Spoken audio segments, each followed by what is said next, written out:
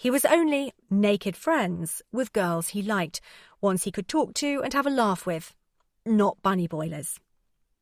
Martha was surprised to realise that she didn't find the naked friends concept a complete turn-off.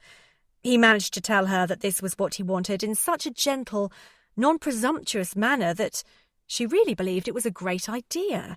In fact, it turned her on. She was flattered to be invited to be one. She didn't want a boyfriend. She didn't want to find anyone to replace Michael. She didn't think it was possible. A husband, the father of your children, couldn't be replaced.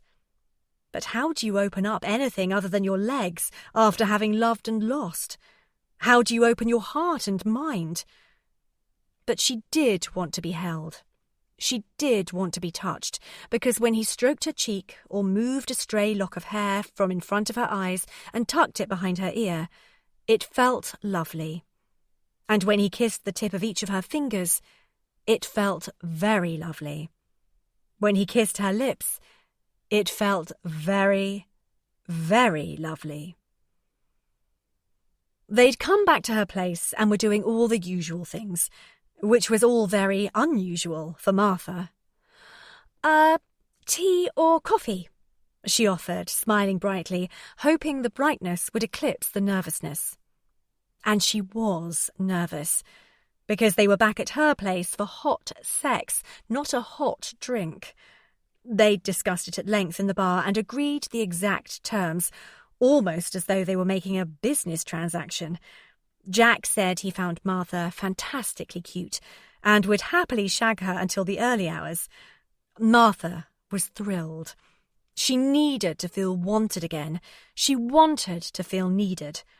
They each realised and acknowledged that there were other people competing for a share of their minds and hearts. They would respect and recognise the importance of these other people. Martha's other people were Matthew and Maisie. Jack's other people were an inexact number of other naked friends. It might not have sounded like the most romantic proposal Martha had ever received. It was far too modern to be romantic. But then Martha was fed up to her back fillings with romance. Wedding vows were very romantic, but had proved to be fairly tenuous when it came down to it. Martha liked this bargain. It sounded simple. It sounded uncomplicated, a win-win situation. It sounded as good as it gets when you are a hand-me-down, when you are spoiled goods. Her own husband hadn't wanted her. Who the hell could be expected to pick up the pieces? The intimacy Martha had been used to had been ripped apart, and she missed it. She wanted to recreate it, even if it was just for a short time. She wanted her bed to be warmed by something other than a hot water bottle, even if it was just for the one night. Martha couldn't look beyond that. "I don't really like hot drinks. Have you got any juice?" "No alcohol, no caffeine, you freak." Martha wanted to eat her tongue.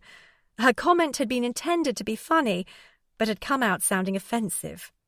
She looked at Jack. He was still smiling. His gentle, non-assuming smile. Martha, somewhat rashly, tried to make amends by breaking into song, the old Adam Ant song about a guy who didn't drink and didn't smoke. The question was, what did he do? She wriggled her body in a way that was supposed to be, at best, sexy, or at least funny. She feared it was ludicrous. Her adamant impression wasn't bad, but it wasn't good either, and Martha doubted it was original. Jack's smile widened a fraction, but she got the feeling that he was just being polite and that her impression was so lousy that he didn't really know who she was trying to imitate. She dived into the fridge and started to yell out the options that she offered Matthew and his tiny friends. "I have orange juice, Ribena, strawberry crush, or milk." She was, at least, a great hostess. "Milk, please." Martha felt everything inside her body tighten with delight. He sounded like a little boy, so polite and such a childlike choice. Suddenly the glorious beauty of Jack didn't intimidate her in the slightest. He was just a guy whose preferred beverage was milk. Their kisses worked. Some people can kiss, others And this is the shocker. Can't. It's a gift. Martha could. Jack could. They could together. It worked. They kissed forever. He kissed her lips and her jaw, her cheeks, her eyelids, her ears, her neck. He really seemed to be enjoying kissing her. He didn't seem to have any concept of time and just meandered. There was no sense that he wanted to move on to the next stage, which was lucky, because Martha wasn't sure how you moved on to the next stage. Not exactly. She couldn't quite remember. Well, it was a long time ago.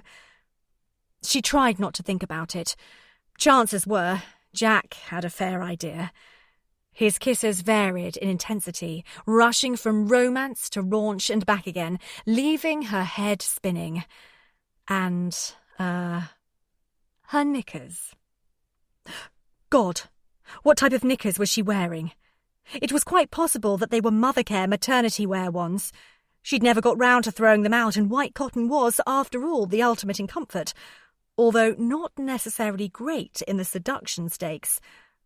Although, arguably, by the time they got to the knicker stage, Jack was unlikely to back out. All the time he was kissing her, he stroked her, as though he knew that he had to wipe away her loneliness. With each caress, he carefully eased the isolation out of her body and the desolation from her mind. His touch repaired her, comforted her, and soon, for brief seconds at a time, when Martha forgot to worry, his touch excited her. He expertly eased her from one position to the next, leaving her feeling tiny and doll-like, whilst making him appear powerful. The cliché made her want to sing and skip and dance. He touched her ribs and set them on fire. He traced his thumb across her hip bone towards the zip of her jeans, and she arched her back, silently, willing him to tug the zip down. My God, did she really intend to go through with this? He dragged his t-shirt over his head in one swift, practiced move. His torso was gorgeous, stunning. She'd never seen anything like it, not in real life, not on any of her friends' dates, not on any stranger passing in the street, not even on adverts. He had broad shoulders, golden skin, defined abs, not a blemish. He had a small tattoo in the centre of his back. It looked fantastic. Martha hadn't realised that she was the type of woman to be so turned on by physical beauty. Too right she was going through with this. Hell, she'd always fancied men because of their brains, not brawn. Then again, the evening she'd spent with Jack suggested she could benefit from both attributes. Was that possible? Was that fair? For Jack to exist, did it mean that there was someone hideously ugly and damned stupid trying, but failing, to pull in all bar one tonight? Probably. Maybe even more than one. Bugger fair. She couldn't remember at which point he edged her trousers down inch by inch, but certainly not before time. She was lying on the carpet in the living room. That much she could remember. It might have been the fact that she was lying on a carpet in the living room and trying not to make too much noise so as not to wake Eliza and the children. But Martha felt exactly as she'd felt in her late teens, when she'd fooled around in silence with her boyfriend on her parents' couch, conscious that even one over-enthusiastic groan would excite their unwanted attention. His cool fingers wandered towards her freckled shoulders and traced a line from one freckle to the next, as though he were playing a game of dot to dot. In a rapid, almost unperceivable manoeuvre, he removed the shirt that was clinging to her wrists and unfastened and removed her bra. He cupped her breast. He seemed to anticipate where she would like to be touched next and the pressure she'd like him to apply. Groaning quietly, moving slowly, so slowly as though he had all the time in the world to spend on her, his cool fingertips teased and plucked her nervous system into overdrive. They'd never be breasts again. Martha had tits. Sexy, desirable, pleasing tits. She felt wanted, almost hunted, thrilled and thrilling. He lowered her back onto the carpet, and back into herself. They rode hard and fast and long and slow. The sweat ran down Martha's back and slipped between her buttocks, making her skin appear sparkling and precious. He sucked, stroked, and eventually stabbed with the precision to leave her breathless, speechless, helpless, hopeful. She felt him consume every ridge. His big and beautiful cock had taken ownership. She came again and again and again. With each wave of cum that spilt between her legs, her history was wiped away. His kisses burnt her lips like acid removing fingerprints. She had been no one before him. She could smell her own sex. It smelt fantastic. Fabulous. Her legs were longer, her tits were more pert, her waist was smaller. He felt like chances and dreams and possibility. It was supposed to feel odd. That's what she had expected after years of making love with one man. A new man should feel odd. But it didn't. It felt like his clean, neat, smooth, hard body had been built solely to pleasure her clean, neat, smooth, hard body. She felt as though she had been constructed, actually created to accommodate him, hold him, encompass him. Everything went white, and then black. She thought she'd opened her eyes, but she wasn't sure. She couldn't see anything clearly.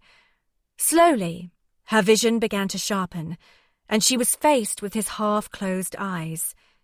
He smiled nervously. Had he done okay? Was she happy? Did she feel like he did? Did he feel like she did? She stared at him, studying everything, even the delicate, almost transparent skin of his eyelids, the exact texture of his firm, solid lips. She wanted to remember it, consume it, eat it all up. She wanted to be it. She wanted to get so close as to be under his skin. She wanted to be his skin. They lay in the dark sitting room, lit only by the streetlight that flooded in through the window. Martha nuzzled into his shoulder, smudging her existence into his. He pulled her a fraction closer still. It was possible that he'd kissed every inch of her body and mind. He'd reached her. She realized she should have closed off. She should have been more cautious. Every sensible bone in her body was screaming out for reserve, discretion, wariness, watchfulness. But Martha plunged, dived, fell, disregarding any prudence that ought to be employed. She'd been kicked when she was down, but now she had hope. She'd loved and she'd lost. But she still believed. Chapter 26. So let me get this straight, demanded Eliza. All night? Yup. I don't believe you. I've never believed it when I've heard people going on about it, but it's true. So numbers, then. Give me numbers. 4. So now you're in love with him, right? Ha ha, I never said that. Martha was no longer sure what being in love was, but she thought it was safest to change the subject. He's got great eyebrows. Eyebrows? Eliza was stunned. God, he must be evil-looking if you have to resort to complimenting his eyebrows. Martha smiled and hummed to herself. Actually, the reverse. He's so perfect that even his eyebrows are perfect. You know when you see someone famous on the street? Someone from your favourite soap opera you've always had a bit of a crush on? Yeah. And they're always a disappointment? You're struck by how short they are, or their bad skin? Yes. Well, he wasn't disappointing. He was even more delicious than I'd remembered. His eyelashes are so long, they rest on his cheekbones. His cheekbones are chiseled, his skin is iridescent. He has heroic stubble. You know what, Eliza? He looks like the type of man you imagine would be a gladiator. He even looks good when he's had no sleep. Eliza raised one of her own eyebrows in a way that clearly communicated more than a little scepticism mixed with a healthy dose of irritation. Martha realised she hadn't done such a fantastic job of changing the subject. Martha, girlfriend, you are in last. The debrief was taking place the next day, in the sitting room. The two women were putting up the Christmas tree. Their hope was to finish this task before Matthew returned home from play school and before Maisie woke up from her afternoon nap. They were at the stage where they had retrieved the huge box of decorations from the loft and had managed to stand the tree in its pot, and it was, more or less, vertical. They had even done the insufferably boring bit of testing the fairy lights, only to discover that, naturally, as was always the case, lights that had been in perfect working order when put away at the end of the previous Christmas no longer flashed or fluttered. They were as dead as a string of dodos could be. No amount of tightening bulbs could resuscitate them. Martha had given up on them and been out to buy a new box. As she had bought them from her local artsy-craftsy shop, she had paid way over the odds. Still, they were beautiful. Martha thought, what the hell, she was having fun, and she was very touched that Eliza had taken an afternoon's holiday to help her put up the tree. Eliza had decided to spend some of her scant and precious holiday allowance to help Martha with this task, as she was sure that it would be a terrible emotional ordeal for Martha to tackle on her own. Surely every single bauble was imbued with history and memories. Throw that awful star in the bin. I'm having a fairy guarding my Christmas tree this year, instructed Martha. What? Well, it's certainly past its prime. Look, the glitter is coming off on your hands. That's the point, argued Eliza, shocked. That's the point of Christmas decorations. They're meant to be past their prime. I've never had you down as overly syrupy, commented Martha. No, throw it out, and that tinsel, and all those Santas that are missing their beards. Your tree will be bare. No, I'll buy new. Eliza felt grumpy. She wasn't expecting this from Martha, not at all. Shouldn't she be more distracted, more sentimental? Shouldn't she be just a smidgen more nostalgic?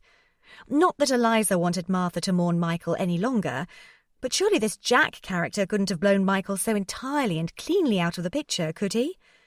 Martha was so naive, Eliza fumed. She had no idea. Of course this Jack bloke had left Martha feeling wonderful. He was well practised.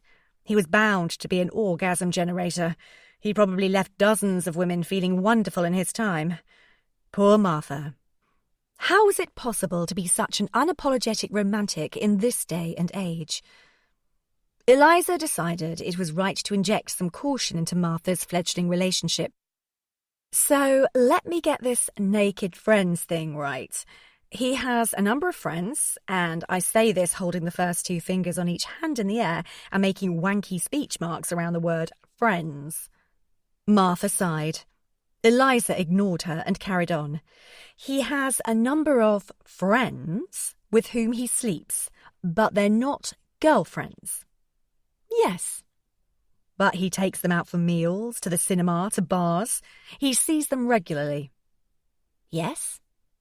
So why aren't they girlfriends? He says a girlfriend is a person you argue with in supermarkets. How romantic. That's fucking inspired. God, these blokes have some nerve. I hope you told him to piss off. Eliza was squeezing a plastic beardless Santa. The pressure became too much for him to bear, and his head caved in under her thumb. It was clear she was imagining it was Jack's face, or maybe Michael's. Or maybe Tarquin's, Piers's, Charlie's or Sebastian's. Or maybe they were all on her list. Not exactly, confessed Martha, taking the broken beardless Santa away from Eliza and dropping the remnants into the bin. She made a mental note to buy Eliza a stress ball for her desk at work. She wasn't nearly as chilled since she and Greg split up. Greg had been such a great influence. How not exactly? Demanded Eliza. So, he doesn't want an exclusive relationship? It's no big deal, shrugged Martha. It is, Martha. You're not up to this. How do you know? Martha concentrated on finding the exact place to hang a wooden robin. You're not the type to handle this. You're a serial monogamist. It suits me right now. I don't want to walk straight into another relationship myself. Besides, I can do the naked friends thing with other men too. Eliza nearly choked and only stopped herself through an amazing act of will. It would be awful to choke to death before she'd had the chance to splutter. Who? I've been trying to get naked for weeks now, and it's virtually impossible in the circles you mix in. The men in your address book would rather take a girl out for tea than take her sexually. Martha stooped down to pick up another ornament. She chose a toy soldier with a ramrod posture. Leave me alone, Eliza. But Eliza couldn't. Martha, it won't work. Will you stop that bloody humming? She demanded, becoming increasingly perturbed. The thing is, this is typical of you. Cast your mind back. You always fall in love with the men you sleep with. Martha stopped humming for a second, but only because a dazzling flashback had just prized its way into her consciousness. The moment when Jack's fabulous cock had eased its way into her hot, expectant body. He'd held her gaze throughout, as though casting a spell, and his eyes had bored into her mind with the same intensity as his cock drove into her body. Michael called last night, said Eliza. Did he? Aren't you going to ask what he said? What did he say? Asked Martha dutifully, but it was clear to Eliza that her mind was elsewhere. Eliza briefly considered the possibility that Martha had tried drugs for the first time, then dismissed it. But there had to be some explanation above and beyond this chancer's sexual expertise, didn't there? He said he wants to talk to you about dividing furniture, Eliza reported.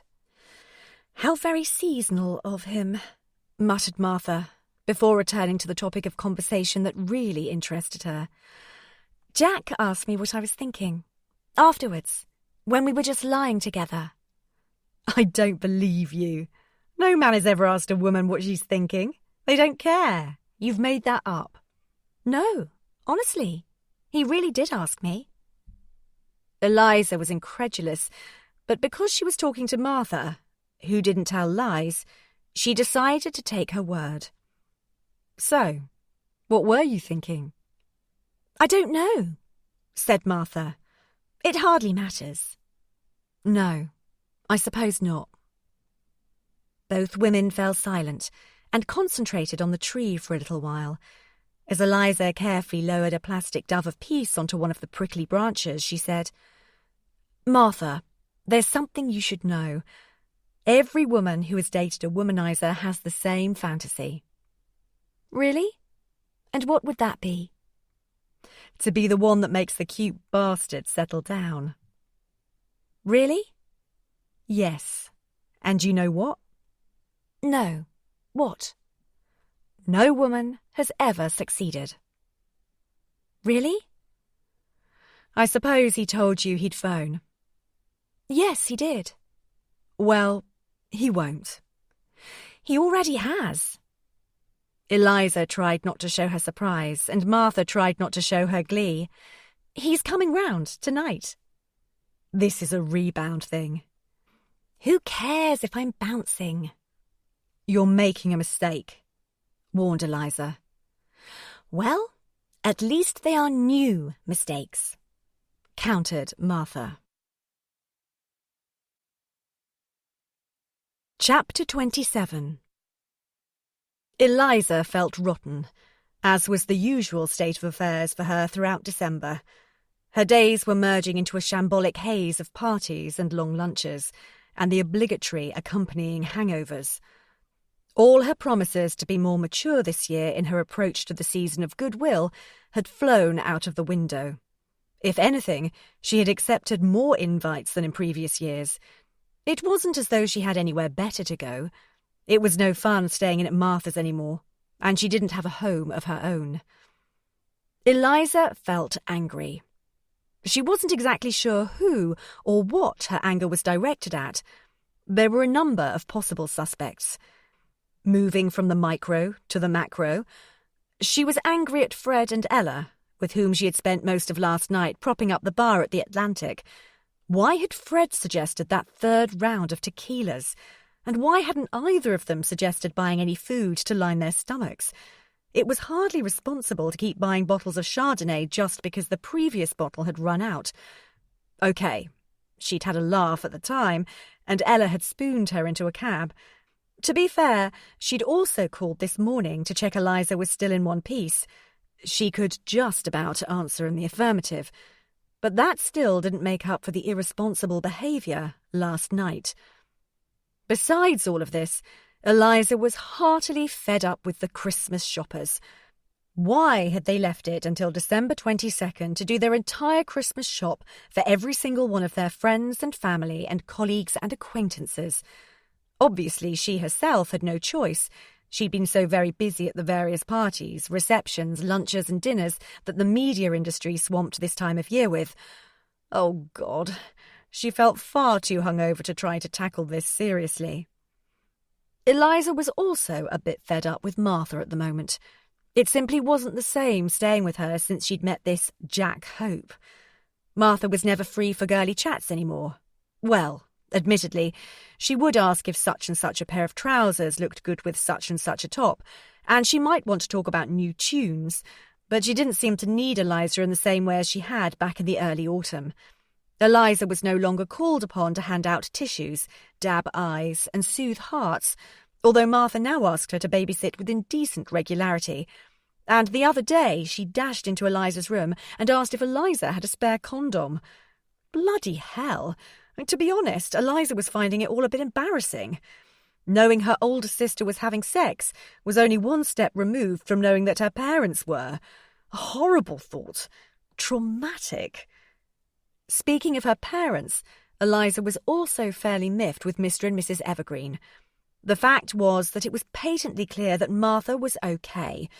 She was getting more sex than a particularly randy adolescent bunny, and she'd never looked better in her life. Her new shaggy crop really did suit her, as did the new clothes and jewellery. But were Mr. and Mrs. Evergreen convinced? They were not. They insisted on calling Martha every day to ask how she was. Martha went to great lengths to reassure them that she was very happy, but they couldn't accept this. So they added insult to injury by ringing Eliza at work just so that she could confirm that Martha really was okay and not trying to protect us because she's very considerate like that. Bloody hell, what about Eliza? No one asked if she was okay. She wasn't getting stacks of sex. In fact, she wasn't getting any sex. She wasn't blowing a small fortune on clothes every single Saturday. Her hair wasn't growing into an oh-so-wonderful suits you, why didn't you always wear it like that style? In fact, the reverse was true. Whilst Martha was experimenting with a wilder, unbridled look, Eliza was battling to tame her feral locks. She'd rashly had her hair cut into a severe crop.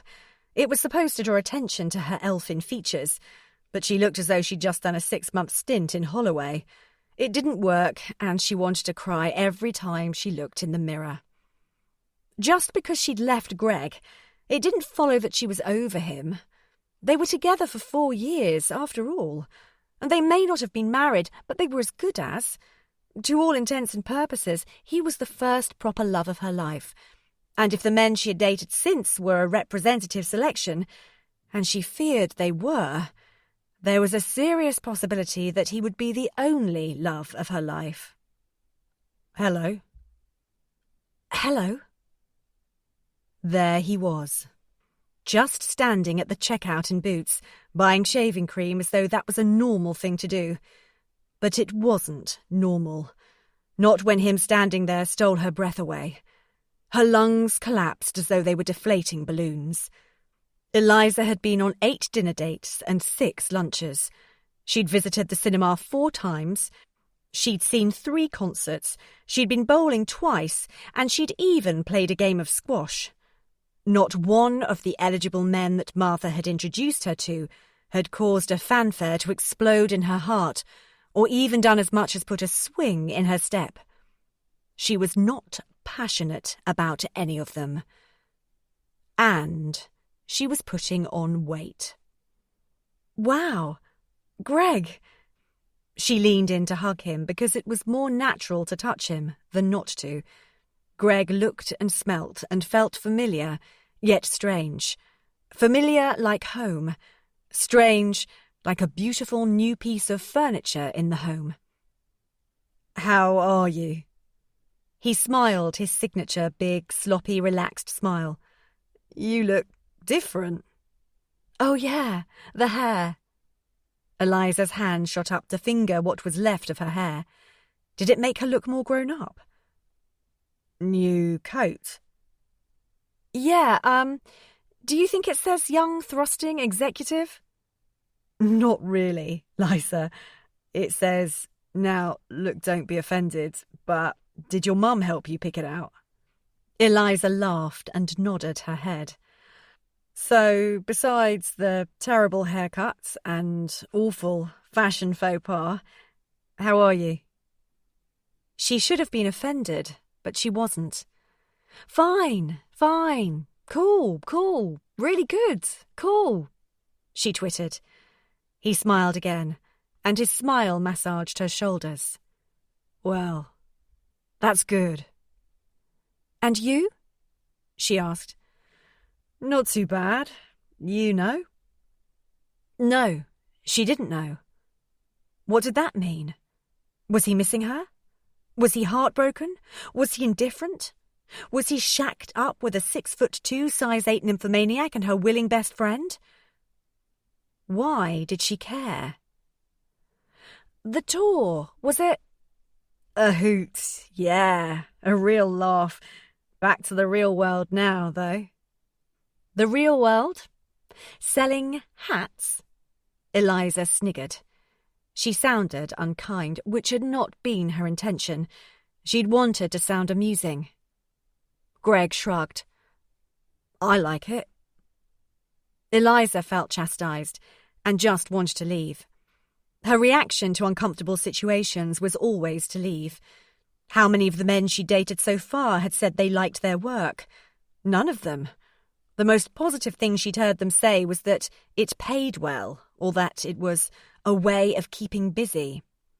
Eliza would have made her excuses and run away, but Greg asked, "How's Martha?" "Oh, you know." "Yes, I do." "She's great."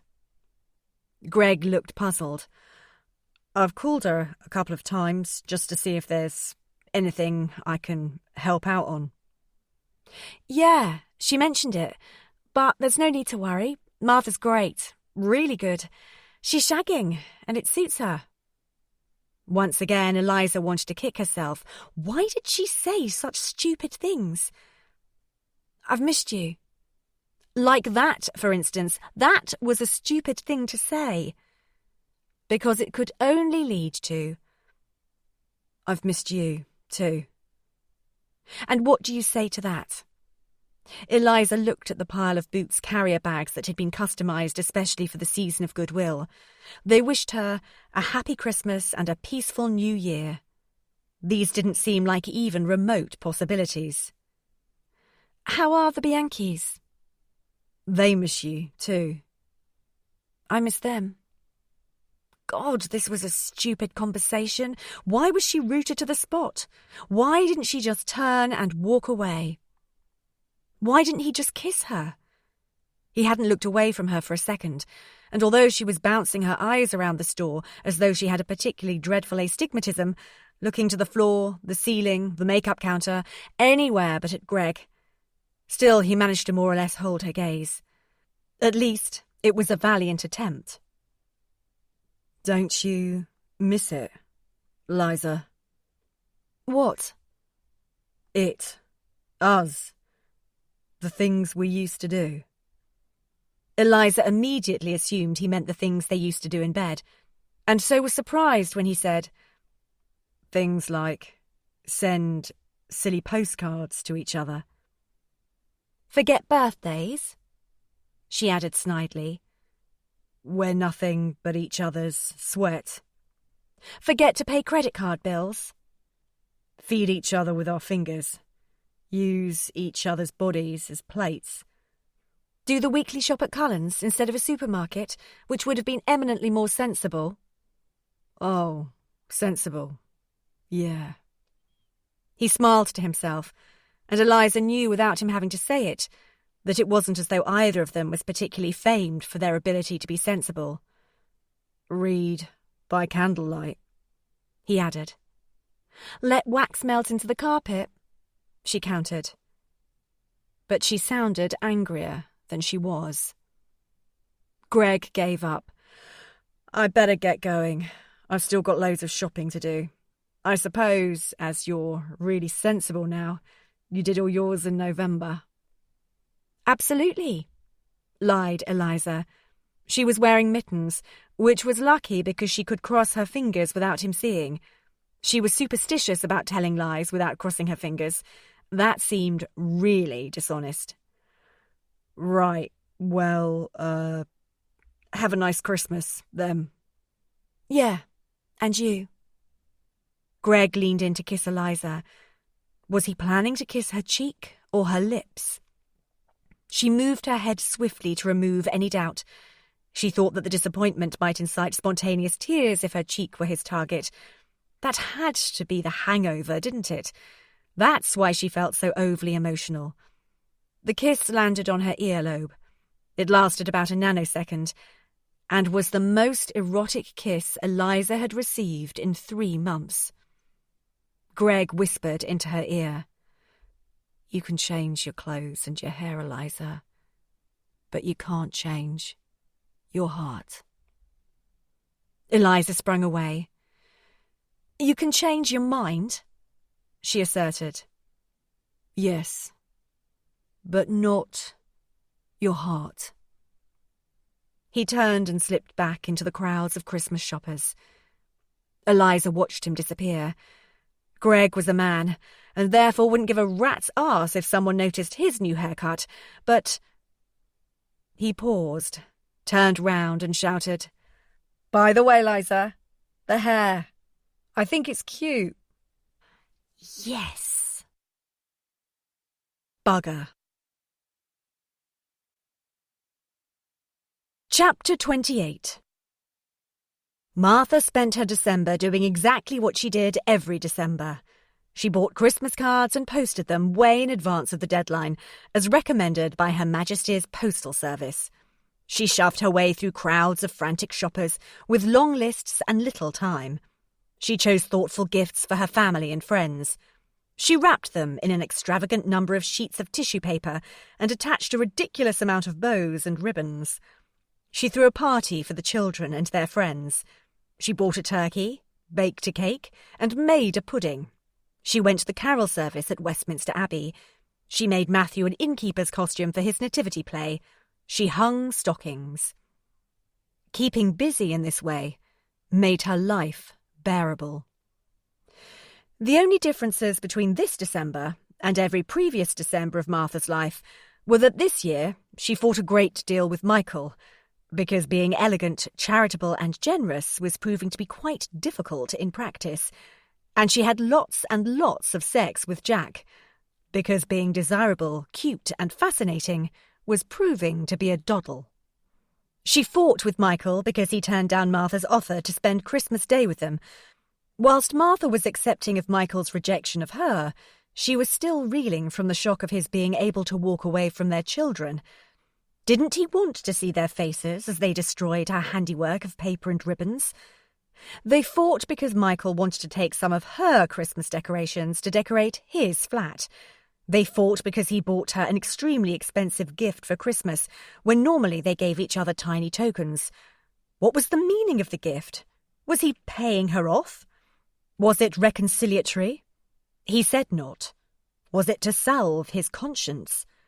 They fought because he said he was enjoying the season, and Martha thought that was demonic. The horrible tinny renditions of Rudolph the Red-Nosed Reindeer that were pumped out in every department store depressed her. The angelic voices and faces of the children's choir in Westminster Abbey failed to lift her. She received a number of cards still addressed to her and Michael, as many of their friends didn't even know that they were divorcing, and this embarrassed her.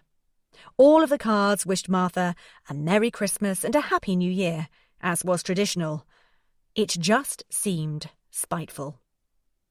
They didn't fight about Jack. Martha called Michael and told him about Jack.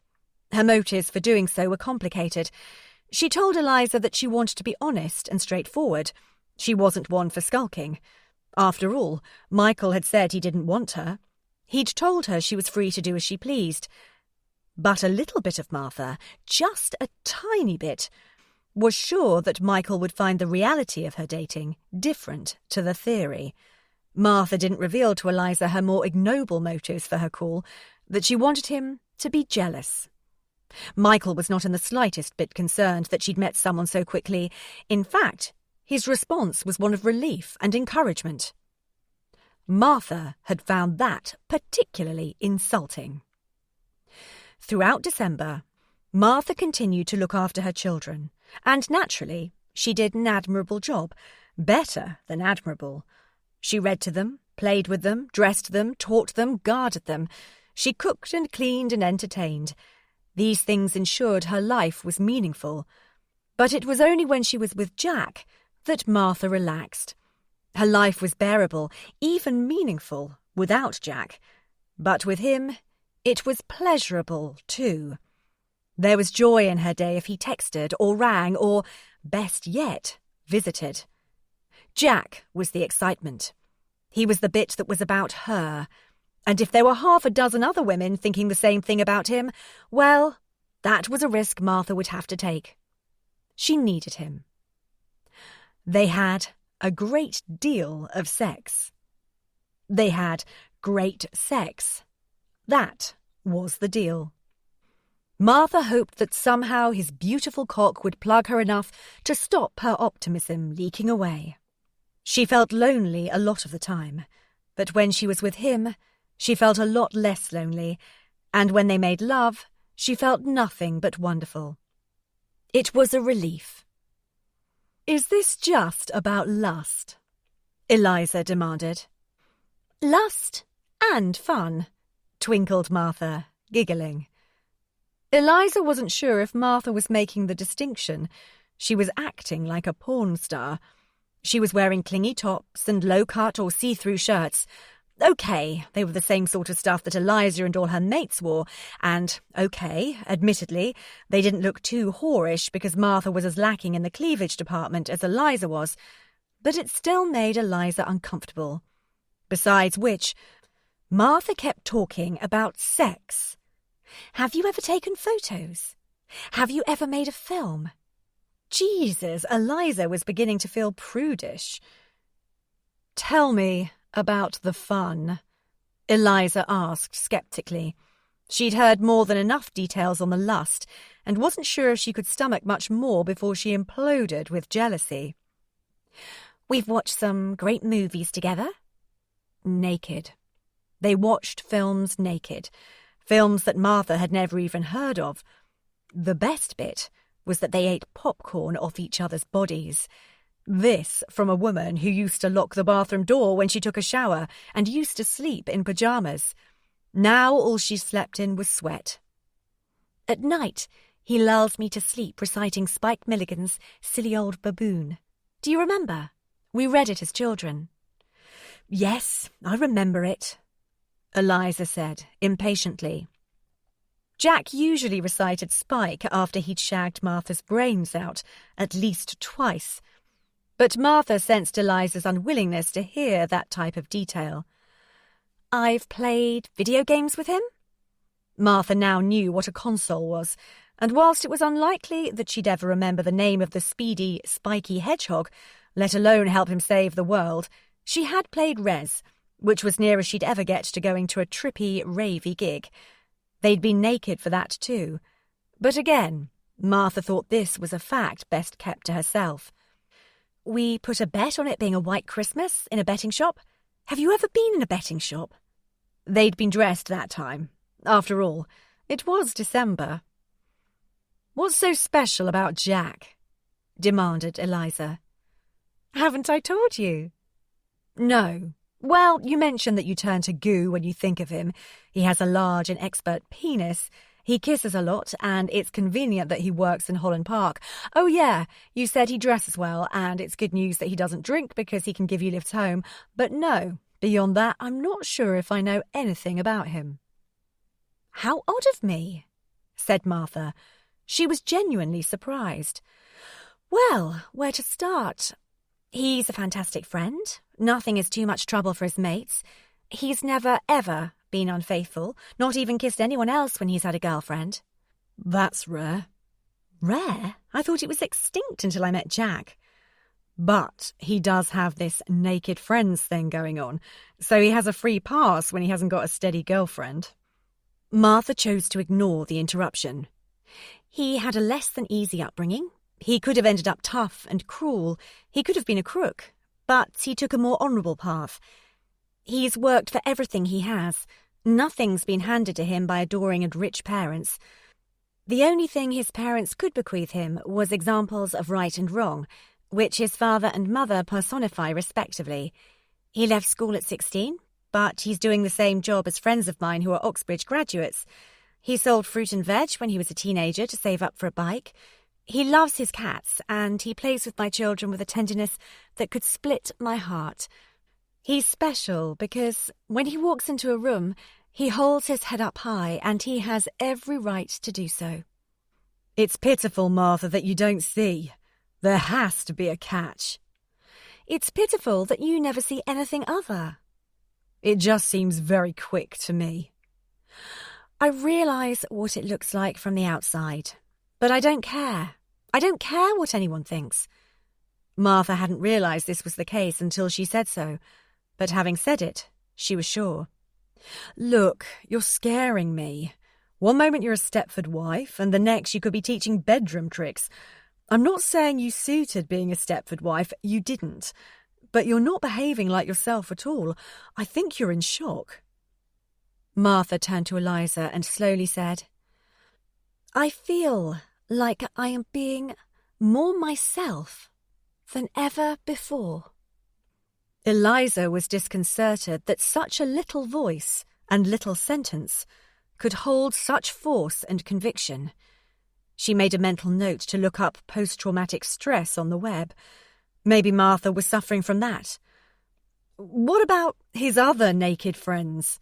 She asked desperately. Does he ever talk about them? I never ask. Jack didn't tell lies to Martha. Sometimes she wished he could lie to her. It would be much easier. She'd once made the mistake of asking him if he'd slept with a friend of his. She'd liked the girl until she heard his reply, which was yes. Jack had kissed Martha as he told her the truth, and Martha couldn't work out if the kiss was to silence her or comfort her. It did both. Jack had pulled Martha to her feet and then picked her up in the way that you carry a bride over a threshold. He rocked her to and fro. Martha had closed her eyes and held her tongue. Maybe they could get over the threshold if she didn't ask too many questions, if she didn't demand too many replies. It's simple, Eliza. It's straightforward. We're having fun, and the way I see it, we can continue to have fun indefinitely. There's no reason why not. Martha was parroting the conversation she'd had with Jack the night before.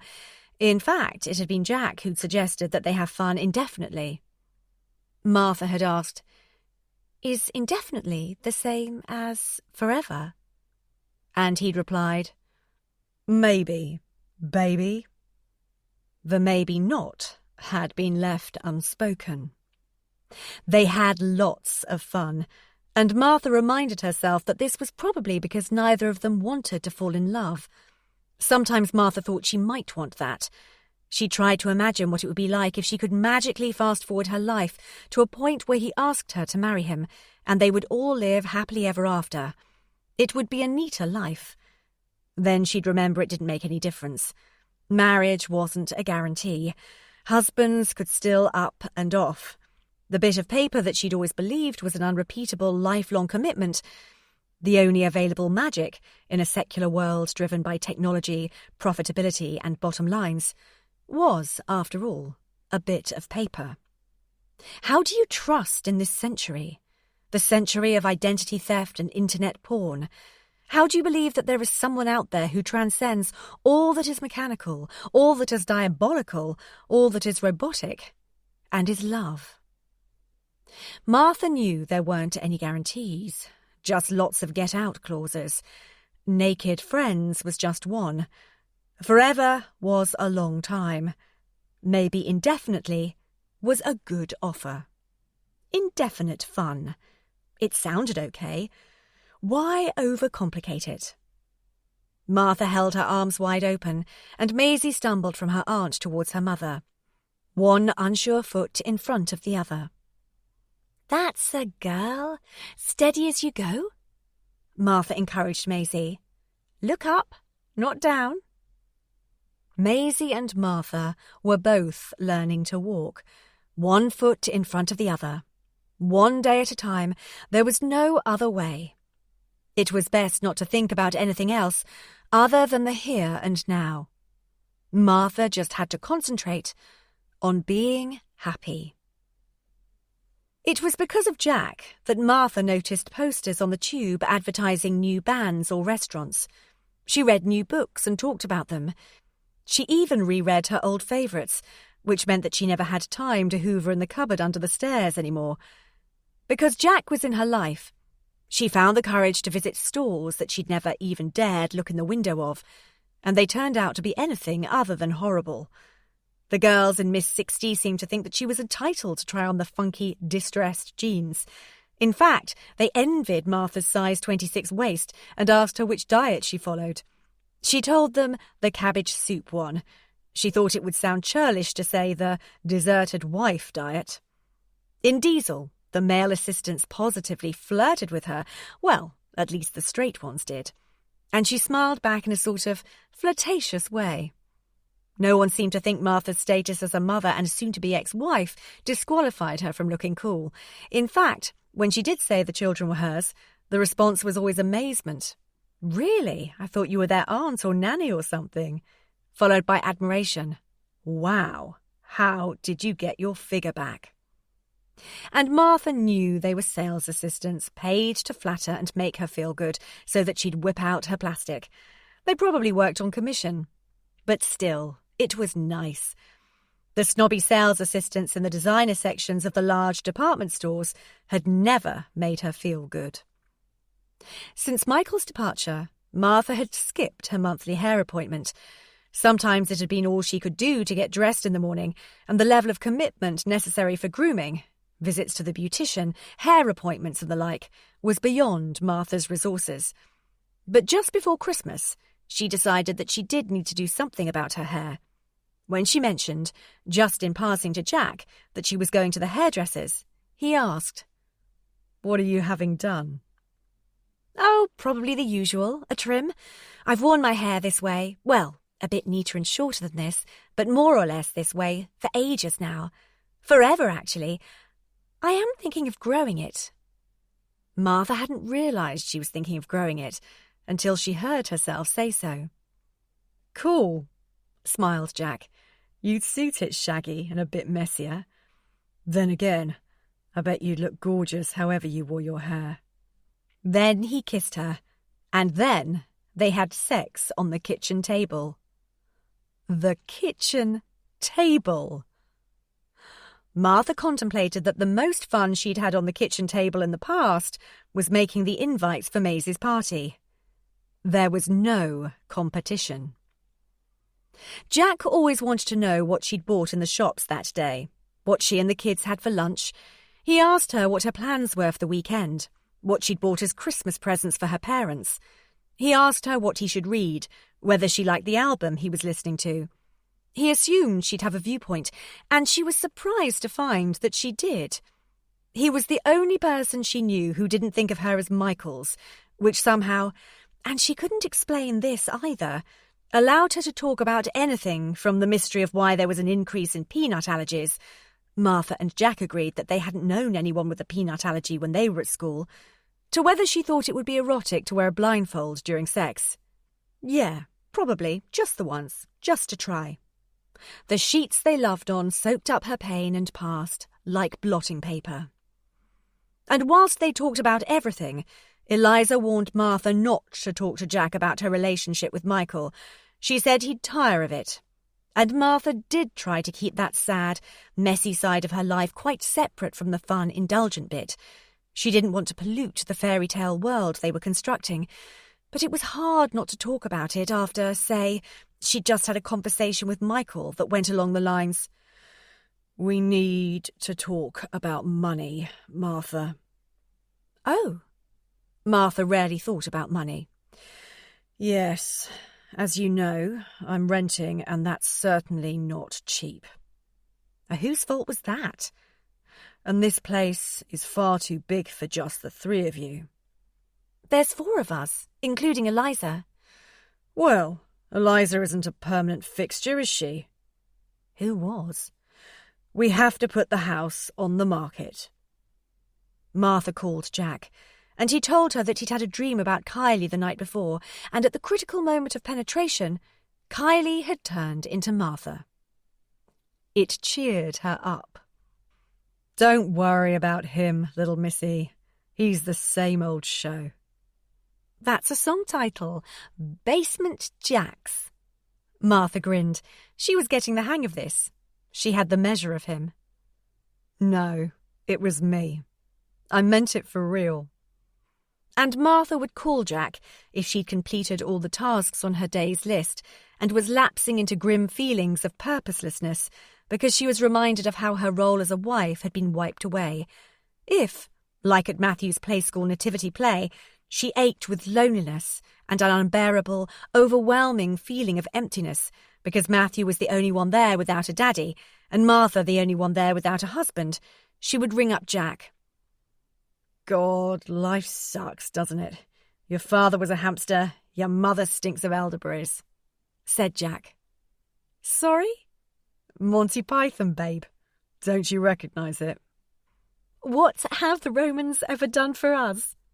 giggled Martha, and for a moment she forgot that her life had veered away from her plan. For a moment she just enjoyed herself. He wanted her. He lusted after her. She made him laugh. He thought she was sexy. He thought she was clever. He thought she was interesting. And if he thought it, this beautiful, intelligent sex god, then maybe, just maybe, it might be true. He always called when he said he would, which was often several times a day. He always visited when he said he would, which was frequently, and he'd arrive bearing dinner instead of expecting Martha to cook for him. It was the party season, so it was nearly impossible to secure a babysitter, but Jack didn't seem to mind. He didn't think staying in with Martha was boring. He didn't rush to do other jobs, to call friends, to go online. He didn't read trade journals and ignore her. At first, Martha found these stretches of time that they spent together doing, well, nothing really, nothing very constructive, intimidating. She wanted to dash about the kitchen and bake cakes, or wrap Christmas presents, or clean cupboards. She liked doing things that proved, categorically, that she was useful, purposeful. But Jack seemed happy just hanging, as he called it, chatting, laughing, telling stories, just being. Sometimes, if they were feeling really energetic, she might get out an old photo album and entertain him with photos of herself at college. "You haven't changed at all, have you?" He smiled. Martha looked at the photo that Jack was holding. A slim, giggling girl beamed back at her. The girl was wearing a clingy white t-shirt and a pair of ripped and faded jeans. She was sporting huge hoop earrings, which had been fashionable then. She wasn't wearing socks, just trainers. The girl was in a bar with a group of friends. Martha knew when the photograph had been taken, just minutes after she'd finished the last exam in her finals. That girl believed all of life's tests were over. That's why she was giggling with such confidence and abandon. Little did she know that her life was going to be a series of tests, and that she'd fail the biggest one before she was even 33. Martha hadn't been able to hold her marriage together despite trying so hard, despite wanting it so much. Martha felt a huge wave of nausea wash over her body. She felt like she'd let down the girl in the photo. Her life was a catastrophe. She'd flunked. As though Jack were reading her mind, he carefully repeated, "You haven't changed at all, have you? You look just like you did then." Martha was wearing jeans and t-shirt. She wasn't wearing any socks or shoes, but her nails were beautifully manicured with a deep scarlet polish. She did look a bit like the girl in the photograph. "Do I ever look that carefree? That optimistic?" she asked him. She knew he'd tell her the truth. They'd promised never to tell each other any lies. Martha believed in Jack's honesty, not least because he said honesty made his life easier, and he was a big fan of easy lives. "Yeah, little Missy, you're always laughing. You're one of the smiliest people I've ever met. You're very chilled, and considering what you're going through, I think you're amazing the way you're managing to remain relaxed and relatively carefree. But there's only you who can say if you honestly feel optimistic. Do you?" She paused and considered the question, and then answered carefully. "Sometimes." She felt optimistic when he slid his hand under her top. His hands were huge, and her body was slight, so they wrapped all the way around her ribs. He started to kiss her, gently chewing and sucking and pulling on her lips, and then not so gently. Her body responded immediately, arching towards his. They were lying on the floor. They rarely sat on the sofa or chairs, but preferred to loll about like teenagers. He pulled her closer, rolled onto his back, and in one swift movement she was lying on top of him, and then he pushed her body away so she was astride him. His hand was still flat on her ribs. He moved his thumb a fraction so it touched the curve of her breast. A bolt of excitement shot up from between her legs, through her body. She grinned her encouragement, and leant in to try to kiss him again, but he held her at a distance, making them both wait. His hands started to move. They were everywhere, grabbing her arse, teasing her nipples, caressing her neck. She pulled her top off and sat facing him, half naked.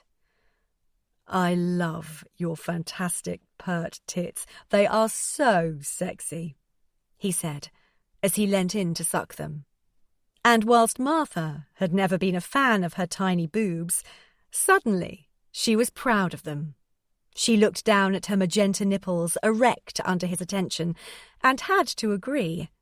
They were sexy. She was sexy.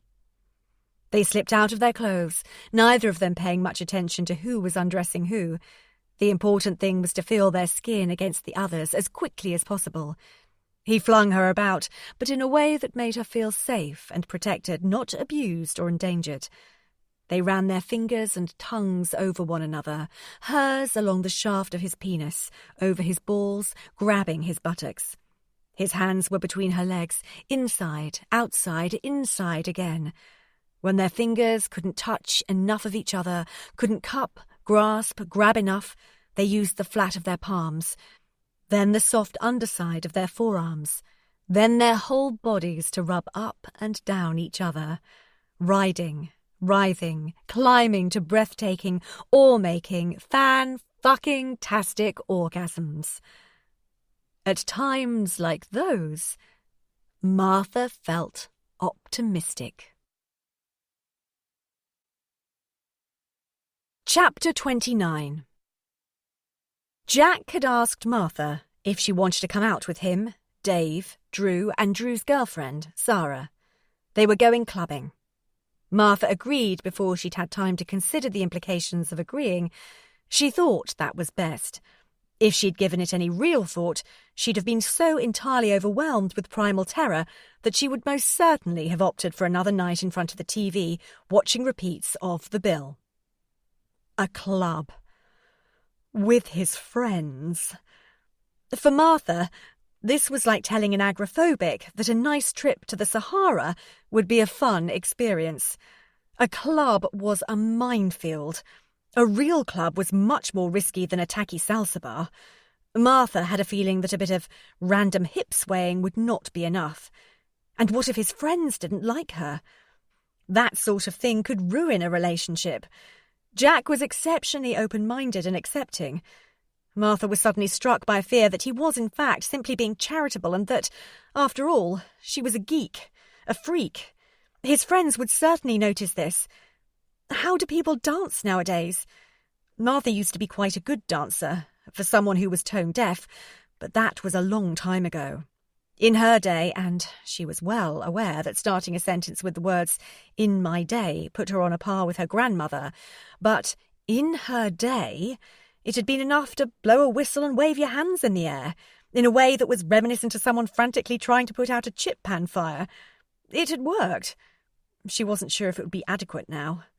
She asked Eliza, "Have you heard of a club called Fabric?" "Oh, yeah. It's V-cool."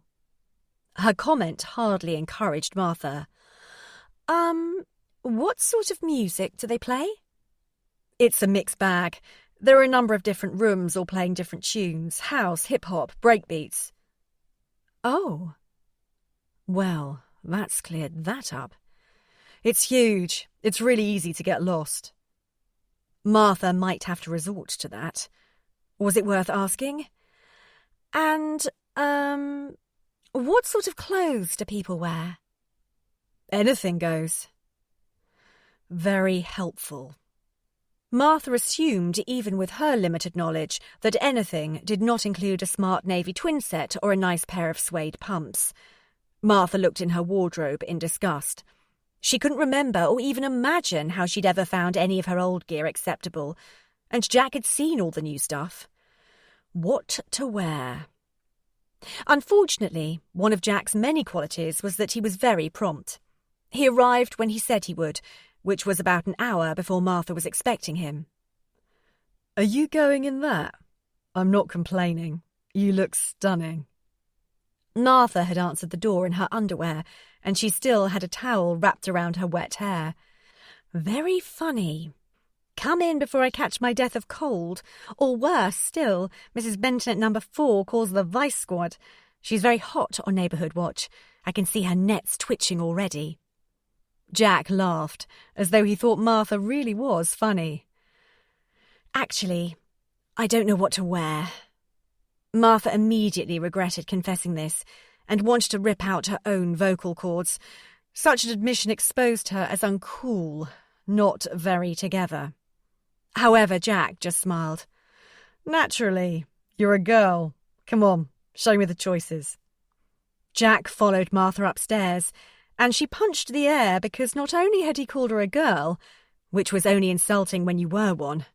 Once you were a woman, you hankered after this politically incorrect endearment, but also he cared what she was going to wear.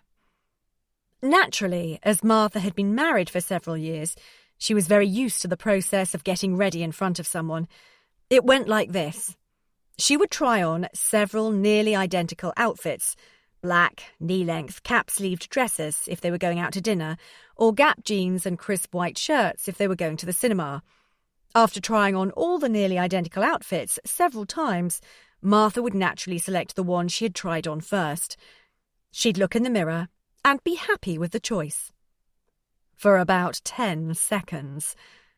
Then she would turn to Michael and expect him to bolster her flagging self-esteem. "How do I look?" she'd tentatively ask. "Nice," he'd reply, and sometimes he'd even look at her. Martha was never convinced. If she looked nice, she wouldn't have to ask. Martha knew the routine, so she was stunned when Jack actually flicked through the hangers in her wardrobe while saying things like, "That's very sexy. Have you tried that on?" Or, "You always look stunning in that one, and I love it when you wear it with boots." He didn't mind that she tried on numerous combinations, and on more than one occasion made suggestions like, "Try that top on again, but with the skirt." He said she looked drop-dead gorgeous in the outfit they finally agreed on. Martha was beginning to worry that Eliza was right after all. He was too good to be true. Obviously, he was gay. But then he cupped her boob, kissed her neck, and made them late because they shagged each other senseless in front of the mirror. As they approached the club, Martha was instantly reminded of one of the many reasons she'd given up clubbing. It was December. She was scantily clad, and there was a queue stretching all the way to Newcastle. The bouncers were textbook, huge, about 6 feet in both directions, wearing black, and they taught Vinnie Jones how to enunciate. Obviously, they were not letting the freezing would-be clubbers in, even though chances were the club was empty inside. Its rep entirely depended on the length of the queue and the difficulty of gaining access. The only thing that pleased a bouncer more than making the punters queue unnecessarily was seeing their aggrieved faces as members or those on the guest list hopped to the front. Martha had thought this practice insulting and unfair until she discovered Jack was a member, and she enjoyed a fleeting feeling of importance as her gang swept up to the red rope and were quickly ushered inside. Jack's mates were nice. They seemed to think that Martha was perfectly entitled to be there. No one suggested that she went home and started scouring the grill. They laughed at her jokes and not her dancing. They didn't mind that she drank white wine or anything else she liked, as long as she stood her round. And they took it as read that she was with Jack. Jack led Martha around the club by the hand, not obviously, not stamping his ownership of her, but in a quiet, private manner. He'd hold his hand out behind him and wave his fingers until she caught it, then he'd squeeze it tightly. He chatted to her whilst pointing out B-celebs, introducing her to people he knew, discussing the tunes. He kissed her neck and lips, told her she was stunning. He made sure she had a good time.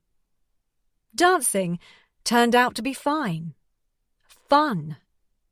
Fantastic, actually. Martha was gratified to note that the hand-waving, popular in her day, had made a sort of comeback. If it had ever gone away, perhaps it had just kept going. She'd never be sure. A bit of waving your arms in the air and shaking your booty appeared to be all that was required. Jack was such a good dancer that Martha wondered if she should be intimidated. Surely she should be, and surely she would be, if she didn't keep having such spine-tingling, hair-raising, eye-popping flashbacks.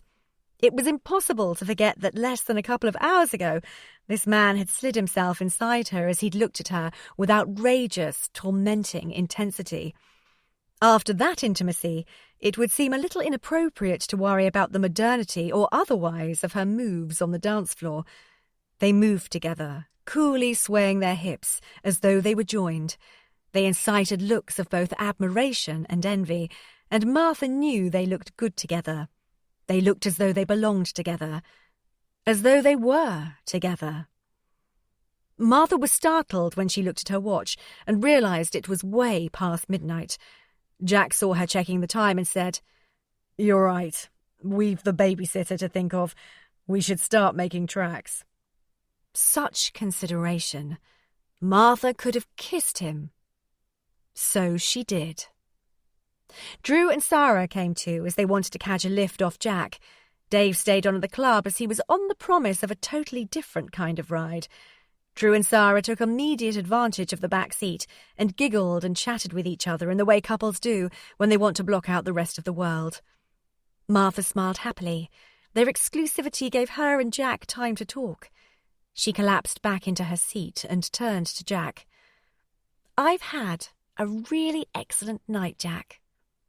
"It was cool, wasn't it, babe?" smiled Jack, resting his hand on Martha's thigh. Martha revelled in the moment. She checked her body. She started with one foot, carefully rotating it. Nothing. She lifted both feet a couple of inches off the ground and then lowered them again. Her legs didn't ache. She rotated her neck. It didn't click, and it didn't sting. Finally, she leaned forward to stretch her back. It wasn't throbbing. "What's up, babe? Too much exercise?" asked Jack cheekily. "No, the opposite," smiled Martha. She'd been wondering where all that suppressed irritation that she used to live with was now hidden. There was no sign of a tense headache or a pain in her lower back. She didn't have heavy legs. "I feel so comfortable, really happy," she beamed. "Yeah, these are great seats. Recaro sports seats are an improvement to the Subaru Impreza WRX. The old Impreza turbos didn't used to have seats as good as this. He adored his car, but Martha considered punching him. He should have understood her. She meant emotionally comfortable, not his bloody car seats. She turned to glare at him. He was grinning again. "Oh, I see. A joke." "Joke, babe," he confirmed. Then he added, "We're cool, babe." Cool. Jack speak for comfortable. It was a perfect night. It wasn't stressful or complicated. No one rowed or bickered. It wasn't demanding. No one needed escorting to the loo. Well, except for Sarah, but that was so they could talk about makeup, not because she needed her bottom wiping. No one demanded anything of her or expected anything of her. No one was disappointed in her. Everyone seemed to want to be with her. Especially Jack. On the journey home, it started to snow. "We might win our white Christmas bet," said Martha with excitement. "We might, babe. Stranger things have happened." Flurries of flakes danced in the car's headlights, as though they were driving in a Hollywood film. "Next we'll be having sex in front of the open fire," thought Martha, which actually proved a correct prediction. Martha thought that the flakes looked like dancing fireflies. Jack said they reminded him of that moment in Star Wars. Sorry? "The Millennium Falcon, as it jumps into hyperspace." Oh, right. Still, it was romantic watching the snow. Martha was being romanced, and she loved it. They fell silent again. The only sound was the swish of the windscreen wipers and the crunch of the car tyres packing the snow into the road. Martha hoped the snow would last long enough for the children to see it in the morning. She considered waking them up when she got home so they could have their first ever glimpse. "You are not a job, or money in the bank. You're not even a beautiful snowflake," said Martha. "Fight Club?" "Yes." "You just quoted from Fight Club, Martha, or to be exact, misquoted," said Jack, grinning. He was obviously astounded and impressed. "I did, Jack," laughed Martha. She felt as though she belonged in an elite club. It was a perfect night, all of it. Well, except the bit when Jack was getting petrol and Drew asked her, "So, are you two an item yet?" "No, I'd definitely know if we were," said Martha, smiling, rather pleased with her quick answer. She knew that it was the kind of cool answer that Eliza would be proud of. "So, what's the difference between you two and a couple?" chipped in Sarah. They'd only just met, but they were both female and therefore absolutely knew that they liked each other, really liked each other, and therefore could cut the small talk. If they'd been male, it would have taken another 15 years before they moved the conversation on from designer beers and the hilarity of Yoda twirling his lightsaber in Attack of the Clones. "I mean, you seem really good together. You go out together, you have a laugh, you chat, you obviously care for each other." "Well, we're exactly like a proper couple in every way, except that we can sleep with other people if we want to," explained Martha. "Do you sleep with other people?" asked Sarah, not sure whether to be impressed or horrified. "Not really. Well, no. Actually, I don't." "Does he?" "I think so." "Oh." So it was a perfect night, apart from that. Chapter 30. Martha woke up on Christmas Day and wished it was all over. She wished it was the end of the day and that she was falling asleep with a hideously distended stomach and a woozy head. It wasn't the children's tantrums that she was dreading. It wasn't the threat of family bickering. It wasn't the near certainty that she was about to unwrap an unimaginable number of bottles of bath salts and packets of potpourri, even though she still had a drawer stuffed with last year's supply. These minor irritations were all part of Christmas and, in a way, Martha rather welcomed them because they were certainties. The thing that made her wish the day was over was the horrible expectancy. She blamed Hollywood. Because it was Christmas Day, she knew that her mother and her son, and to a lesser extent her father and even her sister, had expectations of Michael. In truth, so did she. If they were in a film, he'd arrive with a huge bag of gifts for everyone, really thoughtful gifts. He'd tell her it was a terrible mistake, that things had got out of hand, that he couldn't live without her. They'd forget all the awful things they'd said to each other because both of them were sensible enough to know that things said in anger were never meant. He'd fling his arms around her and say he was never going to let her go again. Martha couldn't help but think of the Christmases gone by. They'd been so happy. Martha couldn't remember them ever having a single row on Christmas Day. How many couples could say that? Last year had been wonderful, hadn't it? Martha thought so. But maybe Michael didn't. It sickened Martha to think that even now, if it were possible, she would scrub it all out, erase the last 3 months. She'd forego the new wardrobe, the hilarious nights spent with her girlfriends, the size 8 figure, and even the fantastic sex with Jack. She'd swap it all to be just where she was before, in Michael's arms, in Michael's esteem. She'd rewind to put her family back together. That's what Christmas did to you. And bloody Hollywood. God, this was confusing. Why couldn't she think badly of him or well of him for longer than 5 consecutive minutes? How was it possible that sometimes Jack disappeared from her mind completely, and yet in another way she felt he was with her all the time? Michael had visited Matthew and Maisie on Christmas Eve morning, before Mr. and Mrs. Evergreen had arrived. Eliza had called him a coward and said that it was pretty crap that a grown man couldn't face a pair of oldies square on, which, as Martha pointed out, was hardly likely to encourage him to join them on Christmas Day. He'd made his plans very clear. He was going to his own parents for Christmas Day. Martha sent her love and carefully chosen, elaborately wrapped gifts. But despite the facts, there was still the expectancy. Mrs. Evergreen knocked on Martha's bedroom door and walked straight in. "Happy Christmas, darling. Matthew has already opened his stocking. I tried to convince him it's too early to get up, but—" Mummy, look what Father Christmas has brought me." Matthew's excited voice cut across his grandmother's.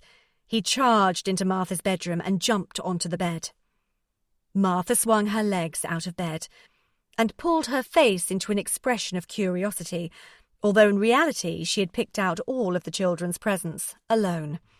And neither Father Christmas nor the biological father had contributed to the process. "Where's Maisie?" "Eliza is giving her breakfast. Come on, love. Put your dressing gown on and let's go downstairs. Your dad is making a fried breakfast and heating croissant." This year, it had seemed sensible for Mr. and Mrs. Evergreen to stay at Martha's for Christmas. Eliza was already there, as were the children's toys. Despite not being on their own turf, they were still clearly in charge. Martha was grateful and surrendered herself to their care. As usual, the Evergreens had a hearty cooked breakfast, then champagne and croissant. One of the advantages of all the family staying at Martha's was that nobody had to worry about staying sober to drive home, so the alcohol started to flow even before daylight. They opened their stockings. Father Christmas had been particularly creative this year. He'd opted for lager and lime-flavoured condoms, a fake tattoo, and a copy of the Kama Sutra for Martha. "Thanks, Eliza." A desk tidy and a new leather wallet for Eliza. "Thanks, Martha," rather than the more traditional chocolate coins and satsumas of years gone by. However, Mr. Evergreen did still receive socks and golf tees, and Mrs. Evergreen padded coat hangers and little sachets of lavender. Matthew fought to open everyone's presents, whilst Maisie didn't want to open even her own. She sat under the Christmas tree playing with her oldest toys and seemed to be showing a sudden but particular affection for those that were cast-offs from Matthew. They all went for a walk to the local park and pushed the children on the swings whilst the turkey cooked. When they got home, Martha found she couldn't hold out any longer. She called Michael. "Merry Christmas," said Martha, with all the sincerity of a Satan worshipper promising a Jehovah's Witness that, yes, she would read the little pamphlet. "Merry Christmas." "You bastard." "That's lovely, Martha. Quite a twist on the traditional greeting, which, if I'm not mistaken, goes something along the lines of, 'And a happy new year.'" "Yes, and it concludes, 'To you and yours.' Well, you bastard, for your information, yours are having a wonderful time." "Clearly." "Were you ever going to ring to wish your children a happy day?" "Yes, I was, Martha, but it's only 11:30.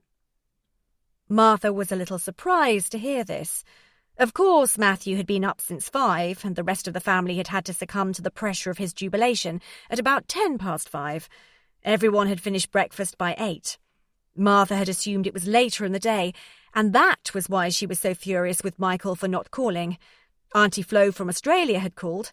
Her friends Claire and Dawn had called. "The children have been up since the crack of dawn, and if you had any idea about your children, you'd know that, you bastard." "Marvellous, Martha. Yet more of your tirades of abuse. I'd really prefer it if you didn't swear." "I do know that you'd prefer me not to swear, Michael, you selfish wanker, but sometimes I find it helps me through the day." "Look, Martha, I'm not having the best Christmas either. My parents are arguing over the temperature they ought to set the oven at. My grandmother is insisting on retelling her stories of Christmas during the Blitz for what really must be the 10th time today, and Harry and Becca have just arrived with their kids. I miss mine." "Not enough to call, though?" Martha hung up because she didn't want Michael to hear her cry. What bit of evolution dictates that being elegant, charitable and generous was impossible on Christmas Day? Martha didn't get to church because she sat on the sofa sobbing, wondering how, if he was so unhappy, he could still prefer being there rather than here with her and her wonderful children. Fuck, this was cruel. By the time Eliza, her parents and the children came back from church, Martha had reapplied her makeup and pinned her smile back on. "Those are the last tears I'm going to cry over him," she whispered to her mum. Her mum hugged her and had the good sense not to comment how unlikely that was. Greg visited to drop off presents for everyone, which clearly delighted Eliza, although she tried to appear annoyed and intimate that his presence was intrusive. She claimed that she was furious with her mother for insisting that he join them for dinner. "Where's your Christian spirit, Eliza?" hissed Mrs. Evergreen. Eliza didn't reply. She was far from religious, and the only spirit she had at Christmas, or at any other time, was the liquid, bottled variety. "We can't let him go home alone on Christmas Day. You, more than anyone, must know that there'll be nothing in his fridge." Eliza popped her head around the sitting-room door. Greg was lolling on the floor with Matthew. It looked like Greg had worked out how to play the electric guitar Matthew had been given. Everyone else had tried to make music with it earlier that morning, but with zero success. Maisie was sat propped against his legs, gurgling happily. Mr. Evergreen was forcing a beer on Greg, clearly delighted to have another male to even up the numbers. He was feeling vulnerable. So much hysteria, so many tears, and they hadn't even listened to the Queen's speech yet, which was guaranteed to set off Mrs. Evergreen. Even Martha was smiling as she answered Greg's questions, the first proper smile she treated them to all day. Eliza knew when she was outnumbered. Besides, she wanted to see what Greg would make of the mince pies. She'd made them herself. No, really, even the pastry. Well, she had at least rolled out that pre-packed stuff she'd bought at the supermarket. There was no need to create unnecessary work. Martha was pleased to see Eliza laugh and joke with Greg. It was a little bit like the old days. It was funny to see Eliza evict Matthew from his preferred seat next to Greg so that she could sit there. She'd had to bribe him with pulling all the crackers on the table. Martha was very happy for Eliza, who was obviously going to get her Hollywood ending this Christmas, providing, of course, she didn't do anything really silly again. And with Eliza, there was never any guarantee that she wouldn't do something really silly. It was crystal clear that Greg made Eliza happier than anyone else had ever been able to, and from what Martha could glean, Greg was still entirely smitten with Eliza. She supposed it was better that one of the sisters was happy. "Is that your mobile?" asked Eliza. "Oh, must be." Martha jumped up. "Hello, babe." "Jack!" Her nipples sprang up at the sound of his voice, which she felt a little bit bad about. It was Christmas Day, and she was within her parents' earshot. "Are you having a good Christmas, little missy?" "Yes." "Now." "Just wanted to call and see how you were getting on. How are the little dudes? Are they having fun?" Martha took the rest of the call outside the dining room. When she returned, her mother was serving up the Christmas pudding, and no one alluded to the call. "Ouch! I think I've swallowed a filling," yelled Martha. "No, that will be the sixpence," said Mrs. Evergreen. "You have to make a wish." Martha suspected a certain amount of fixing the odds so that the lucky sixpence ended up in her serving. The rest of the family all smiled politely, but obviously suspected the same. Martha made a silent wish. She wished that Eliza would see sense, because she didn't have a clue as to what to wish for herself. January. Chapter 31. Well, it wasn't exactly a roaring success as a method for you, was it? No, I can't say it was. Ma, I don't think I can go on much further with my search, groaned Eliza. You've dated some of the most scintillating and eligible men in London, Eliza, insisted Martha. I know. That's what worries me. The girls giggled, and then paused to sip their coffees. So, if making a list of your criteria for a desirable man is failing so dismally for you, why do you think it will be any more productive as an exercise for me? Asked Martha. The productive bit is knowing and asserting what you want. The tricky bit is actually getting a man to meet the brief.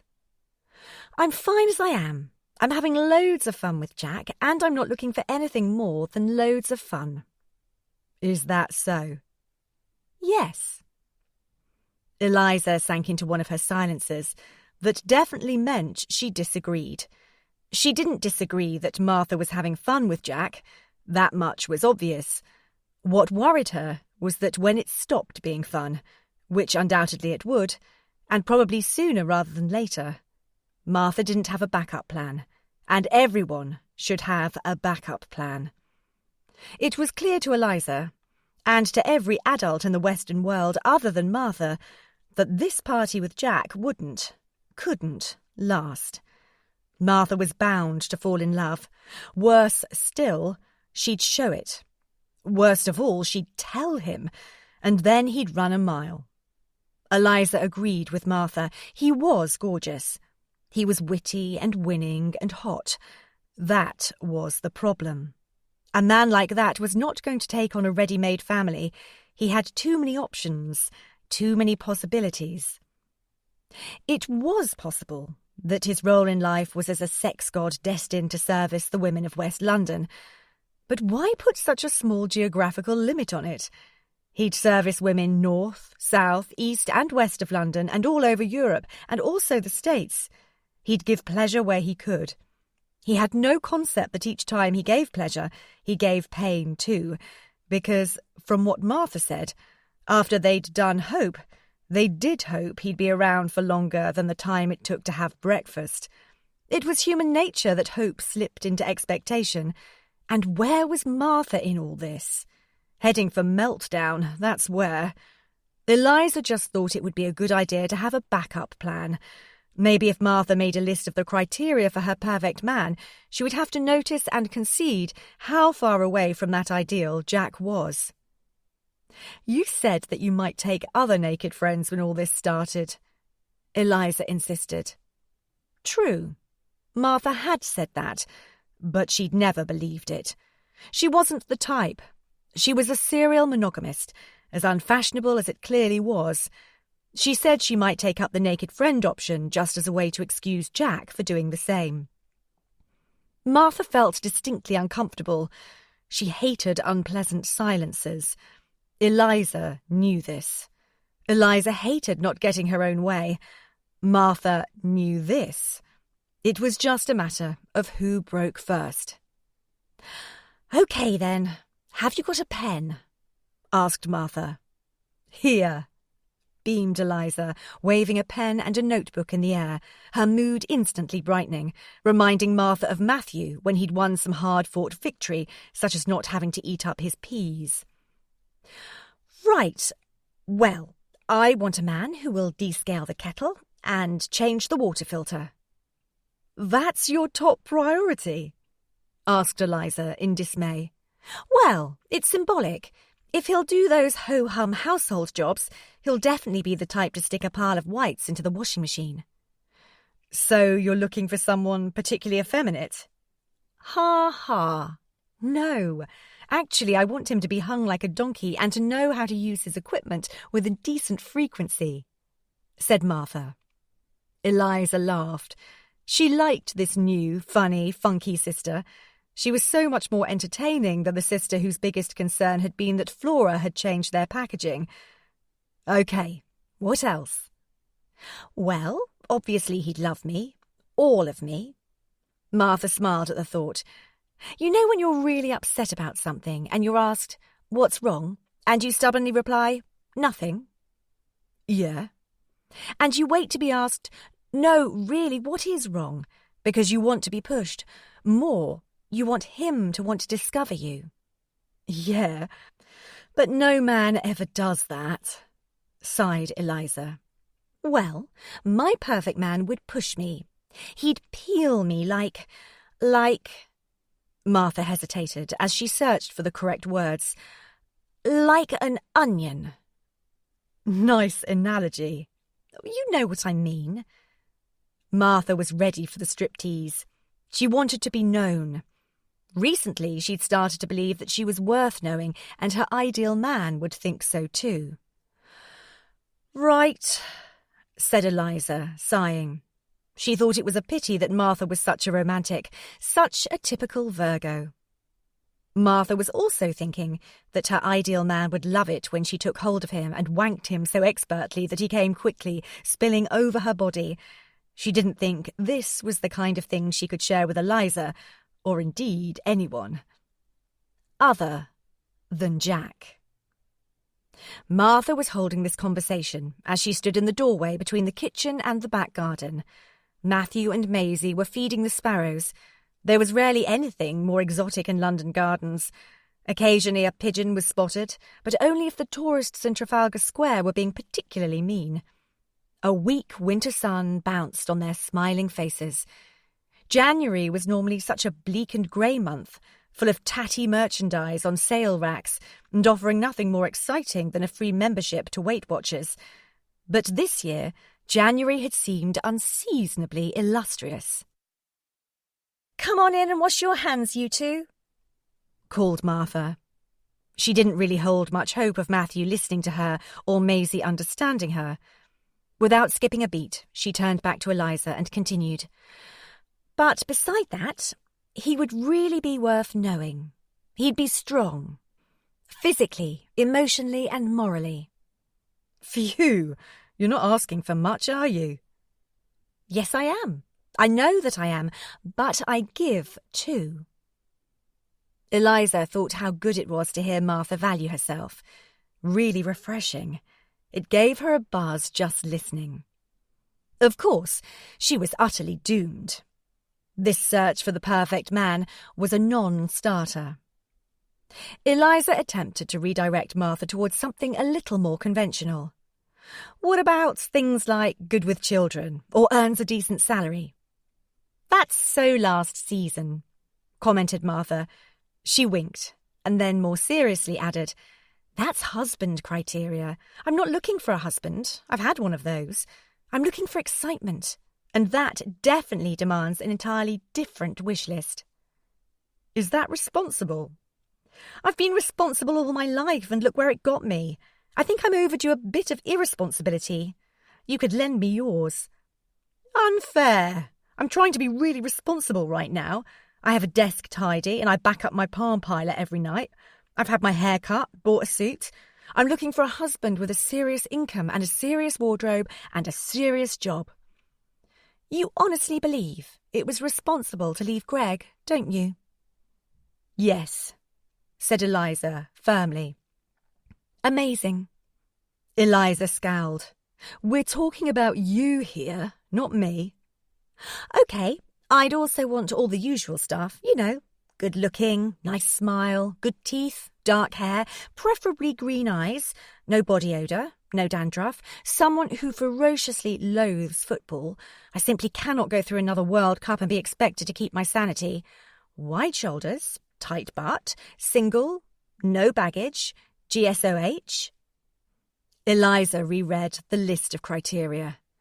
Jesus, Martha. I thought you said I was the demanding one. This list is totally unrealistic. This man is beyond fantasy. You're looking for a single, stunning, sensitive, smiley sex god who is prepared to don washing-up gloves. This man doesn't exist. He does, smiled Martha. She leaned back against the kitchen counter, wearing an indecently smug smile, and she thought, Jack's all of these things. He is. Chapter 32. They'd decided to manage the divorce without the intervention of solicitors.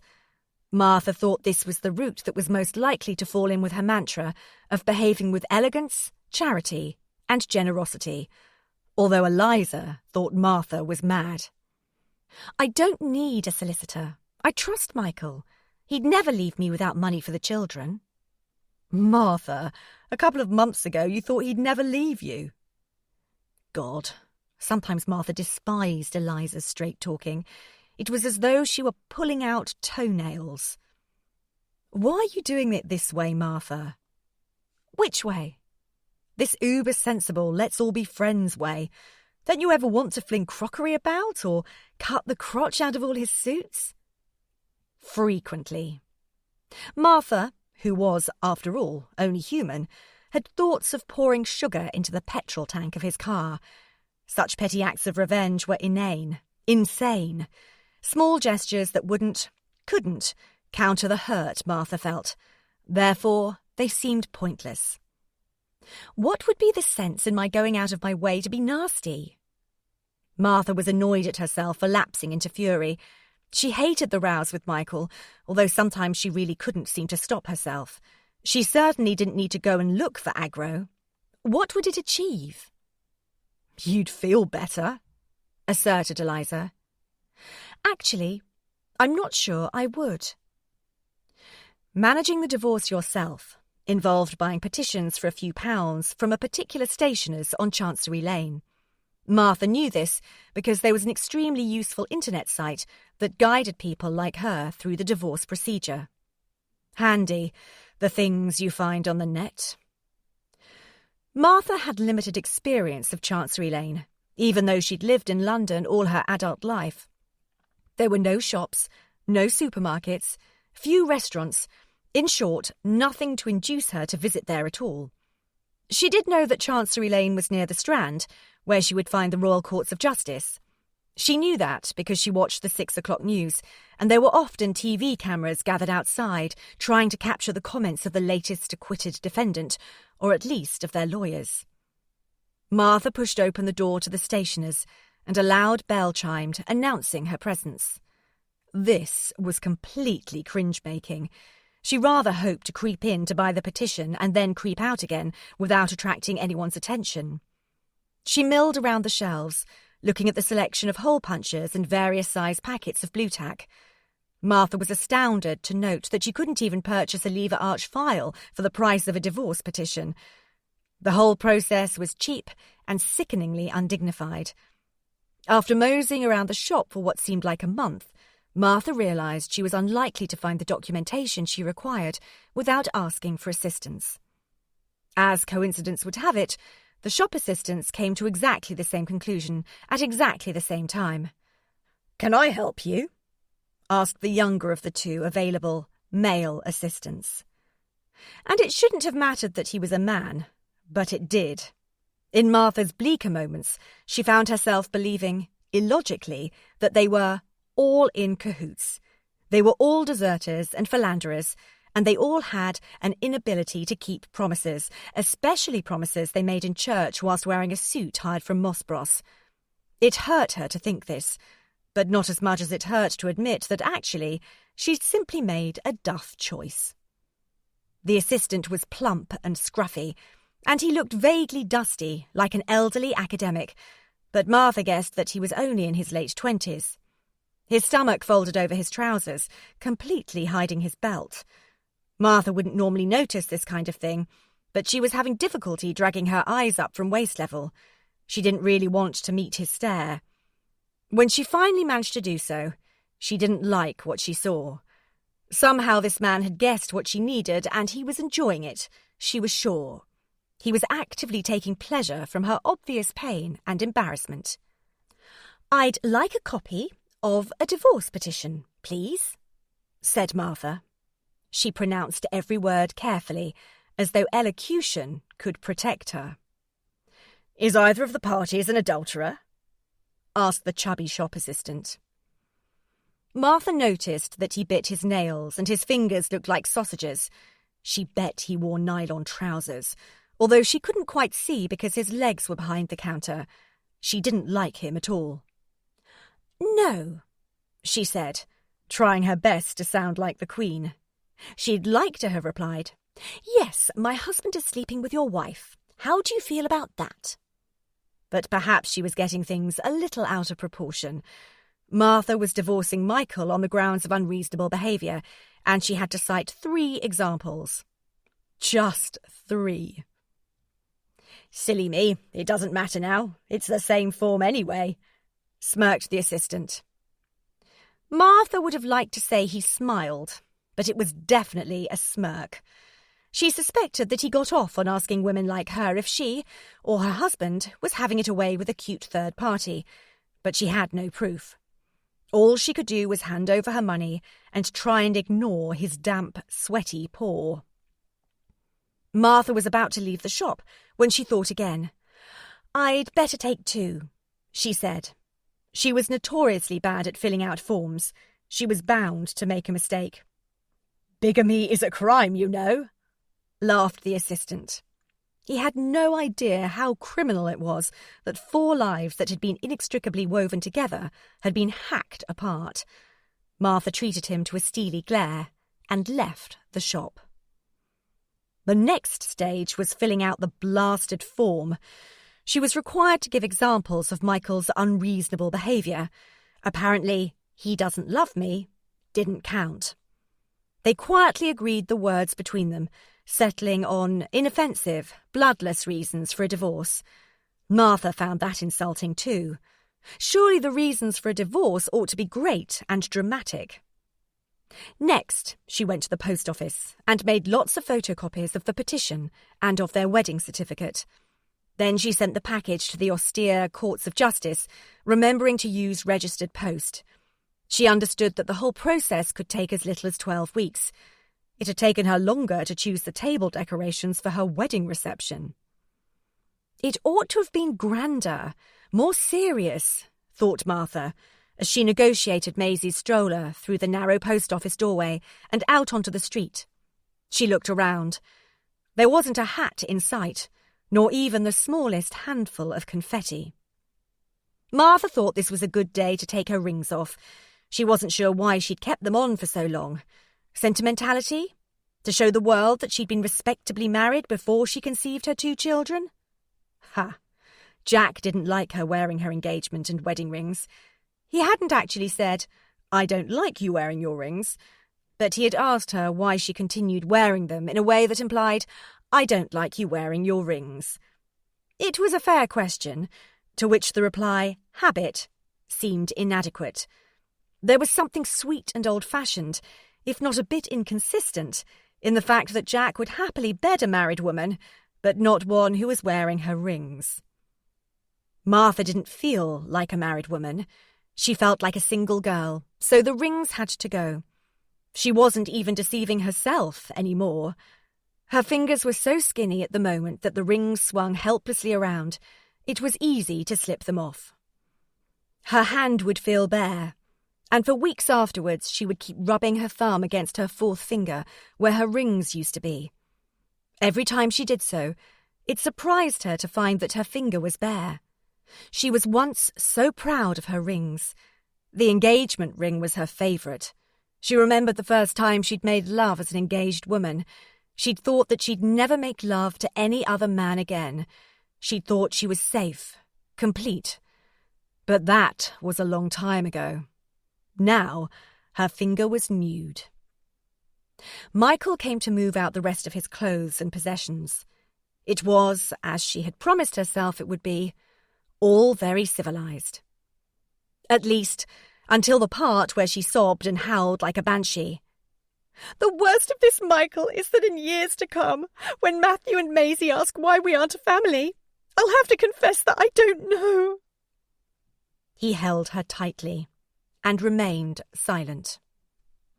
Michael had hired a white van for the day. He'd rung her a week in advance to say that he'd arrive at about 11 a.m. and expected to leave at about 4:30 p.m. Martha, in her wisdom and superior position as the person who'd managed their lives for the last 10 years, knew that this would not be enough time for Michael to pack up his belongings and shift them. Michael didn't know this, because Martha had always done the lion's share of that kind of thing as they'd moved from flat to flat and eventually to this house, their home. Martha found it hard to break a habit of a lifetime, and so helpfully packed up Michael's suits, jumpers, shirts, T-shirts, pants, socks and shoes. She even packed up his navy toweling dressing gown that was the same as hers. She washed it before she did so, because there was nothing nicer than a clean, fluffy toweling dressing gown. Except perhaps 2 clean, fluffy toweling dressing gowns hanging side by side on the back of the bathroom door. Martha carefully packed all Michael's books. The gaps on the bookshelves reminded Martha of the gaps the tooth fairy leaves in a 7-year-old's mouth. They divided up the furniture, the crockery, the cutlery and the bedding. He took the shoe polish, the non-stick frying pan, the mountain bike. There were gaps everywhere. Physical, emotional, historical and moral. They separated their lives. They were separating. "How'd it go, little missy?" asked Jack when he phoned later that afternoon. "Okay," said Martha. She'd never lied to Jack, and she didn't want to start now, not even with a white lie. So she added, "Considering." "Must be a bitch." "Yes." Martha stared around her home. It looked ravaged, incomplete. It didn't look like her home. It didn't look like a home at all. "I keep going to get things and realising they're not here anymore, that they went with Michael." "What sort of things?" "Tupperware boxes." "What?" Martha could hear the astonishment in Jack's voice. She was glad he wasn't in the room. He'd be able to see she was crying, and he'd probably think it was odd to cry over Tupperware boxes. "Tupperware boxes," she repeated down the phone. "What are they?" "You know, plastic boxes, airtight lids. I put the kids' food in them. I cleared up after their tea today, went to put the ham in a Tupperware box, and realised that I don't have any Tupperware boxes anymore." "What did you do?" asked Jack, making out that he was horrified. Martha thought about the conversation and started to smile to herself. "I wrapped the ham in tinfoil."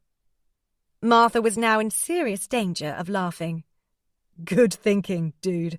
That saved the day," said Jack. Then he added, Should I come round? Jack arrived at Martha's house 30 minutes later. He brought dinner, his smile, and his sex appeal. She opened the door to him, but he didn't bother with small talk.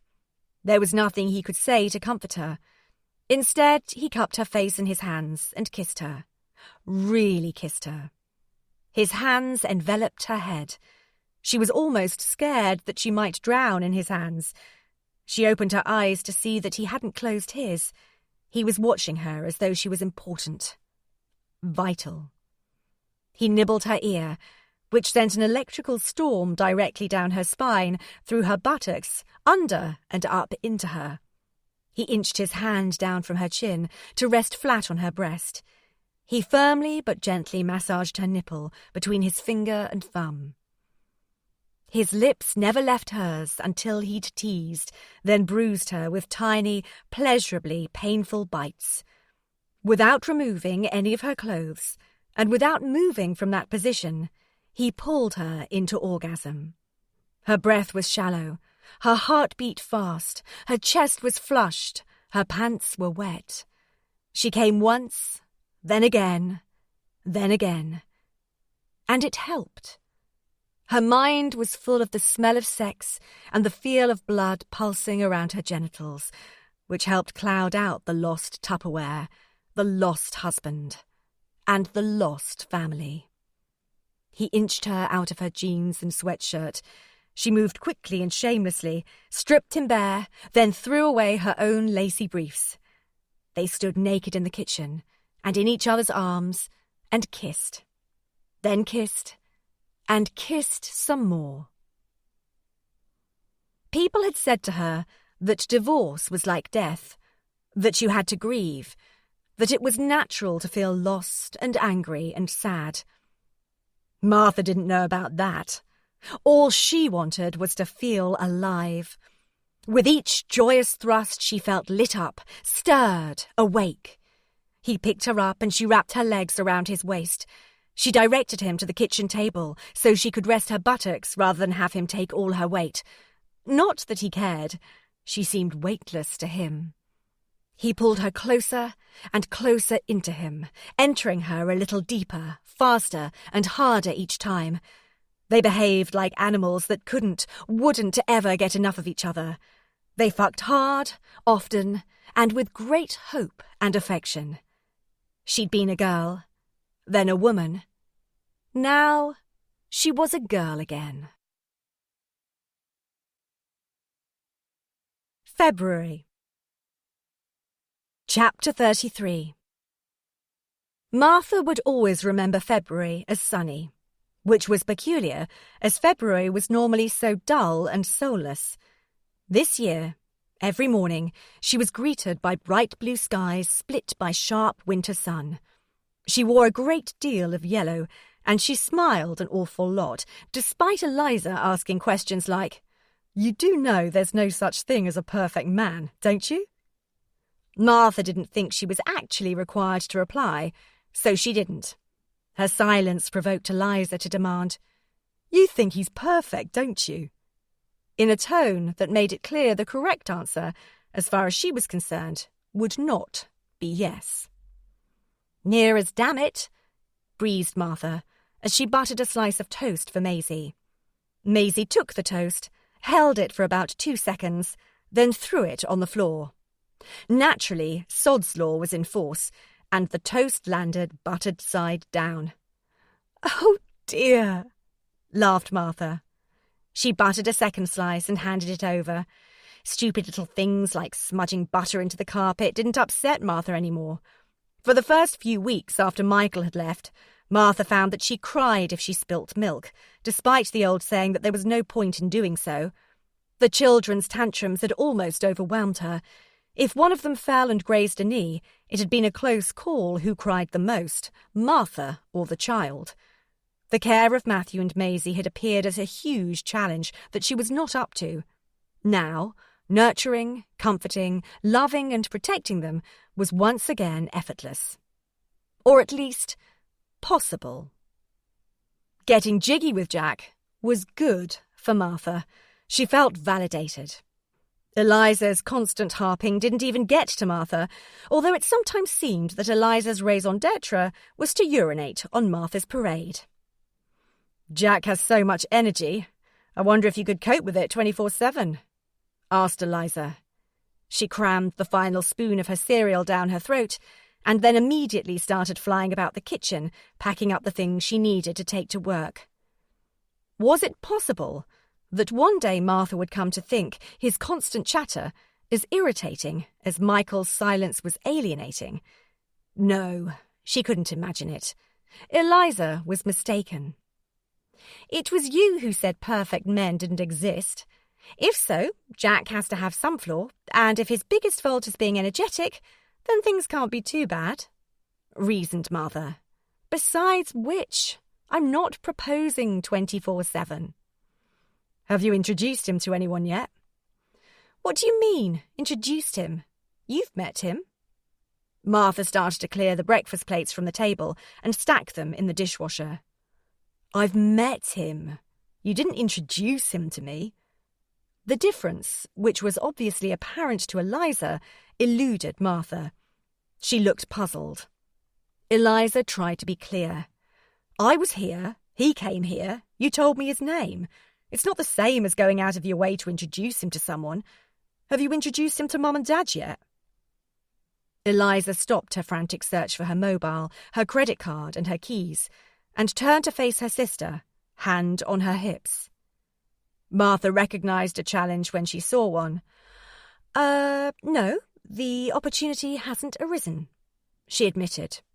"Or Claire, or Dawn, or Dom and Tara, or any of your friends, or Michael?" "Michael? For God's sake, Eliza, why would I want to introduce Jack to Michael?" "No one's met him, have they?" "I've told everyone who's important about him." "But none of them have met him." "No." "Odd that," said Eliza. She was finding it difficult to resist adding, "Ha." "Not so odd." "He's a shag, then, not a boyfriend." "He's a tender shag." "But not a boyfriend," Eliza said flatly.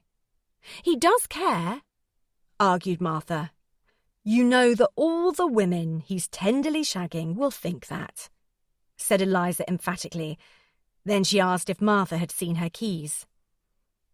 Martha would not think about it. It couldn't be helped. Therefore, thinking about it wouldn't help. So Jack saw other women. So what? Slept with other women. So what? A vision of Jack kissing another woman flashed into Martha's head. The woman's face was blurred, indistinct. Martha pushed the cruel picture out of her mind, but not before it stabbed. She felt the pain in her chest. This was silly. She'd been through this in her head 1,000,000 times. So he still wanted variety. So he wasn't ready to settle down. Nor was she. He cared about her. She was having fun. That was all that mattered. There was no need at all to think beyond that. It was as good as it got. In her position. Eliza bounced upstairs. Martha could hear her turn the tap on to full as she cleaned her teeth. Eliza bounced back downstairs again. She was always late, always in a hurry. Martha handed her her keys. "Oh, thanks." "The thing is, Eliza, the odd mix of affection and coolness suits me. I'm not sure I'm ready for anything more." "You're just saying that because he's not offering you anything more," argued Eliza, as she zipped up her knee-high boots. "I'm having fun. Hanging with a style guru who doesn't do coke. How much harm can be done?" "Lots." "He's sexy and beautiful and you're asking me what harm can be done? Look, he's not your type. He has a tattoo, wears a necklace and rides a motorbike." Put like that, it almost seemed as though Eliza had a point. Martha wasn't usually attracted to men with tattoos or bikers or jewellery wearers, but oddly, Jack had made all three things the epitome of horniness. He has form. He slept with a stripper and ticks off women he's done by country of birth. Variety is his thing, insisted Eliza. "So he has a past. Don't we all? Martha made a mental note not to share quite as much info with Eliza. It was evidence that was later used against her. Eliza slid into her huge winter coat. She wasn't exactly cheerful as it was, but putting on the ugly coat always catapulted her into a dire mood. The coat didn't suit her. It had been a duff purchase. It's not even his past that worries me. It's the fact that he wants the future. Martha sighed inwardly. She knew Eliza was right. The other day she'd asked Jack if he'd ever done 3 in a bed. She'd sort of been joking, but he'd taken her question seriously and said, "No, not yet." Martha didn't dare confess this to Eliza. She knew she'd be outraged. She'd also asked him if she was the first married woman he'd ever slept with. A fairly ignominious question, but she was struggling for a first, and she so wanted to be unique to him in some way. Unfortunately, it turned out that a few years back he'd casually dated some woman who was also waiting for her divorce to come through. At least he was honest. Cold comfort. Martha only brightened when she realised that she hadn't asked him if she was the first mother he'd slept with. She made a mental note to do so. As if Eliza were reading her mind, she sighed theatrically and warned, "Oh, Martha, you're heading for such trouble. Even white mice in laboratories learn faster than this." Martha raged inwardly. She wanted to ask what Eliza wanted her to learn. How to close down? How to be cold and untrusting? How to shield herself against falling in love again? That wasn't a life as far as Martha was concerned. She didn't say any of this. All she said was, "At least I won't be in tidying the kids' toy boxes on Valentine's night." "What makes you so sure?" "Well..." Martha couldn't think of anything else to say. She'd assumed that Jack would spend Valentine's with her, but thinking about it, there weren't any guarantees. "How do you know he won't want to spend Valentine's night with one of his many other naked friends?" inquired Eliza. How, indeed. "Look, Martha, I don't want to seem unnecessarily cruel, but she was going to be unnecessarily cruel. Martha just knew it. "You're looking really great at the moment, and you've always had the sweetest nature, but, babe, there are a lot of great-looking girls out there, hundreds of them, and, well, men rarely fall for sweet natures." Oh. Martha didn't want to ask, but she knew she had to. What do men fall for? Great tits? A challenge? Martha looked down at her average tits. Small but perfectly formed was the best description she could ever hope for. Martha thought Eliza had been entirely clear, but Eliza obviously saw a need to be more explicit. "I mean, I know they say that more than a handful is a waste, but neither of us has even a sufficiency. And as for being a challenge..." She stopped mid-sentence, as though there was nothing more to be said. "What?" demanded Martha. "Why aren't I a challenge?" "Martha, you're available, caring and predictable. Does that sound like a challenge to you?" "I'm not going to play games. It's just not me. Besides, I'd lose." Eliza looked at her sister, and once again thought how utterly horrific this situation was. Martha should not be getting divorced. She wasn't brutal enough to forge her way through the dating jungle. It was obvious that Jack was going to make mincemeat of her. It was only a matter of time. Although Martha had repeatedly insisted that Jack was just for fun, it was clear that she was falling for him. Falling hard.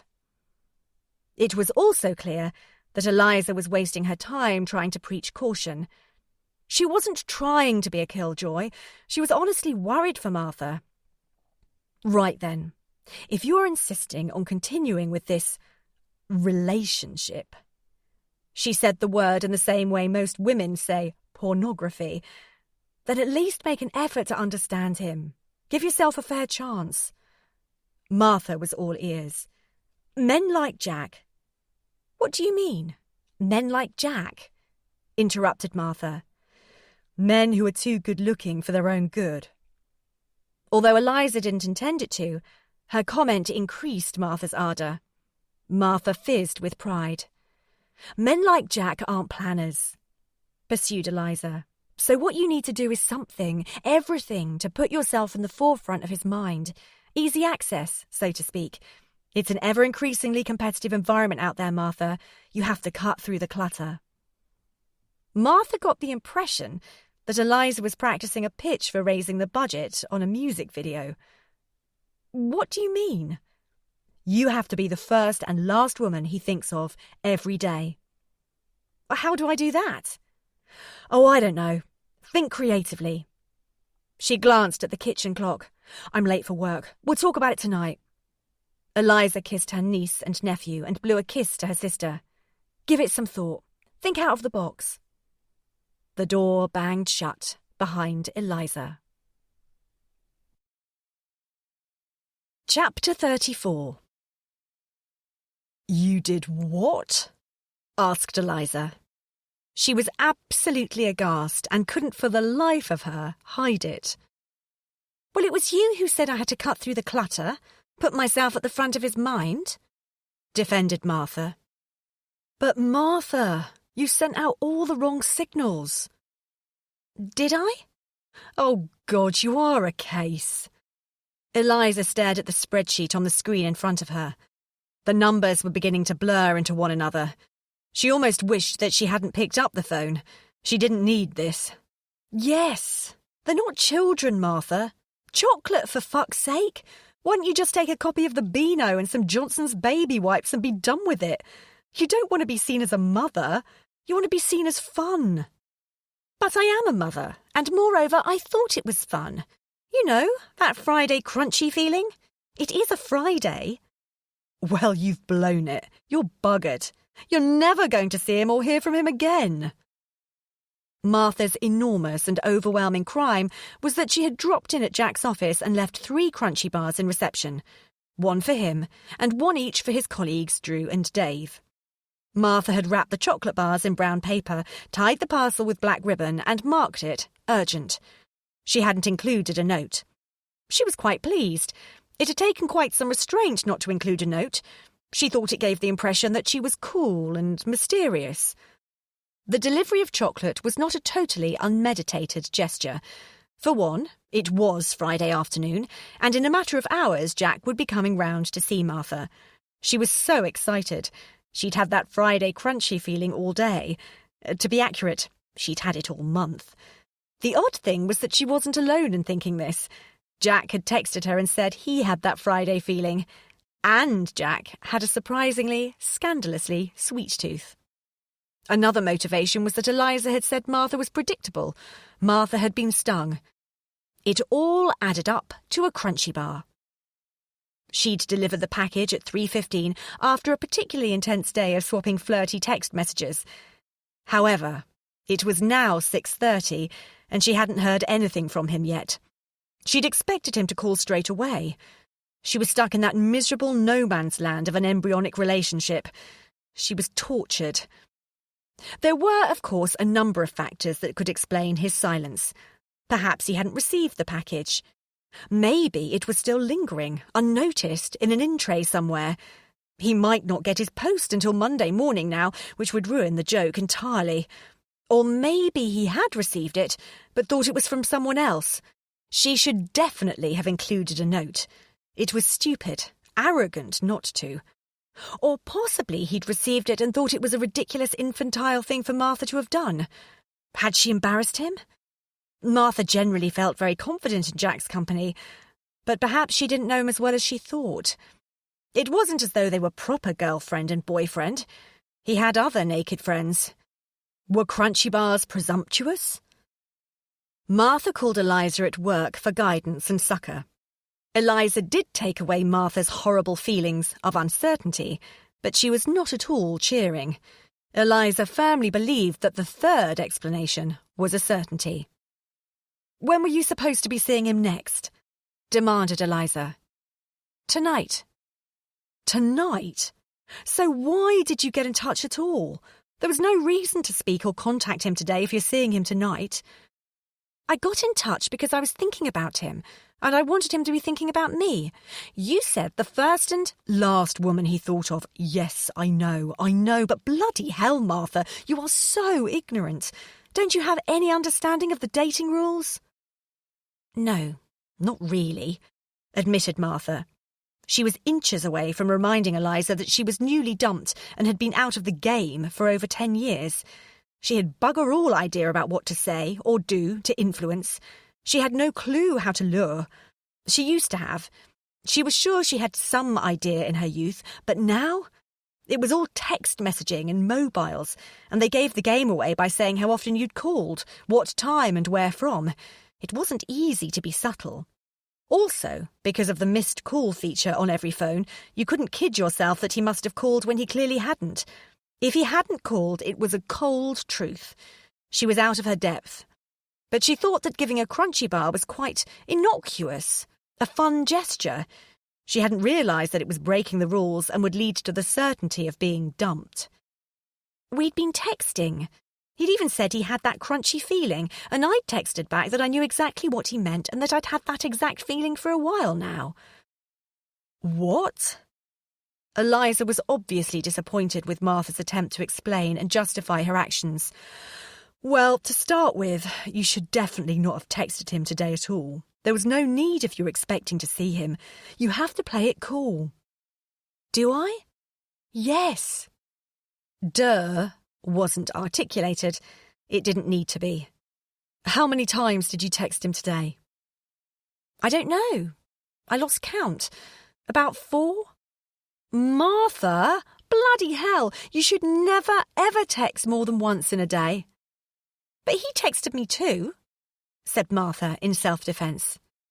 Eliza ignored this. And then you sent chocolate. Well, forget it. It's over. Start checking out your contacts for alternatives, babe. You've left yourself wide open. There is no way he's going to get back to you now you've opened yourself up. With that happy prediction, Eliza swiftly changed the subject and started talking about a pair of brown cord jeans she'd seen in Karen Millen at lunchtime and thought she might buy the next day. Then she said to Martha that she had to go. She had to finish her spreadsheet on the budget for some video or other. Eliza said she had a date and wouldn't be back until late. Martha needn't wait up. Martha was barely listening. Martha fed the children, bathed them, and started to read to them.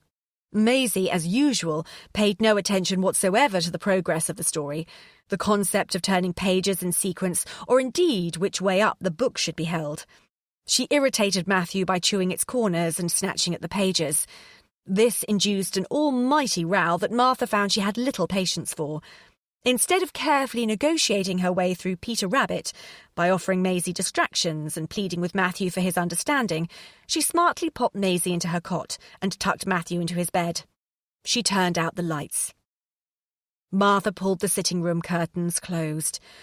Stupid of her to imagine that February was anything other than bleak. She stood with her bottom resting on the radiator, which she'd hiked up to full heat, and folded her arms across her body. But she still couldn't get warm. She picked up the remote and flicked through the channels. Nothing could hold her attention, not even the tawdry goings-on in EastEnders. On automatic pilot, Martha wandered through to the kitchen and opened the fridge. She stared inside and tried to decide what to eat. The problem was, she wasn't hungry. None of it looked tempting. She had no appetite. He hadn't called.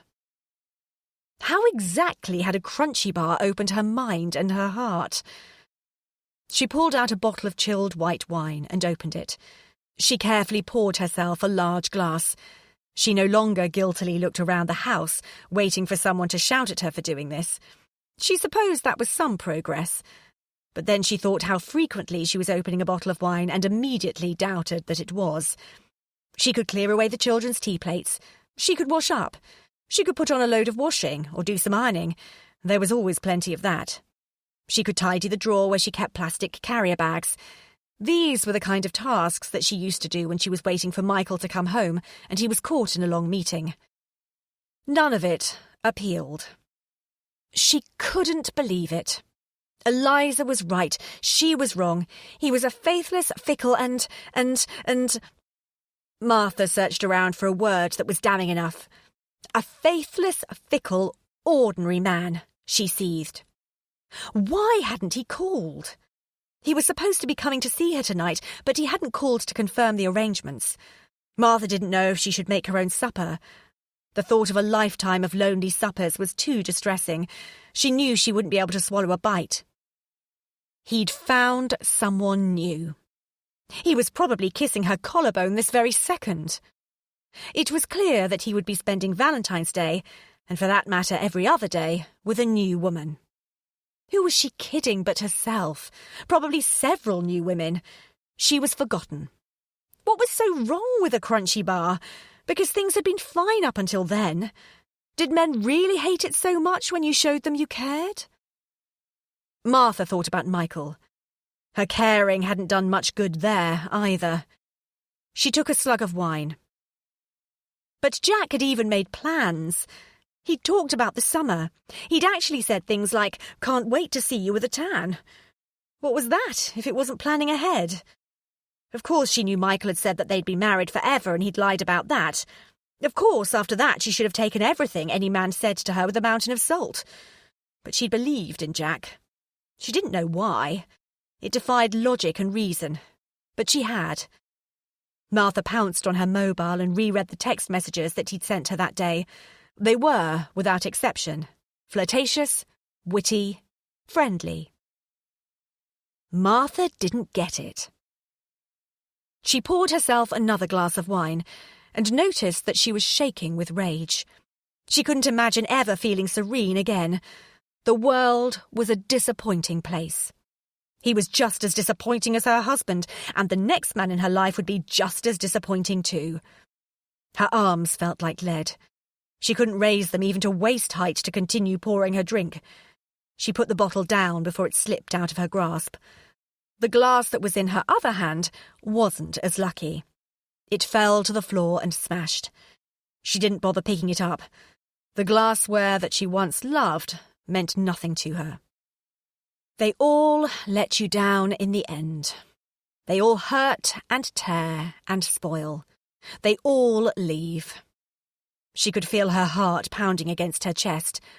She wanted to ring him so that she could give him what she used to refer to as a piece of her mind. Now she wanted to give him a right royal bollocking. Didn't he see? Couldn't he tell? Hadn't he guessed how much he'd wormed his way under her skin? He'd seemed like another layer of her skin, somewhere between all the messy bits, the innards, the heart, the soul, and her toughened outer skin. Although it was not tough enough, as things had turned out. He could at least have called, but to leave her just sitting here, imagining.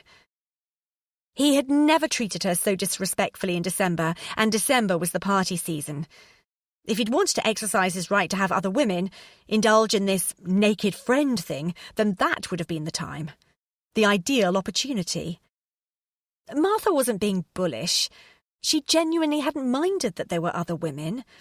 Jack helped her get through the endless renditions of "We Wish You a Merry Christmas," something to help her swallow the endless syrupy films, programmes and adverts that appeared throughout the season, the ones that persisted in showing the ideal family unit, husband, wife, 2 kids and a dog. They were, if not actually sitting around a piano, then certainly gathered around a TV. Every one of them, even the dog, smiling contentedly, oozing self-satisfaction and perfect happiness. The same dream she'd been living. The dream she'd watched Michael flush down the loo, as though her marriage were a dead goldfish. And Jack had helped her through all that sentimental claptrap. Like a very large glass of wine, he'd anaesthetise the voracious, relentless pain that ripped at her heart, the pain of not being wanted by her husband. At least Jack wanted her, even if the way he wanted her wasn't the noblest. Maybe, as Eliza had repeatedly insisted, it was just sex. But it had never felt like that to Martha. It had always seemed friendlier, kinder, and gentler. Then there'd been January. He'd been a friend to her. He'd always been at the other end of the phone. When Michael wouldn't take her calls, Jack would. And Jack listened to her endless frets about the children's colds and ear infections, but more than that, he took her out to bars and clubs and shops. He acted as though she were fun. He acted as though he wanted her around.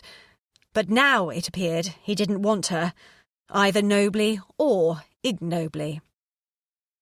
Maybe acted was the operative word. Suddenly Martha was faced with the double shock of really dealing, with not being wanted as a life partner, or even as a casual, friendly shag. She thought she was going to implode.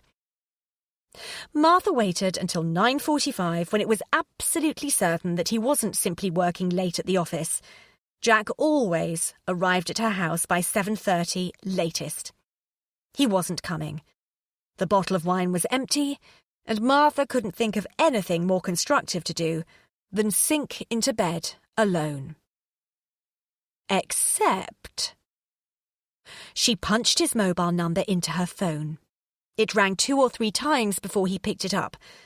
The tiniest smidgen of hope she'd still been harbouring, that somehow he was stuck in the office, unable to get to either his mobile or a landline, was dashed. She could hear the definite sounds of a good time in the background, a bar, possibly a club. Hello? He didn't exactly sound thrilled to hear from her, yet he'd answered. He'd have known the call was from her because her name would have popped up on the screen. The only thing Martha could deduce was that he wanted her to know that he was out with someone else. This was the coward's way of giving her the brush off. Well, she wasn't going to give him the satisfaction. "I'm calling to tell you not to come round tonight," she said. It was pretty clear that he had no intention of coming round. Well, possibly, if he didn't get lucky, he might have been planning to come round after the club closed to roger her senseless. She had to make it perfectly clear that this was not an option. "Oh, right," he said. "I'm too tired," she said, meaning, of course, it's very late for a date. "And I don't want to see you. Tonight. Or ever again, for that matter. Whatever we had, which was irritatingly ill-defined, is over. OK? Forget it." "If you like." The phone went dead. Martha fell back into her bed and cried herself to sleep. Chapter 35. Martha couldn't remember feeling worse. In fact, the hangover was a blessing. She deserved it. It couldn't cause enough pain, no matter what. Thank God Eliza was still sleeping. Martha really couldn't face a dose of "I told you so," even if Eliza had told her so. Especially as Eliza had told her so. But what could she have done differently? How could she have resisted Jack? Martha poured the children large bowls of Cocoa Pops. Recently, she worried less about their teeth. She spent more time wondering how she'd protect their hearts. The children ate their Cocoa Pops with unsuitable cheeriness, oblivious to their mother's disappointment. Of course, all good sense had dictated that Martha's fling with Jack would be meaningless and short-lived. Everything was against it. She hardly knew him, although it had felt as though they'd known each other forever. She'd slept with him far too quickly, although at the time it had felt right, good, proper. They had great sex, which meant he'd had zillions of lovers, although when he made love to her it didn't feel like Kama Sutra, page 124. It felt like affection. He'd insisted on a non-exclusive relationship, a fact that was indefensible, and as such, Martha wasn't going to try to defend it. She'd planned on continuing to ignore it. If ever she'd given the naked friend situation any thought, she'd assumed that he was simply articulating a right. She hadn't really expected him to exercise that right. She wasn't sure when he'd have the time to do so. He was always with her. She'd sort of assumed that the time he spent with her, which was high in quality and quantity, meant that he couldn't possibly be seeing anyone else. It would require too much energy. She hadn't given any real thought to how she'd feel learning that he was kissing other women's lips and necks, nibbling other ears, cupping other breasts. But now she was thinking about it, and the thought was horrific. Of course there were others. He'd said there was going to be, hadn't he? It was clear that sooner or later he'd meet a more attractive naked friend. He'd moved on. She could have asked him last night. His horrible honesty policy meant that he would have told her the truth. She was sure of that. But, Christ! Martha had sharpened the knife, put it in his hand, even guided the plunge with her ridiculous naivety and hopefulness. She wasn't going to twist it, too. OK. Maybe she hadn't been very realistic. Why would the one remaining single, exceptionally good-looking, fit, wealthy, witty, hung like a donkey sex god left in London, or possibly the whole of the UK, choose her, Martha Evergreen? And, more unlikely still, why would he choose the whole package? A mum aged 32, a toddler, and a baby. Martha glanced over at her children, and her heart melted with love as she watched Maisie spoon Cocoa Pops into her ear, and Matthew, who really should have known better, squash a banana onto the seat of the chair next to him. Both children had green slime running out of their noses, because it was the season that children got colds. In other words, it was any month apart from July or August. Of course, their noses ran then too, but that was from hay fever, not a cold. There was an awful smell coming from Maisie's nappy and an awful whine coming from Matthew's mouth. Situation normal, then, thought Martha. Irresistible? Hardly. Even their bloody father had resisted. How could she hope that Jack would want it? Martha showered and brushed her hair. She forced the children into clean clothes and then into the car. She drove to Selfridges. Surely looking at an abundance of overpriced luxury items would make her feel better.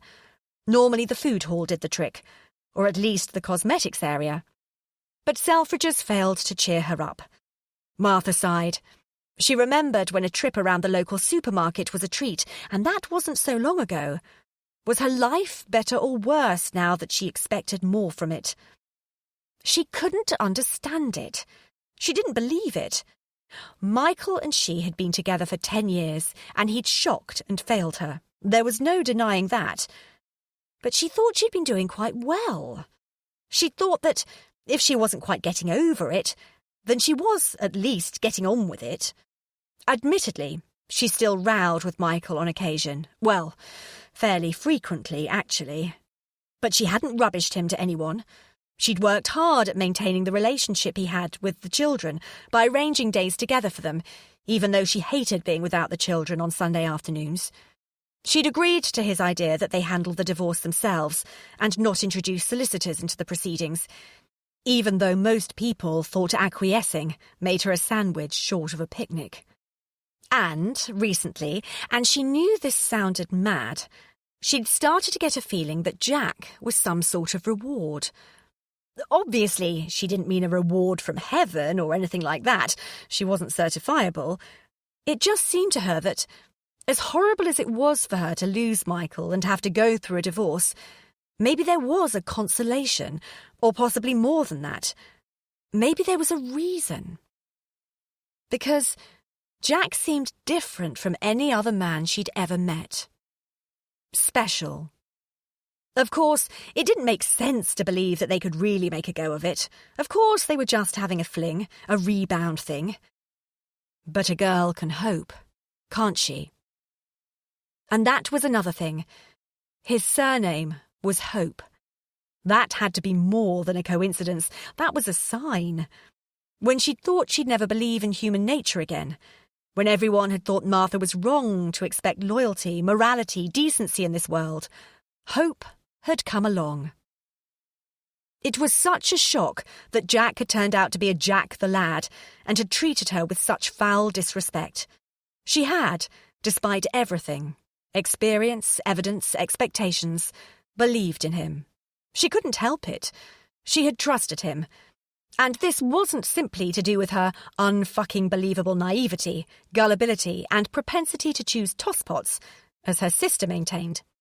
It was because he really seemed decent.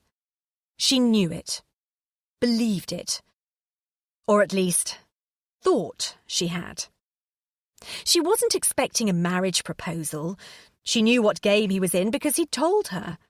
Her mistake had been to think she could play that game. Her mistake had been to trust him, but she did trust him. Had trusted him. And since they'd met, there had been no reason not to trust him. They'd been having a great time together. She'd made dates with him, gently suggesting when they could meet.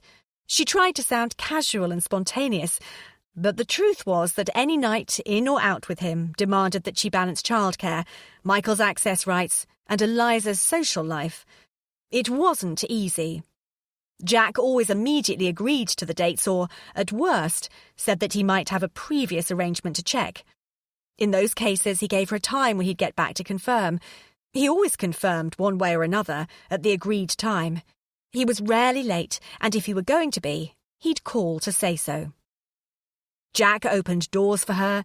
He made her cups of tea, even though he didn't drink tea himself. He fixed things around the house without her having to ask or even hint.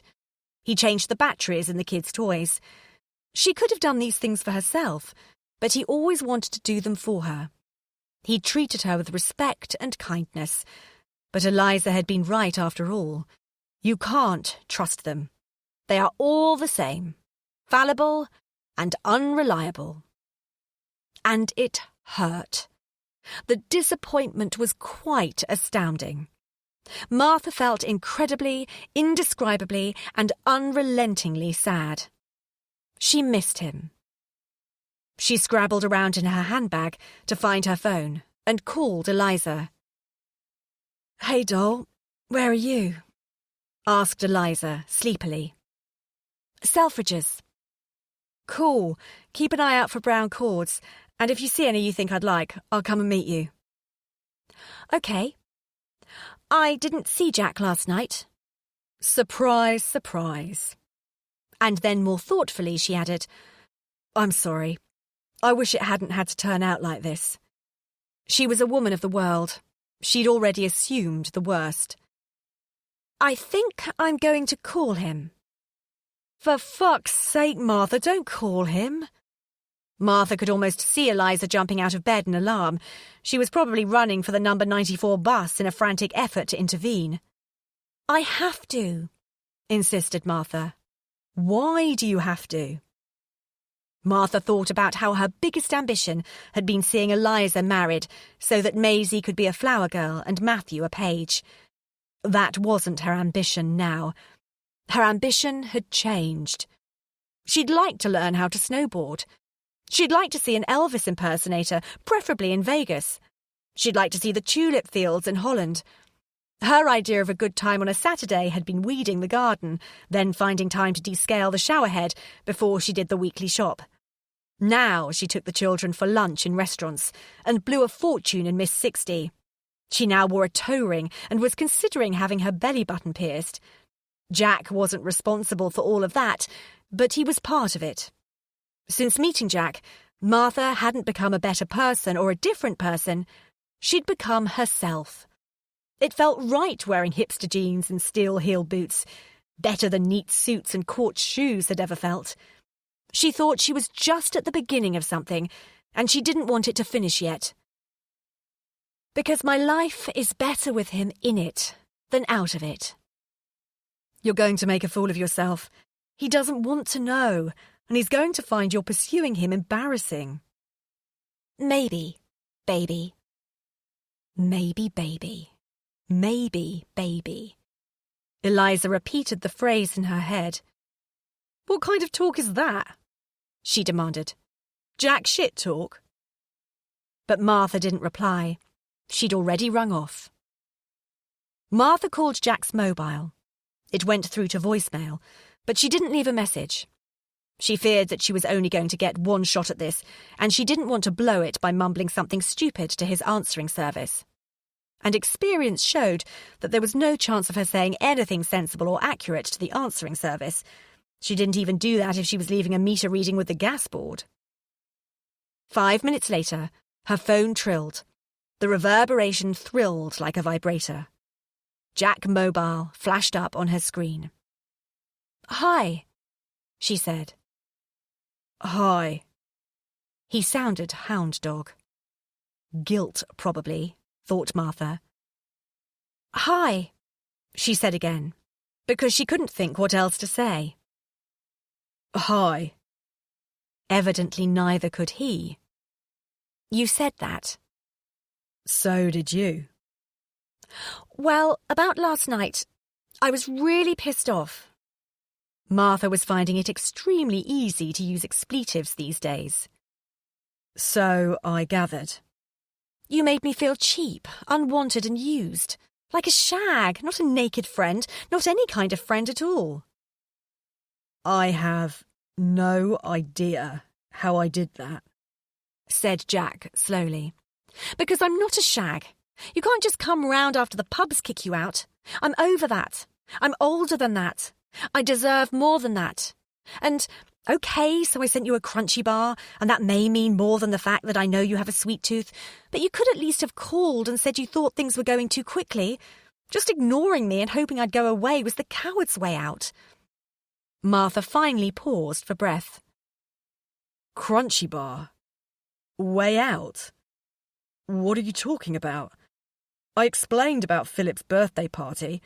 I said I wouldn't be round until later. What? I said that I was previously committed and wouldn't be able to make it for ages. I said it was a duff idea to hook up, but you insisted that I still come round. Did I? If my memory serves me correctly, you were very insistent.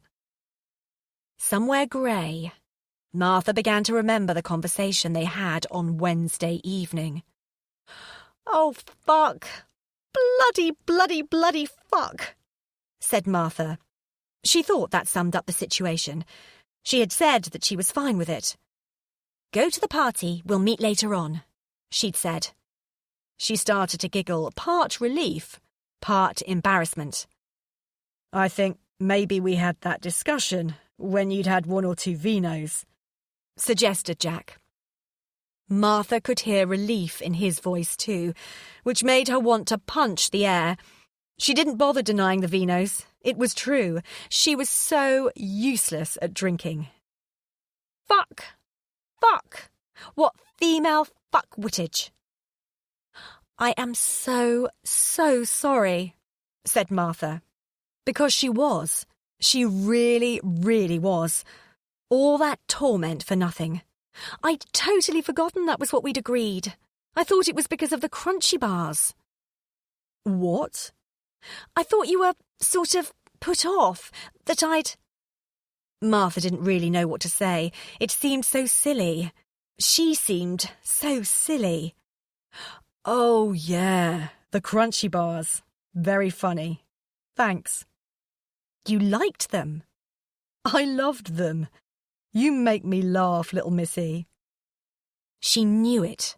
She knew it. This world was a good world. She didn't have to be frightened. There were all sorts of possibilities out there. She should have trusted him. She should have believed and hoped and trusted and cared and not tarred him with the same brush because he wasn't the same canvas and he did deserve that respect and chance. So did the world. Martha wasn't going to be bitter. You're right. I remember now. God, I'm mortified. I am so sorry. I was upset, girl. What was all that about last night? Why did you dump me? What did I do wrong? I'd forgotten. Oh, God, I'm sorry. He thought she'd dumped him. I'm glad you're back. Lovely little missy. Jack was smiling. Martha could hear it in his voice as he instantly forgave her, as he understood her frailties and insecurities. Martha, there's something you need to remember. There's only one thing you need to remember. I'm not going to do anything to hurt you. In fact, I'm going to do my best to make you happy and make sure you have as much fun as possible. I'm very straightforward. If I change my mind, I'll tell you. I wouldn't just not turn up. And Martha believed him, despite the popular fiction of her day advising her otherwise.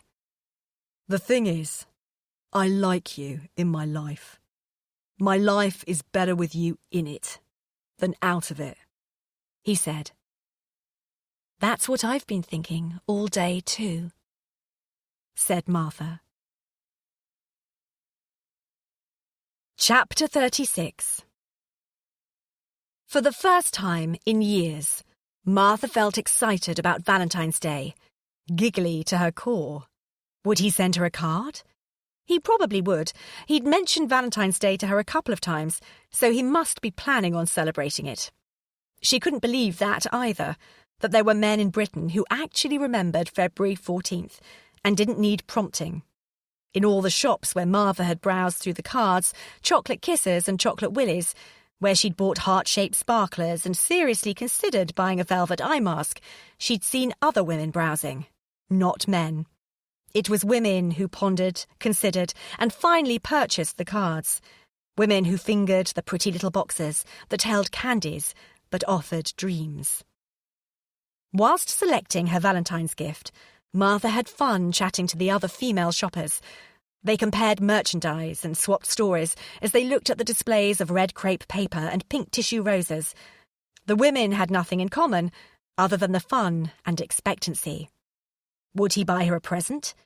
She doubted it would be flowers or chocolates. In fact, she'd be a bit disappointed if it was. It would be a bit predictable, which would make the fact that she'd had her pubes shaved into a heart shape and dyed red a tiny bit embarrassing. What a laugh she'd had at the beauticians. She remembered the first time she'd heard of anyone having their pubic hair waxed into a shape. An arrow, if she remembered correctly. Martha had been horrified. How silly, how frivolous.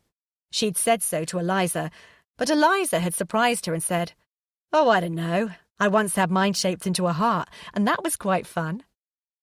At this time, Martha had seen this simply as further evidence of her sister's status as a changeling. Now Martha thought a heart, just as Eliza had described it, sounded quite fun. "You twist on wearing your heart on your sleeve?" commented Amy, Martha's beautician. She hardly smirked at all, which was good of her, since prior to this, the most outrageous thing Martha had ever requested was a colour on her toenails. It was Amy who suggested the red dye. Martha had huge fun choosing Valentine cards and gifts. She couldn't quite remember Valentine's last year. She was sure that Michael must have given her a card. They always gave cards.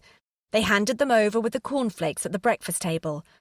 But when was the last time they'd done something really special for Valentine's Day? She couldn't remember the last time they'd shared champagne, or a meal, or a bed, especially because it was Valentine's Day. Michael had always thought that the whole event was very commercial. The only winners were the card and chocolate manufacturers, and Martha had always agreed with him. Publicly. But she did remember the thrill when, as a girl of about 14, she'd received 6 Valentine cards, more than anyone else in her class. She'd walked on air for a month. In a Stalin-esque manner, Martha had now rewritten history. With a week's perspective, the Crunchy debacle was now fondly looked back upon as a roaring success. Jack and Martha's first misunderstanding had, conversely, brought them closer. Without being conscious of it, they were building a bank of shared experiences. They had happy days going to the cinema, playing with the children, chatting, reading, listening to music, and wonderful nights sharing a bed, a pizza, and a pot of bio-yogurt. Now they even had a shared misunderstanding.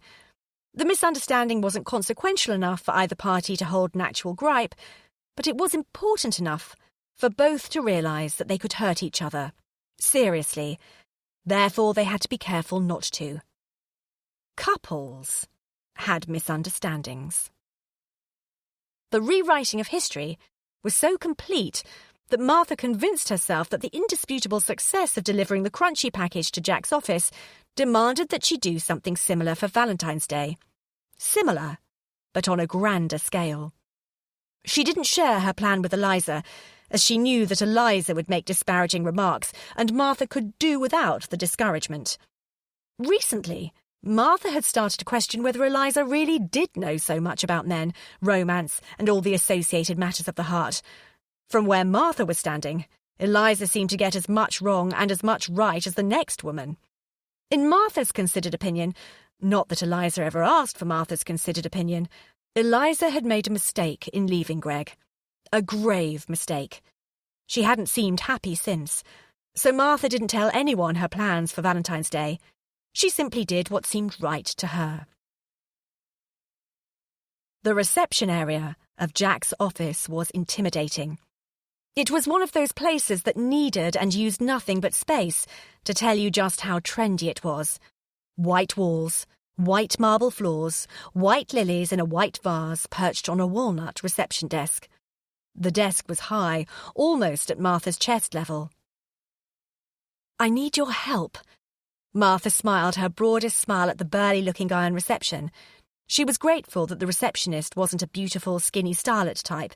That would have been crippling. It was lucky that she had come at lunchtime, when the regular receptionist would be on her break, and the security guard was in charge. How into Valentine's Day are you?" she asked, giggling and blushing at once, being careful to flutter her eyelashes extravagantly. What was it that Eliza had said? Practice flirting with everyone. It will make you a better flirt, and everyone will be your friend. The burly guy was smiling, at least with his eyes. He was enjoying Martha's embarrassment and her flirtatiousness. "I'd like you to send up this card and Prezi, and then send up these cards, drip-fed through the after—" The beautiful receptionist emerged from nowhere. She was carrying 2 cups of steaming coffee. She passed one to the security guard, and then looked at Martha. "Can I help you?" she sang pleasantly. Now the embarrassment was tenfold. Martha wondered if she should make a run for it, or whether she had already been recorded on CCTV somewhere. She took a deep breath. "I need your help," Martha repeated. She managed the smile, but really couldn't bring herself to bat the lashes. She explained once again that she wanted 1 card and Prezi to be delivered first, with strict instructions that the card must be opened before the present, and then the other 3 cards needed to be delivered at intervals throughout the day. The first card read, "I wanted to take the opportunity of this special day to say something meaningful." Then the Prezi was a Thornton's chocolate heart, upon which she'd had iced an anagram of something meaningful. I shag fun men long time. She hoped he'd get it. The other 3 cards were all in different styles, and she'd written different messages with different pens. The messages ranged from the raunchy to the romantic. Martha was really pleased with herself. The receptionist warmed to Martha and beamed. Therefore, started Martha. Jack Hope, smiled the receptionist, revealing that although it was an office of over 300 employees, most of whom were male, as far as the gagging for it female population of West London was concerned, there was only one real option. "Are you the one who rang earlier this morning?" she asked pleasantly. "No." Martha managed to continue wearing her smile while she begged God to strike her down with a flash of lightning right there and then. The receptionist looked mortified. The burly security guard looked amused. He was too old to be Jack Hope, but, hell, he wished he had at least sired him. "No, that wasn't me. I'm one of a number." Martha tried to ease the receptionist's discomfort. She was very used to making everyone else feel okay. "Don't worry, I know the score." She tried to sound more hip than she was feeling. It was becoming increasingly difficult to blank out the other naked friends. "That's why I've bought so many cards. I want to give him the thrill of loads of women without actually having to have loads of women." Suddenly her romantic plan seemed desperate and ludicrous. "I am going out with him tonight," she added gormlessly. The receptionist nodded pityingly. Martha realised it was probably wisest to shut up. She didn't owe these people an explanation, even if they were lovely people. So who was this other caller this morning? Do you have any ideas?" Martha then inquired, blowing her cool 100%. "She didn't sound very nice," said the receptionist kindly, immediately forgetting that she'd initially thought the caller and Martha were one and the same. "She didn't know his schedule. She wanted to know if he'd be in the office today, or whether he'd be in the West End. He's in the office, said Martha. She knew. She knew he was in the office because he'd already called her several times that day. This mystery Valentine caller was nothing to worry about. Martha was so used to trying to reassure people that she wanted to put the receptionist and security guard at their ease, but then sensibly decided against it. "Have a nice day," she said, instead.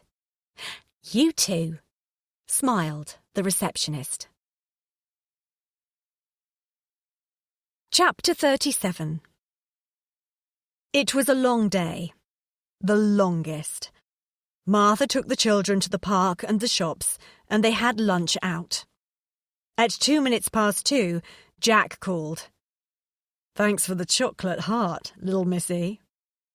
"What chocolate heart?" Martha feigned ignorance as convention demanded. "I know it was from you," he insisted. "Why? Can't any of the other women you sleep with spell?" teased Martha. Jack laughed. "You're very funny. That anagram thing, very witty. You're the most fabulous woman I've ever met." And then he hung up. Hung up? He'd said she was fabulous, the most fabulous, and then he'd hung up before she'd had a chance to reply or react. Oh my God, oh my God, oh my God, oh my God! He thought she was the most fabulous woman he'd ever met. Martha walked on air for the rest of the day, which she spent in the lingerie department of John Lewis. Jack had texted her and asked if she would indulge him as it was Valentine's Day and wear cute underwear. Martha was thrilled, flattered and petrified in equal parts. Thrilled and flattered that Jack believed that she was the type of woman to have cute underwear, and petrified because she wasn't that type of woman at all, and so obviously she'd have to go and buy something new. Martha assumed cute underwear meant stockings, suspenders, a lacy bra and knickers. She wasn't going to entertain the idea of crotchless or anything kinky like that. She wouldn't manage to keep a straight face. Besides, she wasn't absolutely certain as to whether crotchless knickers really existed, or whether they were just a figment of the imagination of the type of man who read The Sun. She supposed a visit to Anne Summers would put her mind at rest one way or the other, but she couldn't pluck up the courage, not on such short notice. Martha had never worn stockings before. No one had ever taken the time to ask her to bother. Possibly because she had always voiced the opinion that stockings were ludicrous. She was the type of woman who slept in pyjamas, for goodness sake. It was a significant jump from that to agent provocateur lingerie. She decided to buy black. Red was out of the question. Well, at least first time round. Martha didn't think it was an unrealistic idea to introduce red at a later date. How much lace before she looked like a saloon girl? And did you wear the belt around your waist or hips, under or over your panties? The picture on the packet showed the belt over, but then when would you be able to go to the loo? Then what to wear over the top of cute underwear? Trousers were out of the question. A little black dress seemed too dressy. In the end, Martha chose a black t-shirt and a beige leather skirt, not too tight, but tight enough, with black knee-high boots. At 7:00, Mrs. Evergreen knocked on Martha's door. Martha had arranged for her mother to babysit because obviously Eliza had a date. "Lord, Mum, that's a big bag. Are you moving in?" "No, dear, I've brought my knitting," smiled Mrs. Evergreen. Martha thought her mother was being optimistic. Matthew had lined up an arsenal of games to play with his adored granny. Martha doubted her mother would get the time to make a cup of tea, let alone knit up a pair of bed socks or whatever. "I won't be late," she assured. "Don't worry. You just enjoy yourself. You deserve it," smiled Mrs. Evergreen. "I don't suppose—" "No, nothing." Martha cut her off before she could ask whether Michael had sent a card or flowers. Her mother looked disappointed. Martha wondered if she should tell her that she was the most fabulous girl Jack knew. After all, it had made Martha's day. They'd agreed to meet at the bar in the Sanderson Hotel. The hotel was funky and, well, yes, pretentious too. Martha knew that Michael would have loved it. They'd visited a number of Ian Schrager hotels before the children had been born. The modernity and beauty had blown them away, as had the cost. The fact that they, or their firms, had been able to afford for them to stay in such stylish places had been a thrill. They'd made love in the big, white beds, under the large, imposing mirrors, and amazing, challenging art. Martha remembered how excited and impressed they'd been on their first visit. She couldn't remember when it became commonplace to stay in fabulous hotels where even the bellboys wore Armani. She couldn't remember when Michael had first started to complain that the service was slow, especially considering what we're paying. She couldn't remember exactly when the complaining overwhelmed the pleasure, but she knew it was wrong.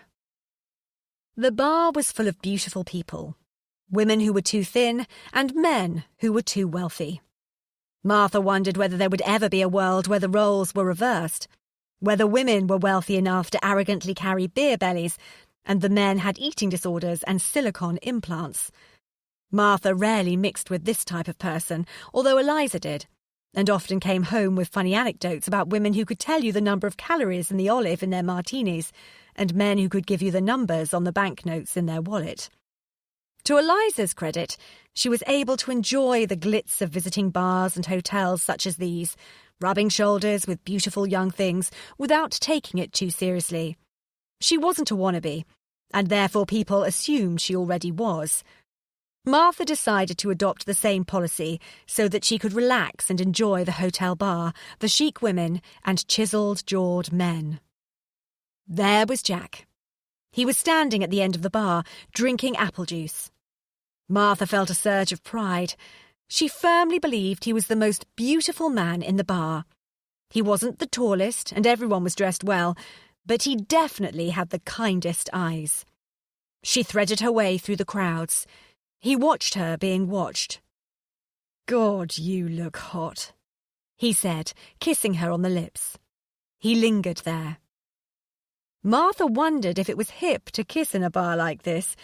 She wasn't sure what the current fashionable thinking was on public displays of affection. Whatever. It made her feel as amazing as holding the winning lottery ticket. She had never looked hot. She had been pretty, lovely, and on her wedding day 1 or 2 people had described her as beautiful. Old aunties and Michael. But here she was, being hot. Her lips were glossed, her lashes were long. Her hip bone jutted out at a sexy angle, and really, she couldn't wait for him to find that out. "What can I get you to drink?" he asked. "I'll have a Red Bull." "Sure?" "Yeah. I don't want to get drunk." Martha had been drinking far more than was good for her recently. Well, since Michael had asked for a divorce. She knew it was weak and self-destructive, and she didn't want to get maudlin or forget anything important tonight. Although it seemed such a shame to come to a bar like this and not try one of their many champagne cocktails on offer, she did enjoy a glass of crisp, cold champagne. "Don't you fancy a glass of crisp, cold champagne?" asked Jack. "It seems a shame to come to a cool gig like this and not have something special." Martha gave in to the ESP and asked for champers. The service was embarrassingly slow, but without the embarrassment. Whilst it was nearly impossible to catch the eye of the barman, Martha was surprised when she noticed that she caught the eye of 2 or 3 strangers. They were flirting, registering their interest in her. And they were good-looking, really good-looking. They were the type of men who would never have given Martha a second glance when she wore her neat shirts and M&S slacks, but were now more than ready and willing to whip off her Ted Baker tee and leather skirt. As such, they were less interesting to her than even Michael. For all his faults, at least he had once fancied her in clothes from Monsoon. OK, as it turned out, she didn't like herself in clothes from Monsoon, but that was hardly the point. The good-looking men were obviously shallow. Martha looked at Jack and once again marvelled at how peculiar it was that he was this odd mix of uber-cool and yet totally unfazed by her very recent geekiness. Martha hunted out a quiet table, Jack following her. She took a seat, and as he sat down opposite, her whole body redirected itself towards him. Outwardly, she didn't move an inch. Inwardly, she felt her lungs fill with fresh oxygen, her heart lean towards him. The hairs on her body stood up in deference. Her smile was a fraction wider for him, her teeth slightly whiter, her lips slightly wetter, her sex that bit hotter. "Remarkable that there's a free table," commented Jack. "Not really. It's too out of the way for the C and B scene. Most of the people here would rather hover uncomfortably at a crowded bar than miss spotting Stella McCartney's eyebrow." Jack laughed. "I love it that you're not impressed by that shit, Martha, that you know your own mind." "Well, if it was Madonna's eyebrow, that would be a different story." She paused. "Don't you think I'm Molly?" "Molly? What's Molly?" "Girl geek-like," explained Martha. "No way, Martha. The opposite. I've told you. I think you're fabulous." "Why do you think I'm fabulous?" "Because you pay attention to everything that's going on around you. You seem to be fascinated with life, and that in turn makes you fascinating. Because you're beautiful and strong, and because you try hard to be kind and decent." Martha basked under the praise for a second or two. "And most of all, because you're a fantastic shag," added Jack. "So, the same reasons that Martha thought Jack was fabulous then." After they'd had a drink, Jack asked Martha if she wanted dinner or a room. He assured her that he'd be equally happy with either choice. Martha pointed out that she couldn't stay over because she had to get back for the children. Jack admitted having arranged with Mrs. Evergreen for her to stop the night to look after Matthew and Maisie, which explained the outsized bag. Martha was horrified. "Do you think that was presumptuous?" he asked, concerned. "I mean, it's not like we haven't had sex before." "I know that," said Martha, aghast, "but my mother doesn't. She thinks Matthew and Maisie were immaculate conceptions, or at least test tube. If she could have, she'd have blindfolded the midwife who delivered my babies." Jack was obviously amused by Martha's panic. "On the contrary, she made it very clear that she wanted you to have a good time. She repeatedly insisted that you needed it and deserved it. I only cut her short on her lecture on responsible attitudes towards contraception." Martha was bemused, but somewhat reassured. She went outside the bar to ring home. She wanted to check that her mum really was okay with babysitting overnight and hadn't been browbeaten into it by Jack. Her mother scattered the appropriate assurances and insisted with such force that Martha did her very best to enjoy herself that Martha truly believed it was her filial duty to have multiple orgasms. When Martha returned to the table, Jack was nowhere to be seen. The waiter handed her an envelope. "Apparently it's an anagram," he said, without an iota of interest. The waiter was very beautiful, probably too beautiful to have a pulse, let alone a heart or a sense of humour, thought Martha. The envelope was blue. She opened it up and was not too surprised to find it was a funny card with a cartoon picture and a fairly obvious joke about the importance of the size of a man's equipment. Well, she hadn't been expecting a Shakespearean sonnet. Inside the card, Jack had written, "Mum in on shafting glee." She studied it for some time. Mum in on shafting glee. What did he mean? Martha began to giggle. Of course! It was another anagram of something meaningful. There was also a room number. Martha ran up to join Jack. Literally ran. She could skip dinner. Chapter 38. He slammed her against the wall and urgently and repeatedly kissed her. She wrapped her legs around him and started exploring his body, probably for the 100th time, although it always seemed like the first. It was a perfect night. Jack had bought her a present, a pair of blue glittery trainers from Diesel.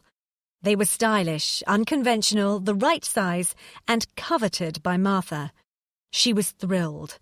The perfect Valentine's present. Jack opened the gifts Martha had bought him. She'd bought a selection. 2 good books she'd read, a small yellow-shaped animal toy that laughed when you picked it up. The hooting bag seemed appropriate because Jack was a big pack of laughs.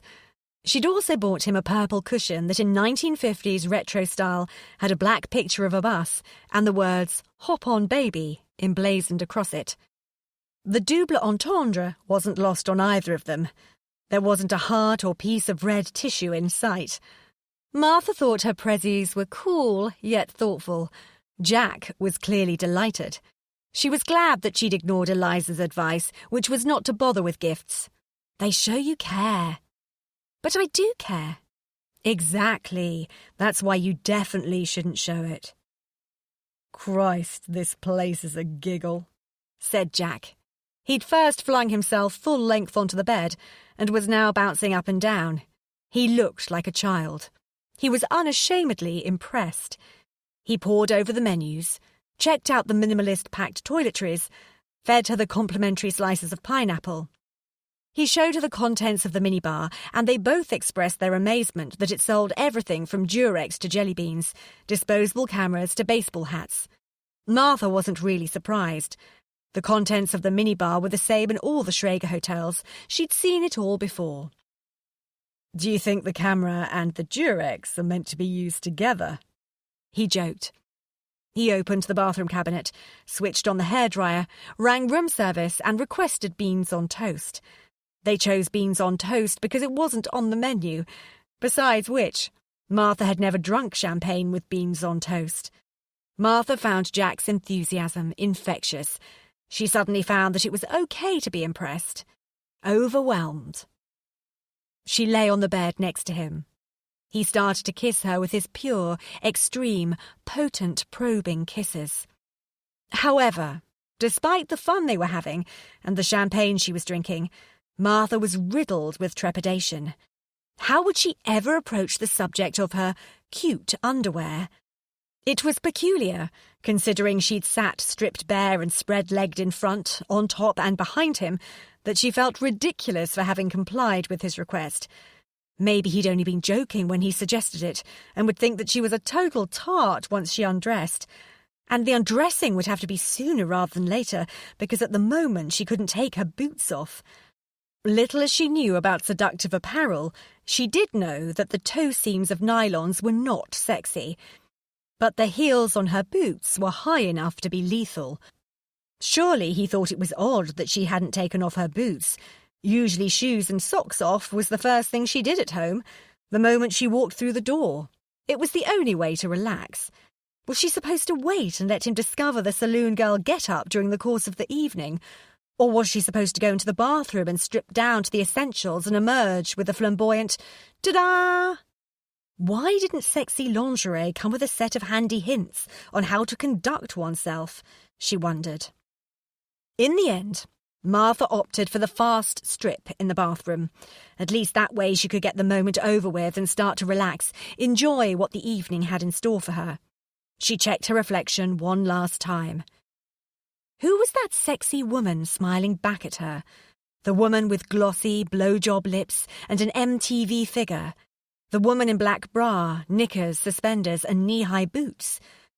The sexy woman didn't care a bit if the 4-inch steel heels ripped the sheets, although she didn't want to injure Jack. Martha barely recognised her. But she did like her. She liked her much more than the woman who had stood on the tube platform, envying lusty teenage girls chewing gum and attracting the attention of hormonal teenage boys. You look fabulous. Absolutely amazing, he said. His voice licked her mind, causing her to quiver like an animal shaking water from its fur. She was amazing. She was a goddess, and not just because he said so. Martha didn't reply. She said nothing at all as she climbed onto the bed and started to lick his magnificent cock. She was excited to the very centre of her being. She smelt his skin, his sex, his sweat, the sweat of his bollocks, the sweat of his pits. Did she dare? Did people ever? It seemed so whorish. But then she was wearing suspenders. She nuzzled him and stealthily edged her knickers to one side so he could enter her without her removing them. He fingered the silky material of the suspender belt, gently twanging it against her thigh. Then he slipped his fingers inside her, finding her soused in her own excitement. Wintry fingers on scalding flesh. She came instantly, pouring out onto his hands. The acute release caused her to quake and convulse, but she bit her tongue and remained silent as she rolled the condom over his hardness, straddled him, and then rode him hard until they were both spent. She put her hand on his sleeping chest that gently rose and fell. It was hot, and the smooth, soft skin scorched her. It was nearly 5 a.m. Was this it? Was this what everyone was always thinking of, writing songs about, hoping for? Was this love? This amazing combination of fun, happiness, contentment, and stunning sex. Chapter 39. Mostly, being a child is a tedious waiting game, don't you think? Asked Eliza, who was born a teenager. Tom didn't know what to reply. He'd enjoyed his childhood. It had been idyllic.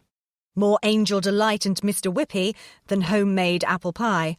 More cheese fondue than Sunday roast. But he'd always considered it adequate. Didn't everyone look back at their childhoods fondly? Well, unless it had been truly ghastly, like those of children brought up on inner-city housing estates without shoes or scalextrics. Was this woman going to confess to some horrible abuse in her childhood? How mortifying. He should have known by the fact that her ears were pierced twice.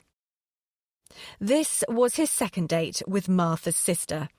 He wasn't sure why he'd asked her to meet him for a second time. He supposed it was because he hadn't really expected her to agree. She was a beautiful girl. Very beautiful. His girlfriends were usually pretty, or the type who made the best of themselves. So being out with this beauty was an adventure. But she was a bit different to the girls he usually spent his time with, and he didn't necessarily mean different in a positive sense. So was your childhood tough? He asked, shifting uncomfortably in his seat. He felt he had to ask, although he really didn't want to know. Oh no, perfect really. Doting parents and grandparents, weekends in the caravan visiting castles and stately homes, lots of pocket money to buy sherbet dib-dabs and flumps with. Nothing out of the ordinary happened. That was why it was so tedious. See? Different, thought Tom. Odd, actually. And do you know what the strangest thing is? What? Stranger than resenting an idyllic childhood? Now I find myself longing to reproduce that tedious childhood. I want a house where, every morning, there is a row about lost gym kits or mislaid homework. I want children who clean the car to earn pocket money. I want to go to Legoland. Quite mad. Tom decided to skip pudding and coffee, just get safely home as soon as possible. Eliza wasn't sure why she'd agreed to the second date with Tom, either.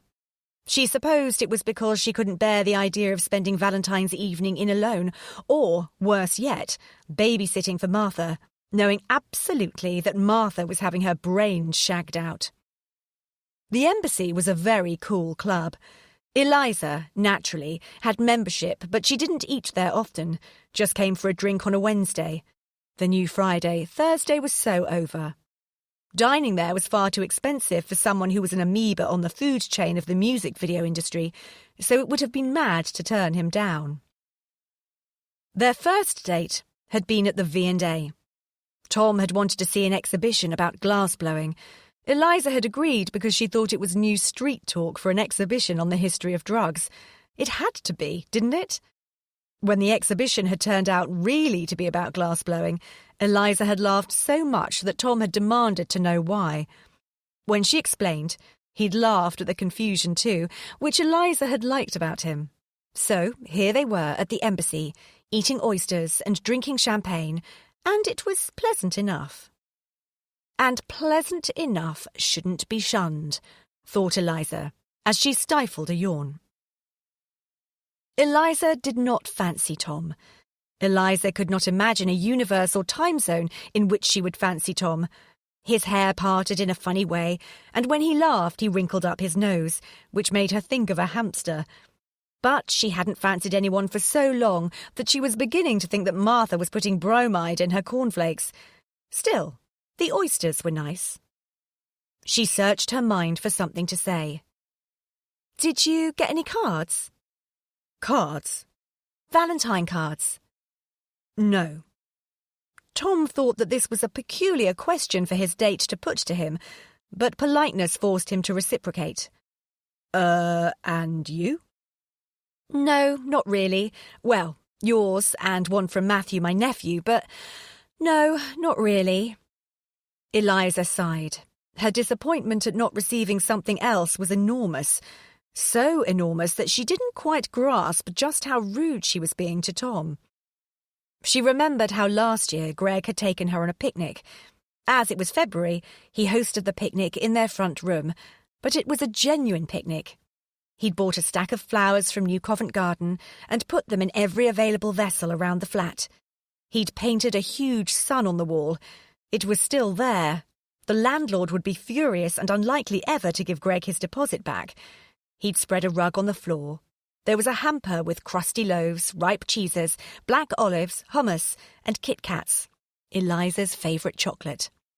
He'd insisted on wearing beach shorts and playing a stupid game where he blew imaginary sand off the food and took his clothes off because the imaginary sand had got caught in his shorts. He kept moving the rug because the imaginary tide was coming in. Eventually they shuffled into the bedroom, which had been Greg's plan all along. Then there'd been the Valentine's before last, which was possibly even more fabulous. They flew to Venice to watch the carnival. It was sensational, a riot of colour and noise and smells, some of which were pretty unpleasant, but most were food-related and lovely. They travelled on a budget airline and stayed at the local youth hostel. They didn't have much money, but they had a lot of imagination and a really good time. The whole trip probably cost the price of tonight's dinner. Eliza was wrenched back to the present. "Oh, my God! I don't believe it!" "What?" "Look! It's him!" "Who?" Tom started to crane his neck in the direction that Eliza was staring. "Don't look!" she squealed. Tom immediately snapped his head back to face Eliza. He did it with such speed that he'd have to visit his chiropractor ASAP. He probably had whiplash. "Who is he with? Do you know?" demanded Eliza. "Have I got permission to look now?" asked Tom reasonably. "S'pose. Who is she?" Tom carefully turned and looked in the direction of Eliza's outraged glares. He shook his head, indicating that he didn't know who Michael was with. Michael leant across the table to hand something to the woman. Eliza couldn't see what was in the envelope. Tickets, maybe. To a concert or show, perhaps flight tickets. Poor, poor Martha. The woman leant across the table and kissed Michael. She was definitely showing more cleavage than necessary, and she definitely let that kiss linger longer than necessary. Eliza suddenly went off the idea of a champagne sorbet. Chapter 40. "Great gift," marvelled Eliza. Martha was surprised that her approval was so robust, but she was grateful. She'd had a fantastic night at the Sanderson. She didn't want Eliza's predictions of doom to dampen the afterglow. "Yeah, I haven't had anything so unique bought for me since 1994. What was that? Michael bought me a purple suede miniskirt. It was about the width of a belt. I didn't really have the legs to carry it off, but I let him part with the 45 notes, which was an enormous amount of money back then, because I was so flattered that he thought it would suit me. Did you ever wear it? Only in the bedroom. Martha giggled. When had Michael stopped thinking of her that way? Martha remembered making love to Michael on sofas and tables and chairs right at the beginning. But then as beds became more freely available, they only ever made love in bed, and eventually they stopped doing much of that. Except for Fridays. The odd thing was, whenever they did make love, they'd ask themselves and each other why they didn't do it more often. Michael and Martha knew each other's bodies inside out. Michael hit the spot with frightening intensity every time. Martha knew exactly how fast, how hard, how long it took to arouse Michael. So when had the intimacy dissolved into laziness? With Jack, Martha performed. She felt beautiful, interesting, undiscovered. She was a paradise, not a paradise lost. Suddenly, Martha froze. It was possible that one day Jack would buy her shoes from Dr. Scholl, the way Michael had started to buy her below-the-knee skirts. It was possible, but not probable. Martha would not think like that. It was not inevitable that a paradise known had to be a paradise lost. What about you? How did you fare? She changed the subject. Eliza hesitated. The most significant event of her Valentine's evening was the fact she'd seen Michael. Should she tell Martha? Would Martha get any consolation from the fact that Michael's spotting of Eliza had almost certainly ruined his evening? Luckily, Martha was so pumped with lust that she wasn't really capable of thinking about anyone other than herself and Jack for any length of time. I almost feel guilty about how happy I am, trilled Martha. Surely I should feel more miserable, not quite so thrilled at the prospect of life. But I am thrilled. It is thrilling. There's so much more out there than a man that doesn't care about me. Do you really think that? Asked Eliza. God, Jack really must be a magician in the sack. I do. Good, because I think there's something you should know. What I mean is, I think I'd want to know if I were you. Martha already knew that she didn't want to know, but that she probably needed to. I saw Michael last night. Where? At the embassy. It was Valentine's night. Martha didn't need to ask if he was alone. What's she like? Blonde, young, tall. Martha sighed at the predictability of the situation. Michael had turned her into a cliché. Not as slim as you, added Eliza, hopefully. That was supposed to help. Do you know who she was? Well, I embarrassed him into an introduction. Martha was almost amused. She'd have liked to see Michael's expression when faced with feisty Eliza. I didn't make a scene, Martha, because I knew you'd kill me, although I wanted to pour his soup into his lap. He'd chosen soup. It must have been French onion, which was the only soup Michael would eat. So, what was her name? Eleanor. Martha stopped breathing. It didn't mean anything to her. That was better. Or was that worse? I said all along that he was having an affair, continued Eliza. A Valentine's date does not mean he was having an affair. I was on a date. Martha, it's obvious. Is it? Men never leave unless they have another home to go to. Another woman is always the reason they leave. Martha flicked a dishcloth over the kitchen surfaces. She refused to meet Eliza's eye. Don't you see? I can't believe that about the man I loved. If you're right, I've been a fool. And on top of everything else, I can't admit to being a fool. What would you like for supper? We've got quiche and I could do some jacket potatoes, or perhaps pasta, suggested Martha.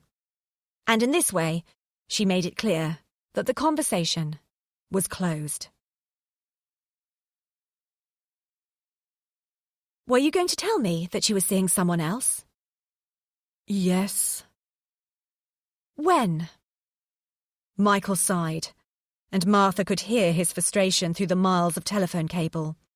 She knew that her late-night call was annoying him intensely. She also wished she'd been able to stop herself making it, but she hadn't been able to. When were you going to tell me? She repeated. When the time was right. Soon, he added.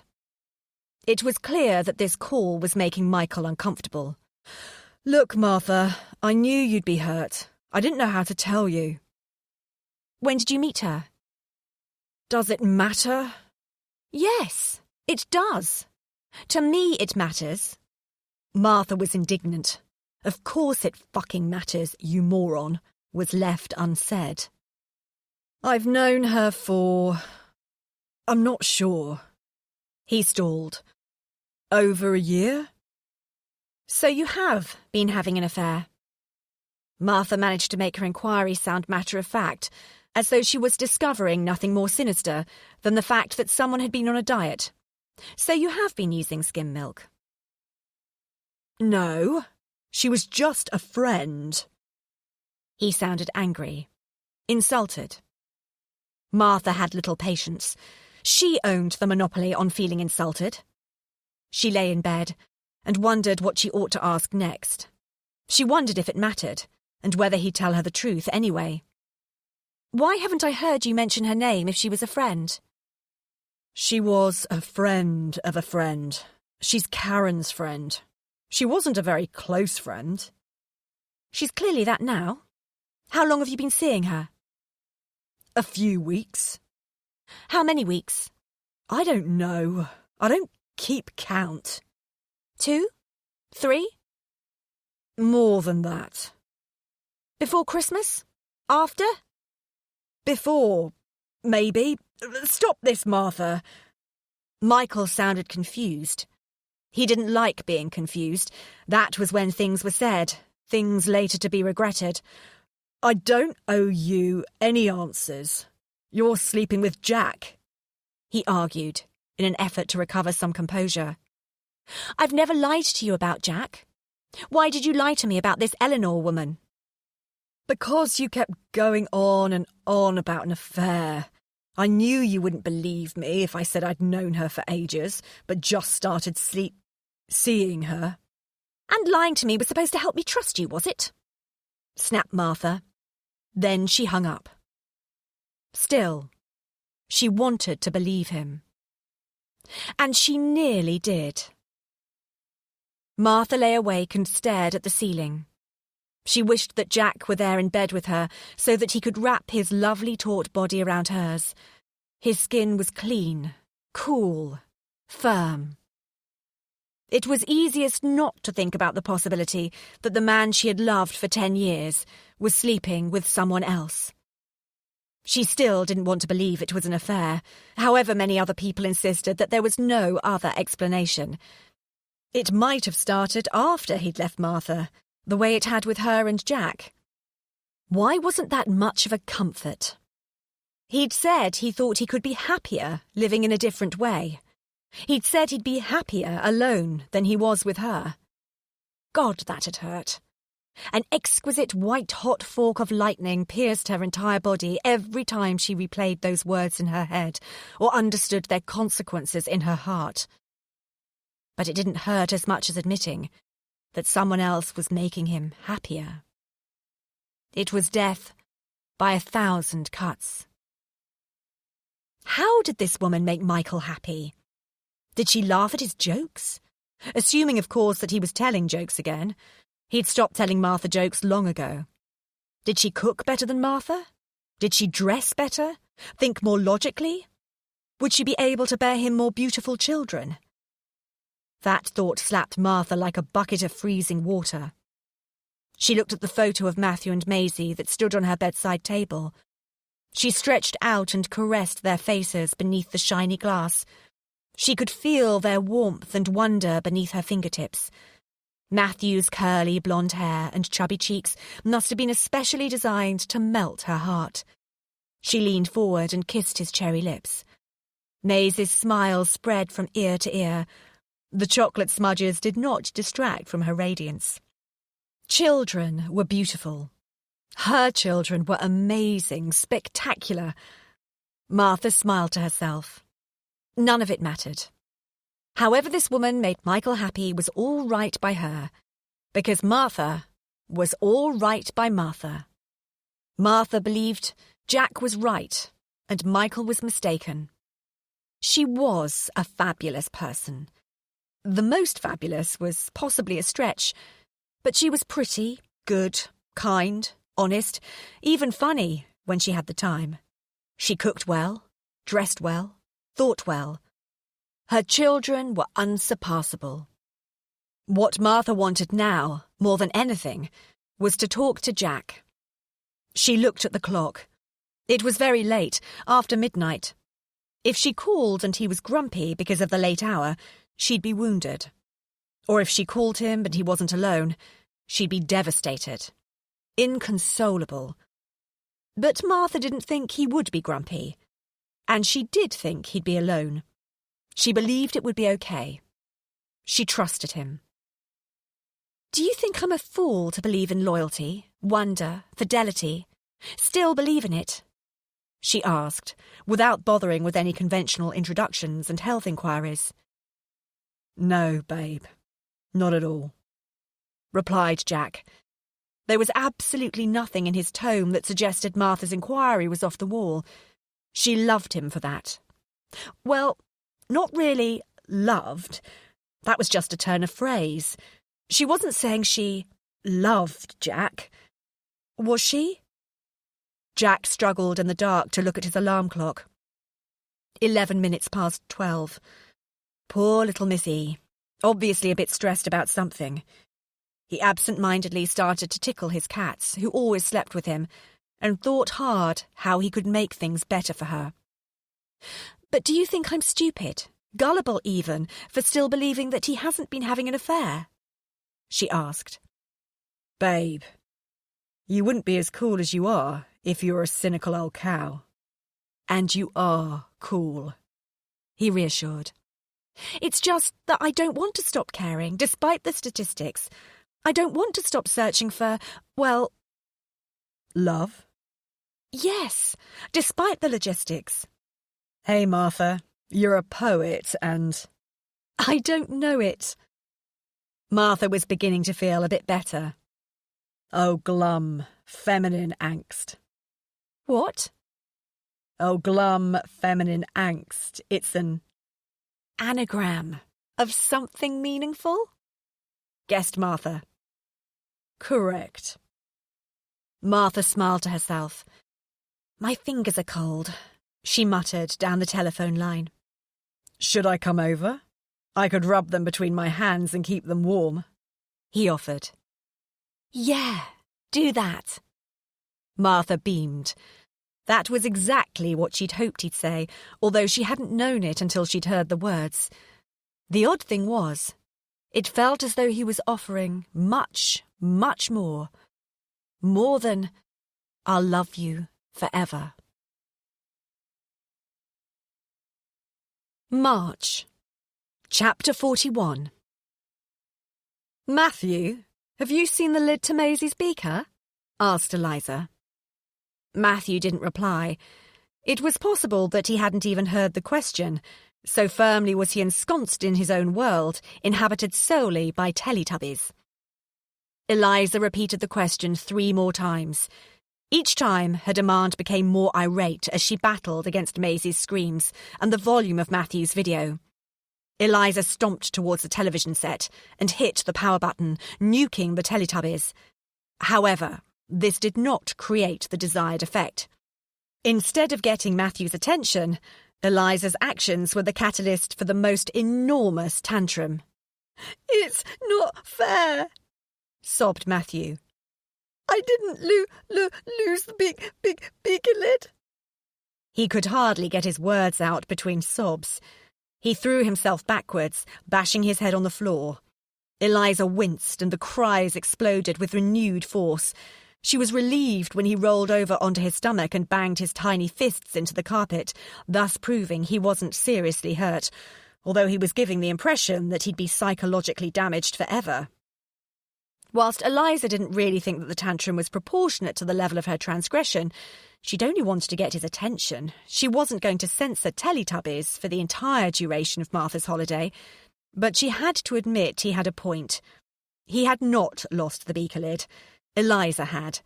And the lack of a beaker lid meant that Eliza could not give Maisie her morning milk, and so she was screaming too. There were at least 5 beakers in the house, but 3 were missing. They'd gone AWOL, along with Lala, an indispensable tool to lull Matthew to sleep, the Calpol, essential for relief during teething, particularly relief for Eliza, 3 socks, the rain cover for the pushchair, and oh, so many other essential bits and bobs that Eliza had lost count. 1 other beaker was in the dishwasher, and the final one was in Eliza's hand, but that was the one with the offending missing lid. Eliza should have put the dishwasher on last night. She opened it up, and the smell of yesterday's supper, fish curry, hit her in a nauseating tidal wave. Eliza slammed the dishwasher closed again, without retrieving the beaker. Eliza checked the calendar. 3 days down, 4 more to go. Why, oh why, had she agreed to babysit for an entire week while Martha and Jack went to New York? What had possessed her? True, Martha needed a break, deserved a holiday, but chances were Eliza would have a breakdown before her sister returned, and what an indescribably terrible way to use her own precious holiday allowance.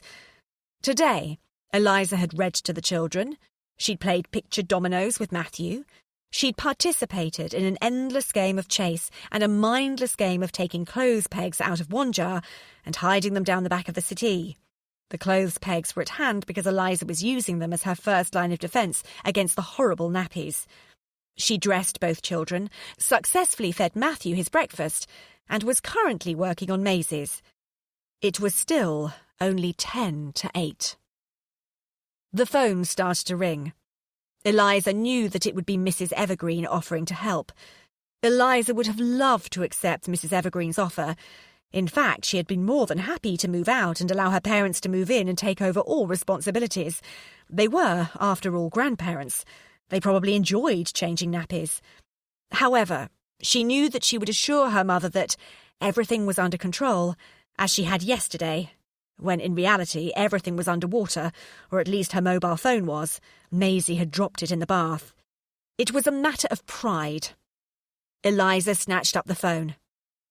"I'm fine," she snapped. "Oh, good. Glad to hear it." "Martha?" "Yes." "I wasn't expecting it to be you. I thought it'd be Mum. How's New York?" "Sensational, Eliza. I don't know where to start." "My God, Martha, what time is it there? Isn't it the middle of the night?" "Yeah, we're between clubs, but I thought I'd catch you before you took Matthew to playgroup." Eliza was so stunned by the throwaway comment, between clubs, that she nearly missed the reference to Matthew's playgroup. Nearly. She tucked the phone under her ear and walked towards the timetable that detailed her niece and nephew's extremely hectic schedules. Shit! She was supposed to be at Bunnies and Bears in 25 minutes. It was a foregone conclusion that she was going to be late. She surrendered herself to the inevitability of a black mark from the nursery teacher and demanded, "Spill, are you having a glorious time?" "Oh, the best, Eliza. I can't tell you how good." Jack had some business in New York and had almost insisted that Martha go along with him. Apparently, he was expecting to have plenty of free time between meetings, and he'd taken an extra few days' holiday so they could do the sights. "How are the children?" asked Martha. She'd rung from Heathrow and JFK airports to ask the same. She'd rung the moment they'd arrived at the hotel, and she'd rung every morning. "Perfect. Brilliant. Angels, both of them." "Really?" "Really." Eliza crossed her fingers behind her back. She didn't need to bother Martha. "Are they eating well?" in so much as they were eating plenty of sweets and ice cream, and none of the organic chicken and vegetable casserole or similar lovingly prepared meals that Martha had pre-cooked and then frozen, then yes, they were eating well. Fine. And sleeping? Oh yes, they're sleeping fine. In Eliza's bed, rather than in their room, was more information than Eliza felt she was required to give. Instead, she tried to change the subject. Stop worrying. They're great. We're all great. What have you done so far? Satisfied and happily deceived, Martha moved on to her news. Well, Jack's been meeting people for the last 2 days, so I've amused myself. I've done all the touristy things. I've been up to the top of the Empire State Building. I've seen the Statue of Liberty, Times Square, and Grand Central Station. I've been to MoMA. The excitement in Martha's voice momentarily drowned out Matthew's wails. Eliza knew she'd done the right thing in offering to babysit. I sat in the studio audience for some terrible confessions programme. I even participated by asking a question. You didn't. I did. I'm going to be on national TV. And better yet, I started it with, "Hey, sister." Martha. I know. I have no shame. Jack's free now until Friday, so tomorrow we're going to shop until we drop. Fifth Avenue. No, I think we'll go to the Villagers. The clothes are so much more hip in Greenwich and Soho. Right. Eliza spotted the beaker lid under the table. She bent down to retrieve it, stood up too quickly, and banged her head on the underneath of the table. There should be danger money in this job. She'd sustained multiple injuries in the last 3 days. Scratches from Maisie, before she found the nail clippers, and even then she had to wait until Maisie was asleep before she could cut the nails. And Matthew had hit her on the head, knee, and ankle with Dizzy, Bob the Builder's cement mixer. All 3 incidents were accidents, but all the same, Eliza wondered if she could sue someone, perhaps the maker of the toy, or the toy shop that had sold it to her without the appropriate warnings. She doubted that the contents of Matthew's money box would amount to much. My feet are killing me. I've walked and walked, related Martha. Eliza actively coveted an injury such as blisters on her feet. It would at least mean she had new shoes, or that she'd managed to get out of the house. As yet, Eliza hadn't managed to muster the degree of military precision and organisation necessary to tackle the operation of getting both children further afield than the back garden. Didn't you say you were between clubs? Well, there's always energy for dancing. There's always room for jello, as Jack says. Is that from a film? Probably. Aren't you worried that he doesn't have an original thought? No, he's a man. I'd be more worried if he did, giggled Martha. Look, I have to go. Give the kids big kisses from me. I will. The line went dead. The sound of a disconnected phone was never a comforting one. Eliza wondered exactly when she and her sister had body swapped. And was it an irreversible transaction? Eliza put the TV on again, but Matthew was too crafty to be palmed off that easily. He demanded compensation in the form of a Milky Way. Eliza tried to tell herself it was okay as long as she got him to clean his teeth afterwards. She gave Maisie her beaker of milk, thus snatching 5 minutes of relative calm. What had she been thinking of? How had she ever imagined that this life would suit her? There were some women who were cut out to be wives and mothers and run homes with clockwork precision, just as there were some women who were indeed suited to hosting sensational dinner parties and managed to do so on a regular basis without so much as breaking a nail, let alone requiring the intervention of the fire brigade. She wasn't one of them. She was a fantastic music video editor. Well, assistant. One day she would be a fantastic music video editor. She was creative, responsive, tactful and organised at work, but she simply could not transfer those skills to running a home and a family. She'd lived with Martha for 6 months now, and it had been a fruitful and interesting experiment. A change rather than a rest. But now all she wanted to do was get back to her own life. The life where she could spend her tiny wage on whatever she liked. Silly things, clothes, glittery nail varnish or fake tattoos. Last time she'd bought a fake tattoo, Martha had assumed it was a toy for Matthew. Eliza had felt too stupid and too old to use it after that. Eliza wanted the life back where she didn't have to ring to explain that she was working late and wouldn't be home for dinner.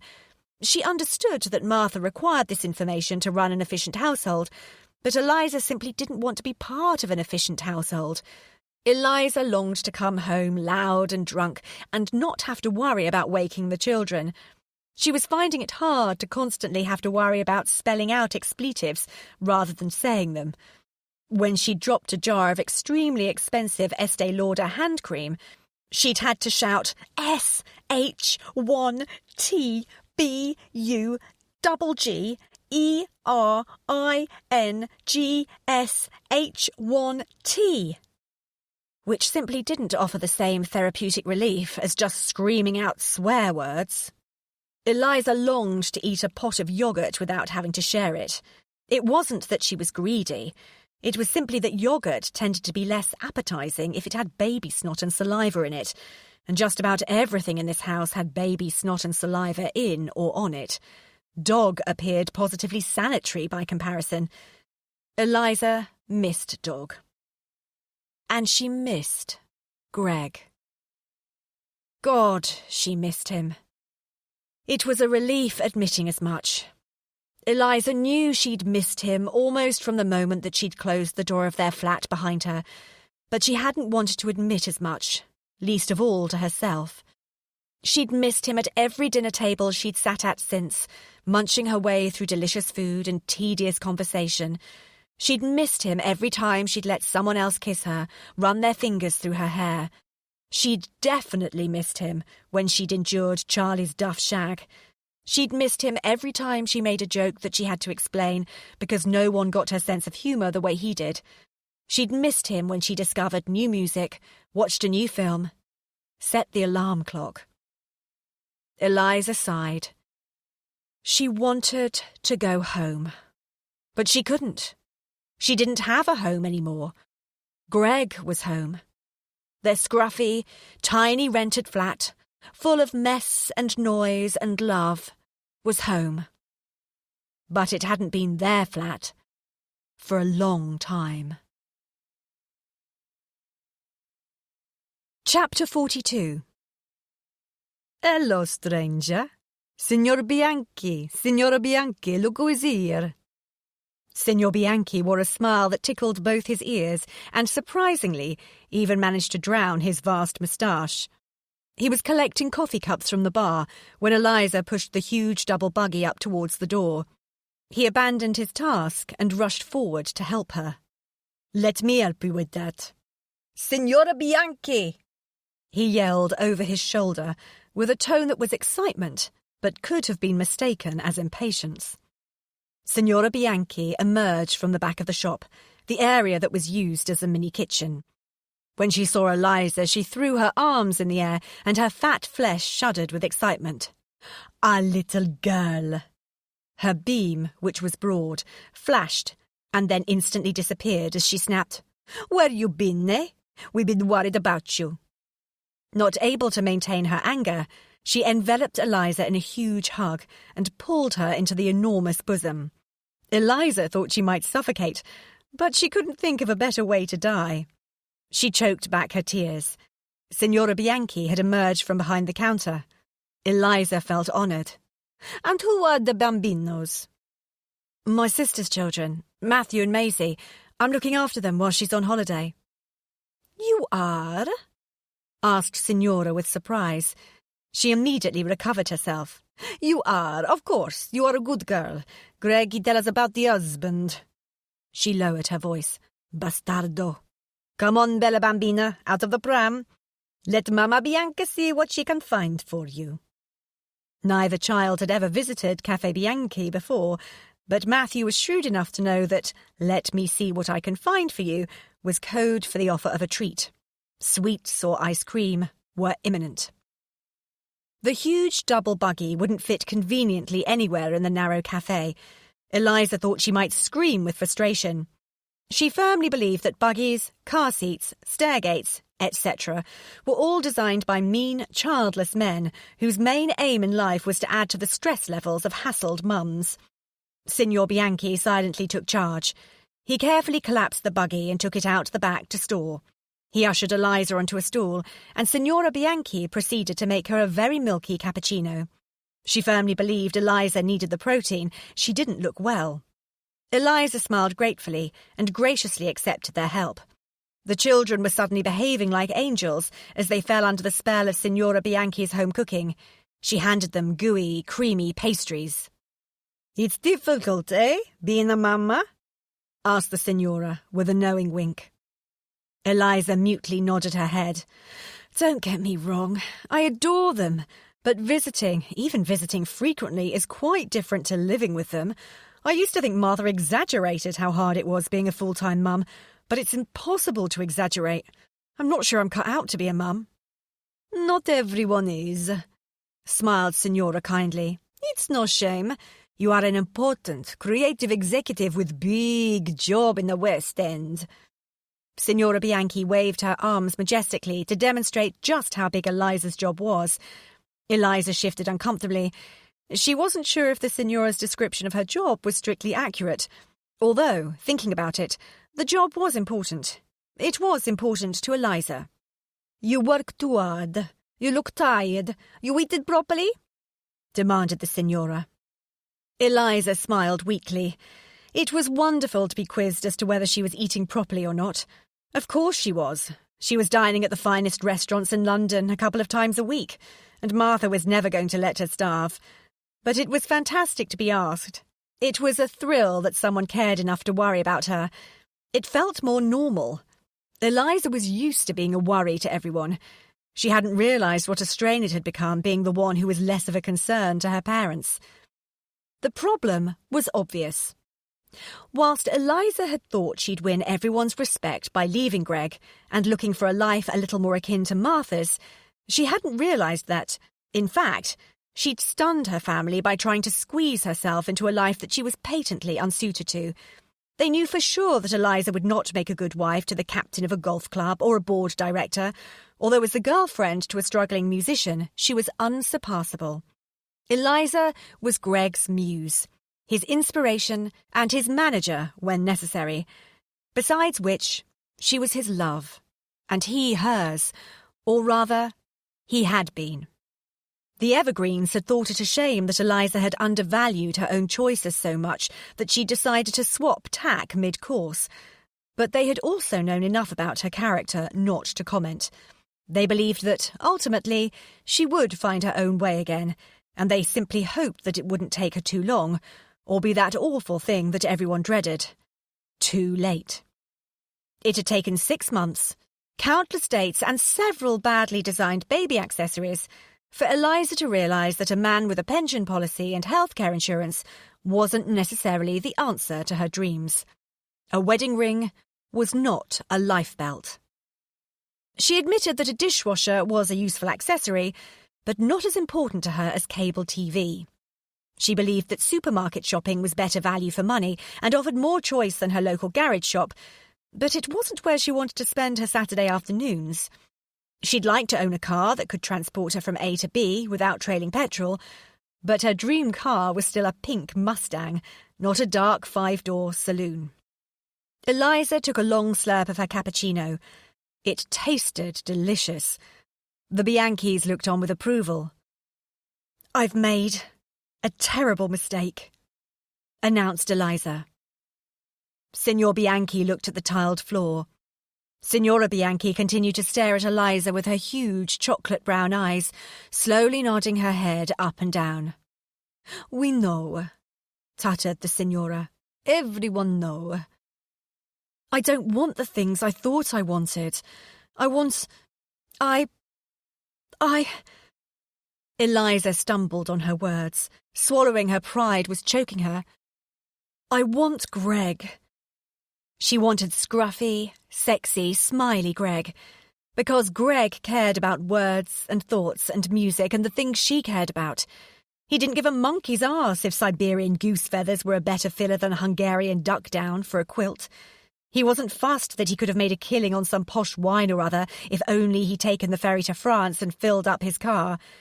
She now knew what it was like to mix with people who bemoaned the lack of a good cleaner. Mind-blowingly dull. These things may well be important, but not to her, not to Greg.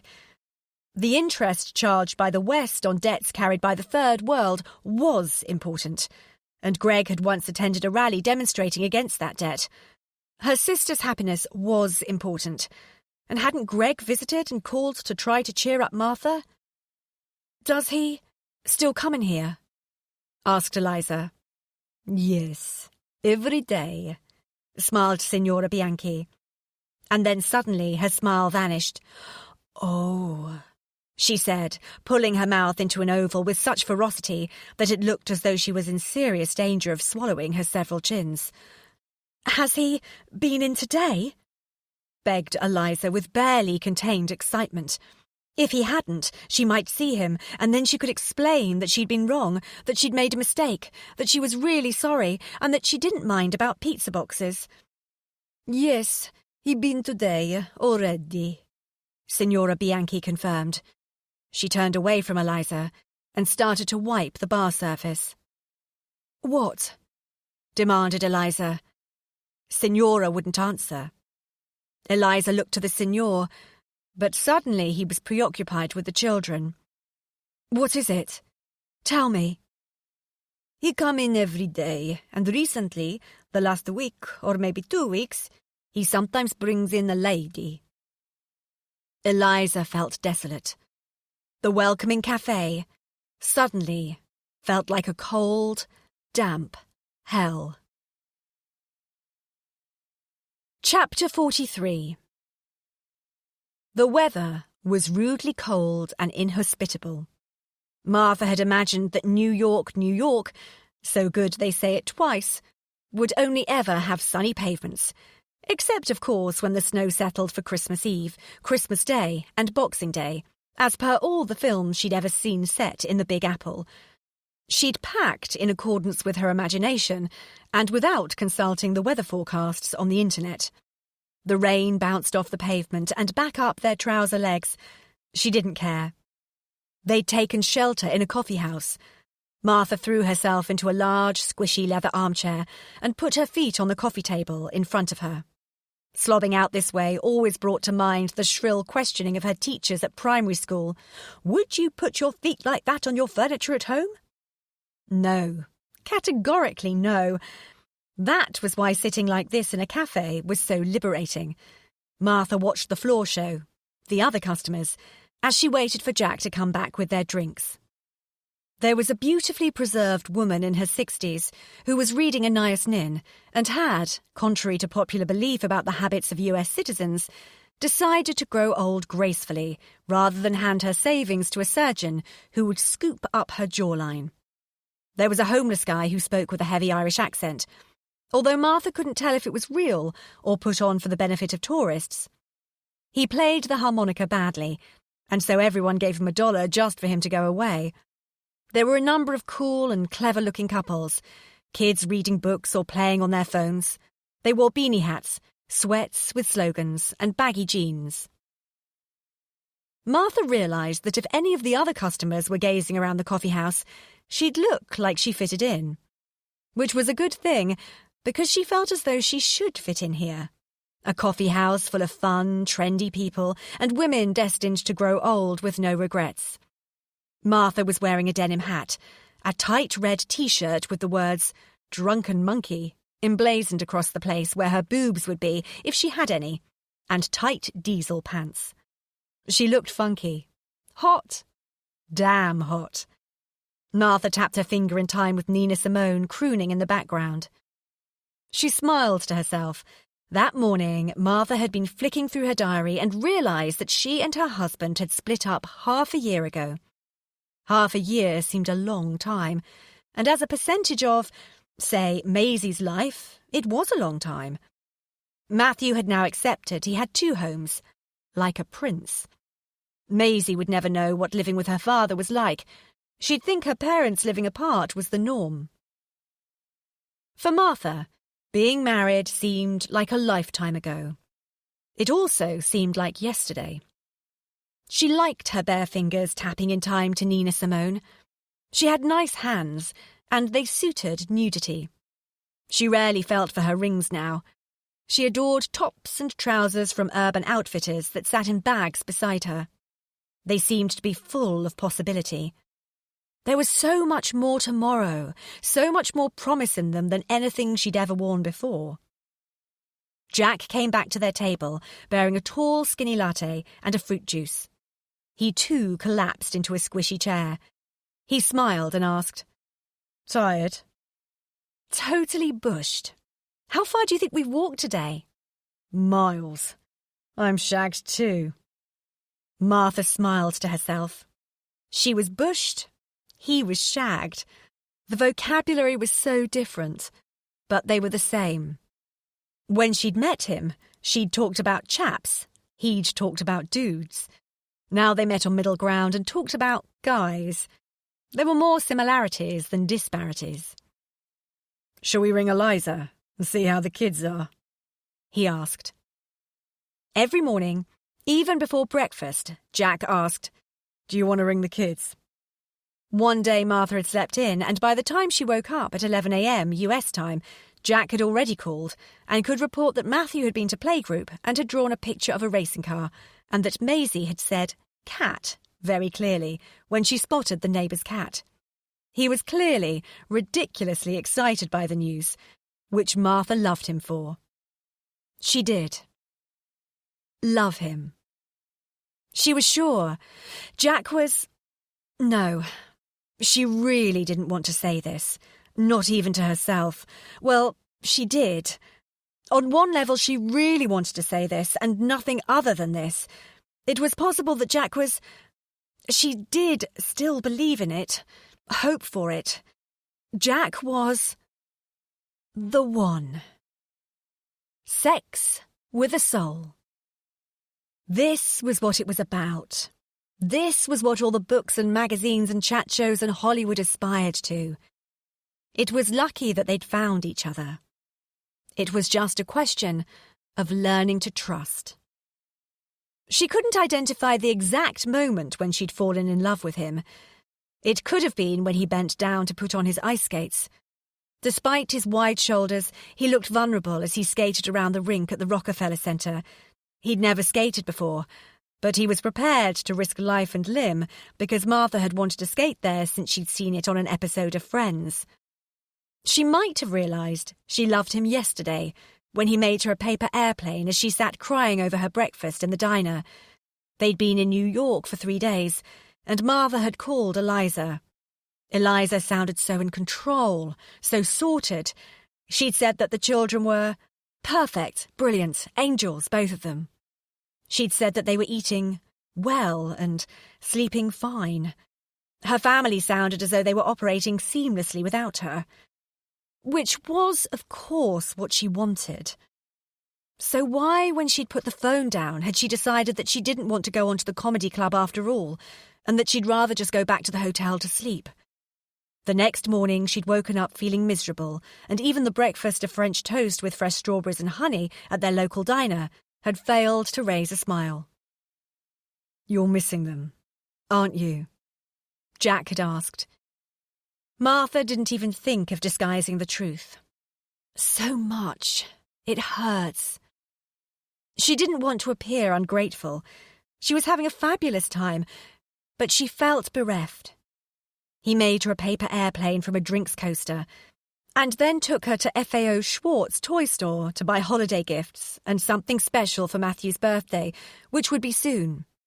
She wandered around and only just managed to stop herself swooping down on every little boy and girl and smothering them with kisses. Instead, she had to make do with beating her Amex card to death, buying gifts. She could have fallen in love with him when he helped her pick out a nail varnish for Eliza, or when he stopped at the window of a handbag shop and said, "I think your mum would like that." It might have been when they were playing pool on the purple pool table in the trendy Hudson Hotel, or when he patiently handed her garment after garment over the top of her changing room door as she tried to find something new to wear to go dancing in, although she'd brought a heavy suitcase with her. Or, of course, she might have fallen in love with him in the salsa club last December. She wasn't sure. Michael and Martha had been planners. Now she was learning to live in the present, never forecasting, just relishing. But she could no longer explain this relationship simply in terms of a need for experience. She would not be that much of a sham. She could only say it was to do with egotism, beauty, appetite, and feeling complete. Alive. Irresistible. That seemed like love to Martha. Still, Martha was confused. How had she managed to get to the age of 32 and still be so entirely ignorant as to how men's brains worked? She considered buying men are from Mars, women are from Venus, but she thought that that was the ultimate defeat. What was he thinking? Did he love her passionately? He'd picked her up in the street today and swung her around. It seemed so free, so positive. Did he do that with all his women? Did it matter? She didn't want to torture herself. She couldn't do anything but. When he made love to her, he was a silent and conscientious lover. A sexual ninja, he called himself, and Martha grinned at the recollection. Highly skilled in deadly arts. Strike without warning. Don't see them coming. Mad as they come. He clearly wanted to please her. In fact, it appeared that he wanted that more than anything. All he seemed to want to do, both in and out of bed, was make her happy. At that moment, Jack leant forward and gently but firmly clasped Martha's neck and held her steady, whilst he moved his full, rose-pink lips towards hers. She felt the kiss inside her ribcage and between her legs. Was he kissing her in that way because he knew she would dissolve? She was. Or because he was rapt. It was so difficult to tell. How could she ask? When would she know? Did it matter? She was so proud of him, so bloody proud of the pair of them. Peas in a pod, he'd called them. And when they made love, she never ever had to imagine Jake Gyllenhaal or Orlando Bloom or that bloke from the Calvin Klein adverts. Wow. He constantly asked what she wanted to do, where she wanted to go, which film she wanted to see, what type of food she wanted to eat. But he wasn't sycophantic or excessive the way doting men could be. He came up with wacky choices and interesting options. Martha had never come across that before. She watched him drink his juice. He nodded his head in time with the tune. Then he flicked his gum out of his mouth on the end of his tongue, and in a flash the gum disappeared again. His every move made her melt, as though she was snow in sunshine. Pounding his thumb on the side of his glass, in time to music, threw her into a near frenzy. Jesus, she was 32, and he made her feel 14. Uncontrollable. Uncontrolled. Jack caught Martha's eye and grinned. His eyes glistened with tears of laughter, as if he were recovering from something hilarious Martha had said. She wondered, could he love her? Was he waiting for the correct moment to declare his undying love and tell her that she was super special? It seemed unlikely. Everyone had assumed that the difficult thing about coming out of a marriage was believing you'd fall in love again. But that had been easy for Martha. The tricky thing was believing someone would fall in love with her. And it wasn't just her, was it? Why would he choose them? Why wouldn't he take all his chances with a single childless woman, a blank slate? Why would he bother taking on someone else's children, wife and life, and have to put in an enormous amount of effort in the hope of making them his own? It was a lot to ask. Even if he did declare undying love, how could she believe him? Martha realised that she shouldn't make comparisons, but it was difficult not to. If she compared Jack to Michael, when she'd first met Michael, there were some similarities, although Jack was nothing like the Michael she'd been waking up to over the last few years. It was the similarity that scared her. Even if he meant it now, it didn't follow that he'd always mean it. She'd heard the "I love you forever" line once too often. It was even possible that he feared her. Was he wary of that terrible moment when she would declare her undying love to him? When she would let down her guard and tell him that, actually, it wouldn't be so bad lying in bed and reading the Sunday papers with him for the rest of her life? Probably. He could be somewhere in between. But where? "I don't think I could walk another step," said Martha. Jack looked at the day's booty. They each had several huge bags crammed full of clothes, books, and prezzies. "Let's grab a cab," he suggested. They returned to the hotel. Their room was very small, not much bigger than a caravan, and now it seemed minute as they filled it with their shopping. They stretched out on the bed, flicked through the TV channels, raided the minibar, and decided to eat the M&Ms anyway, even though they cost 4 times the amount they'd pay in a store. They used Martha's stomach as a plate. And then they made love. Chapter 44. After they'd made love, Jack fell asleep, but Martha didn't. Instead, she lay awake, listening to the dust carts collecting rubbish and watching car headlights making patterns on the ceiling of their room. They'd had so much fun that day. They'd bought donuts and ice cream. They'd shared them, actually fed them to one another the way people do in films. And they'd tasted so good, better than anything she'd ever tasted before. In her past, she'd visited some of the finest restaurants in the major cities of the world, and yet nothing had ever sated her as well as those mini donuts. What was it? Did Jack simply know how to live life better than most? He certainly met all the boxes on the boyfriend wish list, way more than Michael had ever met. Jack was chatty, better looking, a better lover, had a larger penis, was a better dancer. She loved him. It should have been enough, but it wasn't. Jack didn't want her in an all-consuming way. Jack had other naked friends. What did men want? More, always more. Why couldn't they trust and love one woman? Why wasn't that enough? What had this world allowed itself to become? There was always more choice, more variety. Too much choice, too much variety. Why hadn't Michael been happy with her, his beautiful children and home? Wasn't it enough that they had fun friends, lovely holidays and good health? Had he given all that up because someone younger, more obliging, had caught his eye? And what was Jack looking for?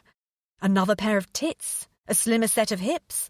The next pretty blonde or brunette or redhead or shaved head or pink head or just plain good head? One woman was no longer enough. Sometimes one at a time wasn't even enough, even if it was a new one every night for a month. Threesomes left Martha cold. Some men wanted to visit prostitutes or sleep with strippers. Others went so far as to draw a distinction between strippers and lap dancers and wanted to tick off both on their list. Martha was no longer prudish. She was having far too good a time in the sack to be prudish, but she was still a realist. She knew no woman could be all of these things. It wasn't possible to be the current one and the next one. All Martha wanted was to be someone's number one. She deserved it. As Martha listened to the sirens of police cars, she decided that if he wanted to sleep with other people, he could. But he was no longer going to sleep with her.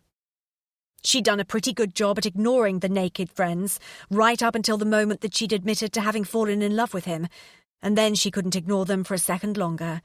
Suddenly, they were everywhere. They noisily demanded that Martha take notice of them. They ordered an espresso when she ordered a latte. They looked out of the mirror in the bathroom when she took her makeup off. They climbed into bed with her when she climbed into bed with him. It wasn't to do with jealousy, although she was jealous. Jealous of the breasts he'd touched, the shape of their muffs, the waists he'd known, the tone of their groans. But it wasn't to do with jealousy. Martha knew that she wanted Jack. God, she wanted him so much. Despite everything. Despite knowing that loving anyone was a risk. Despite the fact that she still grieved for Michael, despite knowing that Jack was dangerous, that he noticed other women and they noticed him, there would always be an endless trail of possibilities. Still, she wanted him. Martha pulled the duvet tighter around her body. She was cold. She glanced at the clock. At 3:05 a.m., she decided that she wanted him, but only if he wanted her and only her. It was the best and worst moment, in many extremely good and criminally bad moments. Jack was good and kind and handsome and sexy, but if his soul didn't burn for her, then the essential ingredient that Martha was demanding was missing. Martha knew her dizzy passion could easily spiral into something more permanent, but she was convinced that he didn't feel the same. It was annoying, but she'd become very good at recognizing when men weren't in love with her. Martha woke up feeling sad.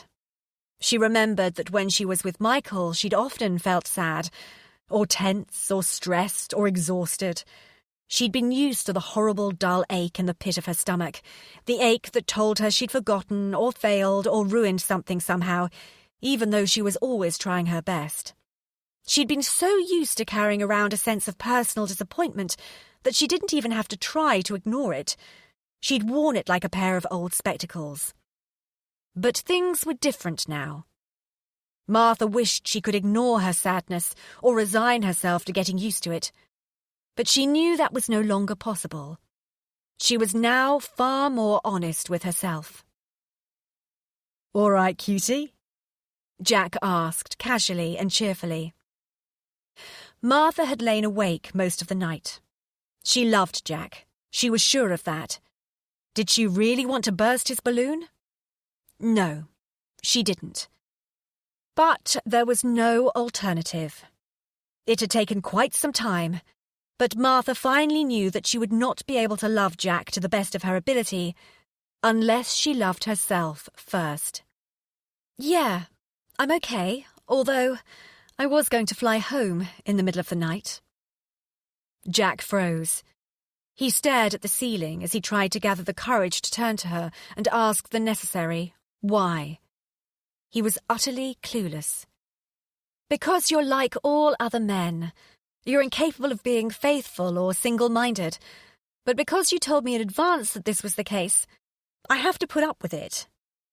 Bastard. Martha could feel the tears welling in her eyes, and her nose itched. "Don't cry," she willed, and then commanded herself. "Why do you think I'm a bastard?" asked Jack. "I don't understand you, Jack. I'm sorry. I don't get the naked friend versus girlfriend distinction. I haven't caught up with the morals, or rather lack of them, that this century seems to advocate." She waited, hoping he'd interrupt her. That way she'd reduce her chances of saying something she'd regret. He didn't interrupt. "I'm still stuck way back in the early part of the 19th century. I'd actually like to be wearing a long hooped skirt, if that meant I'd be protected from the disruption and disillusion that a divorce causes. I don't want to be back in the game, as you put it, but if I must be, then I at least want to understand the rules, and I don't. Your naked friend thing seems to me to simply be a get-out-of-jail-free card. Now, this may help you keep any nagging spells of conscience at bay, but to be frank, the fact that you're shagging around is not made any more acceptable just because you tell me you're shagging around. In fact, it's possibly worse." "Whoa, wait. Slow down, Martha." Jack sat bolt upright in bed and put his hands on Martha's shoulders. "I've never lied to you or given you any false impression, or at least I sincerely hope I haven't. I've always tried to be very honest with you." Martha shook his hands off, not least because they were centimetres away from the rise of her breast, and if Jack went anywhere near her tits, her defences would be completely annihilated. "It's a fucking loophole!" she yelled. Jack stared at the floor. Bloody hell, it goes to show they're all the same in the end. This woman had told him that all she was looking for was a bit of fun. He'd hoped that she wasn't going to turn out to be hysterical and demanding. Or hurt. He definitely hadn't wanted to hurt her. Why did they tell you they could handle things that they blatantly couldn't? My hole isn't just a loophole. People deserve more respect. I love you forever should mean forever. Until death do us part should mean just that, or shut the fuck up. Sex is more than just fun. It may not have to be about making babies every time, but it can lead to making babies, and that's special, isn't it? That has to mean something, doesn't it? I don't have any of the answers. I'm not sure why I married in church, besides the fact that it made pretty photos, but I did mean forever. Martha stopped raving, but only so that she could breathe. So this isn't about us at all. It's another row about Michael, said Jack. Martha glared at him. She held tightly to the quilt cover, her knuckles white with strain and tension. Didn't he see she couldn't separate the two things in her mind as easily as that?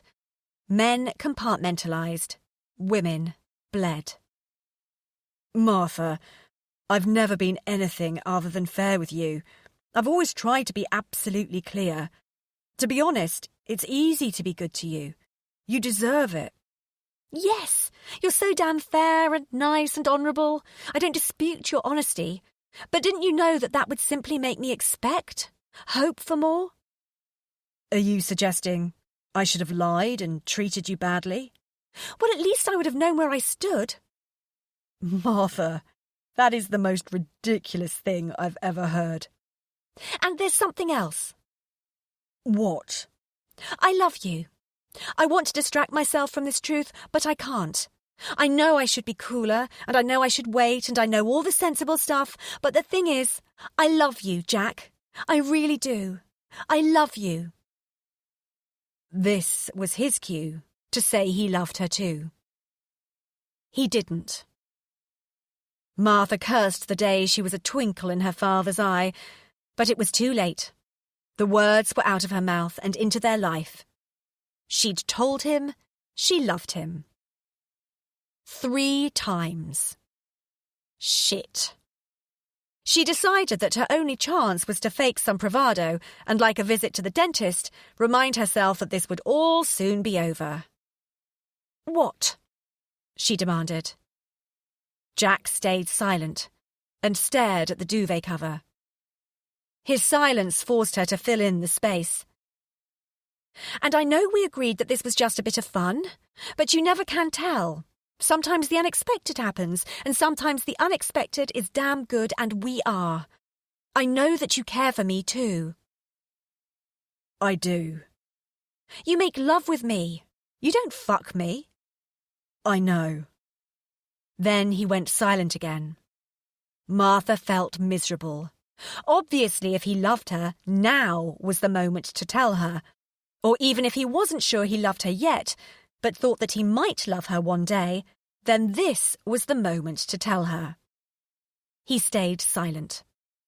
The silence stretched between them for what seemed like an eternity. Certainly, a long time. Too long. Martha felt the humiliation creep up through her toes. It clung and stained like tar, and then settled in a heavy lump in her stomach, as though she'd swallowed enough to resurface the M1. Oh, forget I ever said anything, Jack, she spat. You're all the same in the end. Who are? You know. Say it, Martha. Articulate that ridiculous, sexist, bizarre, unscientific thought. Men. Men are all the same in the end. All bastards? All bastards.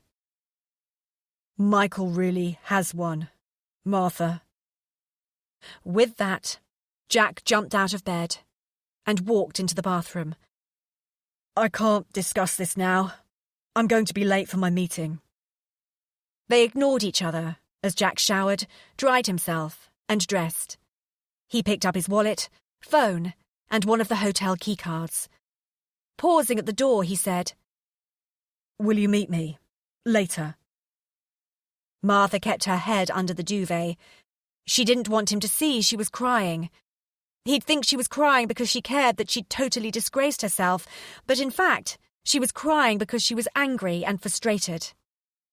And because she cared that she'd totally disgraced herself. I'll be at that cafe, on Union Square, the one we went to on Monday night. I'll be there from 4. I'll wait for you. He opened the door. "Jack," called Martha. "There can be only one." I recognise that. It's from Highlander, said Jack, pleased with himself. "No, Jack. It's from my heart." Chapter 45. Eliza had passed another hour with the Bianchis, but she was only there in body. Her mind was elsewhere, and her heart had stopped. She was the most stupid chick on the entire planet. Timing had never been her strong point. Why hadn't she told Greg how she felt that time she saw him when they were Christmas shopping? It would have been easy. She could have just said, "I'm sick of dating pricks. Will you loaf with me forever?" But she hadn't. She'd whinged about credit card bills and forgotten birthdays. She could have said something on Christmas Day. That was another great opportunity. OK, she couldn't exactly drag him under the mistletoe. That would have been very uncool. But she could have given him some encouragement. The nicest thing she said to him was, "You look stupid in the red paper hat. Here, have my blue one." Oh, God, was there ever such an arrogant arse? All the clichés were horribly accurate. You don't know what you have until it's gone. What was this other woman like? She hadn't wanted to ask the Bianchis. They weren't known for their tact. If the bitch was a 5'9" beauty with flawless skin, a personal inheritance of millions and a contract with the elite modelling agency, the Bianchis would probably make the mistake of thinking that Eliza would want to know that. Did this woman sleep in their bed? Well, of course she bloody did. Eliza wondered whether if she stood in the middle of the street in Shepherd's Bush and actually kicked herself, anyone would think it was strange behaviour. Would this girl stroke dog? Take him for walks? Drink out of Eliza's glasses, the ones she'd bought in Habitat? Yes. This girl's toothbrush was probably nuzzling up against Greg's toothbrush at this very minute. Eliza was not the type of girl to cry. She was more of a doer than that. She turned the buggy round and headed away from the tube station and towards Greg's flat. She hammered on the door. No reply, although some of the paintwork did crumble and fall to the floor.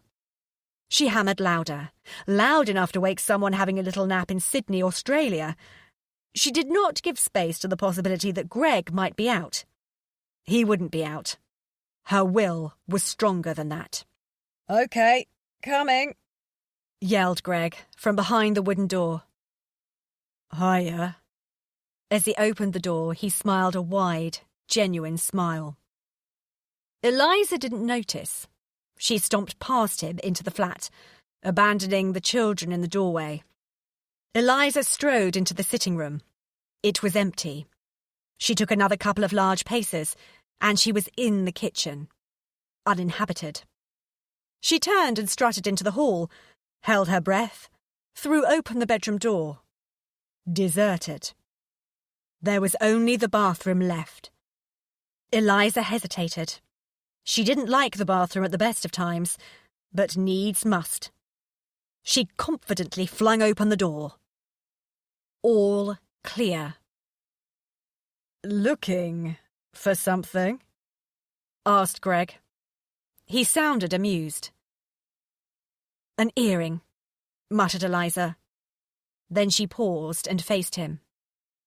Greg was smiling. Of course he was. He rarely did anything other than smile. He'd taken Matthew and Maisie out of the buggy. He was holding Maisie in his arms. She was nuzzling up against his goatee. Matthew was looking for Dog. He found him asleep under the table in the kitchen, and he and Eliza swooped to pet Dog together. "What type of earring?" asked Greg. He didn't bother to hide his amusement, but he was polite enough to play along with Eliza's charade as long as necessary. Eliza glared at him. She knew she'd been rumbled, so she didn't bother to elaborate further on her excuse. "I've just been to see the Bianchis," she said, by way of explanation. "About time. They're always asking after you." "They seemed well. Unchanged." "Nothing much changes around here, Liza." "That's not what they said," countered Eliza cryptically. She carried on glaring at Greg and waited for his defence. He met her gaze but didn't seem in the least bit fazed or embarrassed. Eliza thought about this for a moment. Of course he wasn't fazed or embarrassed. Why should he be? So he had a new girlfriend.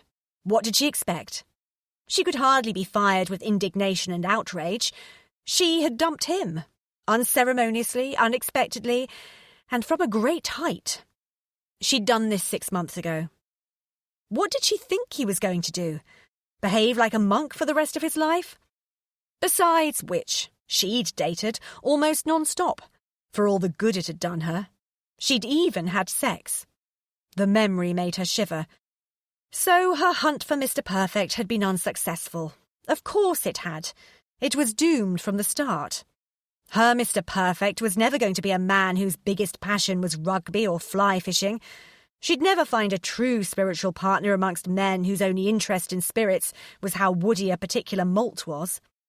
Her Mr. Perfect would not wear a tie. He would not drive a saloon car, and, however disappointing it was for Eliza to admit it, it was unlikely that her Mr. Perfect would have started a pension policy aged 21. That level of organisation would simply turn her off. Her Mr. Perfect was more likely to be creative, relaxed, witty, and, therefore on occasion, a bit lazy and messy. Greg. Greg was her Mr. Perfect. "Fancy a cuppa?" asked Greg, as though she'd been popping in to see him every week for months, and there was nothing unusual about her sudden arrival, nothing peculiar in the fact that she'd searched his home as if she was looking for the definitive answer to what is love. And in a way, she had been. "Yeah, that'd be nice." Greg put Maisie on the floor, and she scrambled towards Dog, thrilled with the opportunity to torture him alongside her brother. Eliza was just about to object. She could only imagine what filth the children would be crawling in, when she noticed that the carpet was clean. There were no dog hairs, no can rings, no empty crushed cigarette packs. Eliza took a moment to have another look around. It wasn't just the carpet that was clean. There was no fog of smoke. There was no stale, lingering smell of dog sweat. In fact, the windows were open, allowing fresh air into the flat, or at least air as fresh as air ever gets in a huge city. There were no empty coffee cups. There weren't even any sticky rings showing where the coffee cups had once rested. There were no pizza boxes. There weren't even any flyers offering to take your credit card details in return for the service of delivering a curry to your settee. Eliza bit her lip to cork the scream that wanted to erupt. She turned on her heel once again and rushed into the kitchen. Where were the towering stacks of dirty dishes? Why wasn't the lino sticky? Oh, God, the oven had been cleaned. She rushed through to the bedroom. The purpose of her last search had been to unearth the new woman. Eliza had expected to catch Greg and the new woman in flagrante delicto. Not that she'd thought through what she'd do if she had caught them in such a predicament. However, in her haste to uncover what she'd expected, she'd failed to see the unexpected. The flat was clean. The bed was made. There were no sweaty socks or sticky undies on the floor. There was a smell of soap in the bathroom, aftershave in the bedroom, and Mr. Muscle in the kitchen. Eliza was used to the flat smelling worse than a locker room. Eliza dropped into the settee and leant forward, holding her head in her hands. This was worse than finding the new woman in a negligee swinging from the lampshade. Not only did he have a new woman, but the new woman had succeeded where Eliza had failed. The new woman had persuaded Greg to clean up. Eliza started to cry. Silent tears slid down her cheeks, scalding her. "Hey, what's up?" asked Greg kindly as he returned to the sitting room with their cups of tea. He sat down next to Eliza and slipped his hand around her back. His warmth and kindness just made her want to howl. "Oh, it's nothing," assured Eliza, wiping her tears and snotty nose on the back of her jacket sleeve.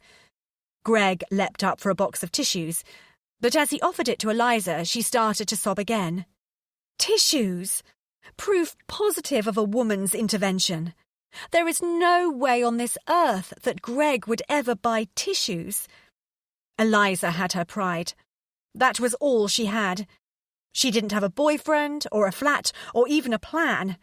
But she did have her pride. She was not going to tell him what was the matter. "Martha's away. I'm babysitting. The children woke up early today. Well, every day actually, and I'm tired. Silly, I know. This childcare lark is harder than it looks, and I'm not very good at it." "Looks like you're doing a pretty good job to me." Eliza smiled, pleased to receive any praise, however little evidence it was based upon. "What makes you say that?" she asked, fishing for further compliments. Greg looked at the children. Eliza followed his gaze. Matthew was eating Dog's chocolate drops, and Maisie had fallen asleep in his basket. Eliza knew for a fact that Martha would not approve. Hardly nutritional, hardly sanitary. "Well," Greg hesitated. "both their shoes are on the right feet." Eliza grinned. "How are you?" she asked, remembering her manners, but hoping that he wouldn't tell her. She really didn't need the details on just how wonderfully sexed up and loved up he was right now. "Not bad at all." He smiled, but didn't elaborate. Eliza was grateful for his sensitivity. They both fell silent, not that it was uncomfortable. "What are your plans for the rest of the day?" asked Greg suddenly. To get through it without the loss of a limb or incurring any other serious injuries such as concussion or a fracture. Greg smiled. "We could take them to the zoo." "We?" "Yes, you and me. I'm not doing anything better, and you're not. I've missed the kids. But if you don't want to..." "Great! No. Yes, yes, I want to. That's a great idea. 2 sets of hands are always better than one." "And I'd like to rip your clothes off and take you on the futon," thought Eliza. But she didn't say so. It didn't seem like the right moment. Chapter 46. She wasn't going to go. Why should she? She'd been made a fool of once, and once was once too often. It had been nice, fun, but it was better all round if she just left it where it was. Hadn't she begged Michael to stay? Humiliated herself completely? Surely she should learn from that experience, and then at least something would have come out of this whole sorry mess. She wasn't going to waste a moment longer on a man who didn't love her and only her. Naked friends had been all very well when she was in her... what did Eliza call it? Her recovery stage. And yes, she was very grateful that her recovery stage had been spent with Jack, a sex god with a good heart. But she'd recovered now, and the recovered Martha deserved more than a timeshare. The relationship had been a beautiful, amazing rebound relationship. That was all. Eliza had been right. Martha had been wrong, but she was grateful that she'd been wrong. If she'd listened to Eliza, she would have missed out on the best 3 months of her life. True, he'd never lied to her, or hurt her, or let her down, and that was good of him. He'd recognised how vulnerable she was, and he hadn't abused her trust. But then, he'd got a good deal too. Jack got unlimited, astonishing sex with a grateful, rampant divorcee. And she got, well, unlimited, rampant sex with an Adonis. The deal between her and Michael had been a little more prosaic, more sock-washing and bread-earning, less foreplay, but the principle had been the same. And as for her and Jack's sharing donuts, laughing, chatting, reading, playing with the kids together, well, that had been a bonus. And as for that next bit, the bit that she found difficult to describe, the bit where she was sure that she was in love with him, that they were alike despite the outward appearances, were peas in a pod, well, she'd have to forgo all of that too, if he didn't love her. Because she did deserve to be loved. Martha's cheeks burnt at the recollection of what she'd said. She'd told him she loved him, and he'd ignored her. He hadn't made any comment at all. She might just as well have said, "Funny weather we're having, aren't we? Strange the way there's intermittent showers and then beautiful bright skies." Martha took little comfort in the fact that what she'd said was true. So there was absolutely no point in meeting him at Union Square. The sensible thing for her to do now was get on a plane and go home to her children, her family, her friends, and get started on her real life, which, thanks to Jack, would no longer be limited to jam making and cake decorating. She'd also include a little hip clothes buying and DVD watching. What would be the point of meeting him? Everything that could be said had been said, and more. Martha thought all of this as she boarded the subway. She took the R line, which did pass through Union Square, but she told herself she didn't have to get off there. She could stay on and go to Soho and do a little more shopping before she left for JFK. Yet again, she'd been deceived into thinking it was a warm day. It amazed her how her optimism won over experience, time after time after time.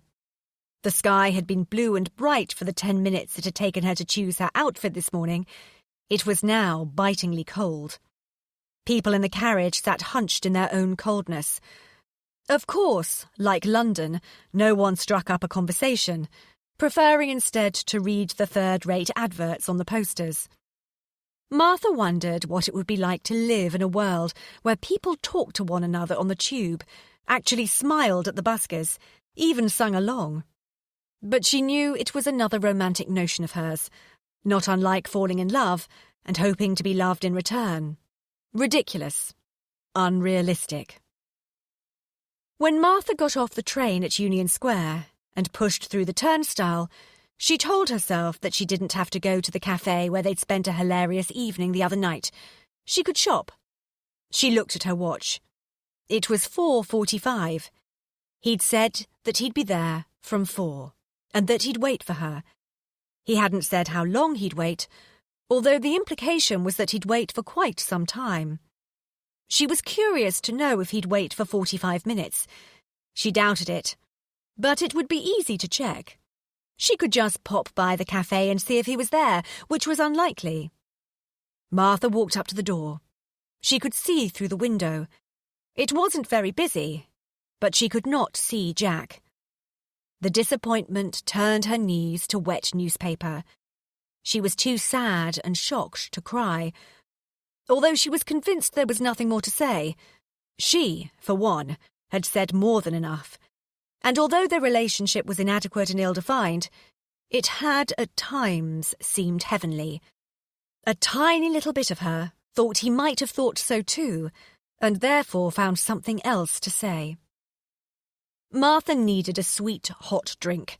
She was shaking so much it looked as though she was breakdancing, and if she didn't get off the street quickly, someone would probably try to force $1 on her. She pushed open the cafe door. No one turned and stared at her, which surprised Martha, as she was sure that, besides her strange hue, there must be a huge comedy arrow above her head pointing at her and saying, "Disappointed again." She went to the bar and ordered a cafe latte. Full fat, 4 sugars. The waitress assumed that she'd just witnessed a horrific accident or had been a victim of a mugging at the very least, because Martha looked so traumatized. "Hey, girlfriend, you okay?" Martha moved her head a fraction. It wasn't clear if she was trying to nod or shake. "You look cold. Why don't you go through to the back of the cafe? There's a fire there, and it's real restful." Martha followed the suggestion as though it were an order. She hadn't known that there was another part to the cafe. The back room was empty, all but for 2 people. A woman by the window reading the New York Times, and Jack. Jack was sitting by the fire. Martha, fantastic you came. I wasn't sure you would. He jumped to his feet. Can I get you a drink? No, you've got one. Me too. In fact, there were 3 empty juice glasses on the table in front of Jack. Martha stared at them. I got here early, he said, by way of explanation, just in case. He leant forward to kiss Martha, but she ducked. She knew if he kissed her, she'd be without resources. She'd cry out, "Forget all that stuff I said this morning. Forget the demand for exclusivity, and forget that I said I loved you. Let's just go back to the way we were. Just be with me. Don't leave me." Which wouldn't be very dignified. She pressed her lips together in an effort to restrain herself from backtracking. He took hold of her hand and held it tightly for a moment. He tried to look into her eyes, but she wouldn't meet his. She stared at the floor miserably. He lifted her hand to his lips and kissed it. The kisses branded her, embossed his signature. She was sure she'd be ruined for life. No other man could possibly be this unique combination of sunshine and sexiness. She didn't really believe in this one. Jack sat down and waited for Martha to sit opposite him. But she stayed resolutely on her feet. She didn't feel comfortable, and she didn't want him to feel comfortable either. A little bit of her wanted to punish him for not loving her, and whilst she realised that making him stretch to reach her hand wasn't exactly the same as putting him on the rack in the tower, it was all she had available to her at that exact moment. Jack waited a second, realised that Martha wasn't going to sit down, and then stood up again. He still held on to her hand. God, I've had the most bizarre day, he said. Martha stared at him with disbelief. Was he taking the piss? Hers hadn't been exactly run-of-the-mill either. It wasn't every day that you told someone you loved them, and this was possibly the most salient point. The person you'd said, "I love you" to, ignored you. Jack beamed at Martha. Oh my God! He did love her. He was going to tell her now. Suddenly, Martha could see such warmth and hope and excitement in his eyes. Why hadn't she looked closer this morning? Then she would have seen it all, and saved herself this horrific day of worry. Martha allowed her body to relax, as though it was sinking into a huge, warm bath full of bubbles.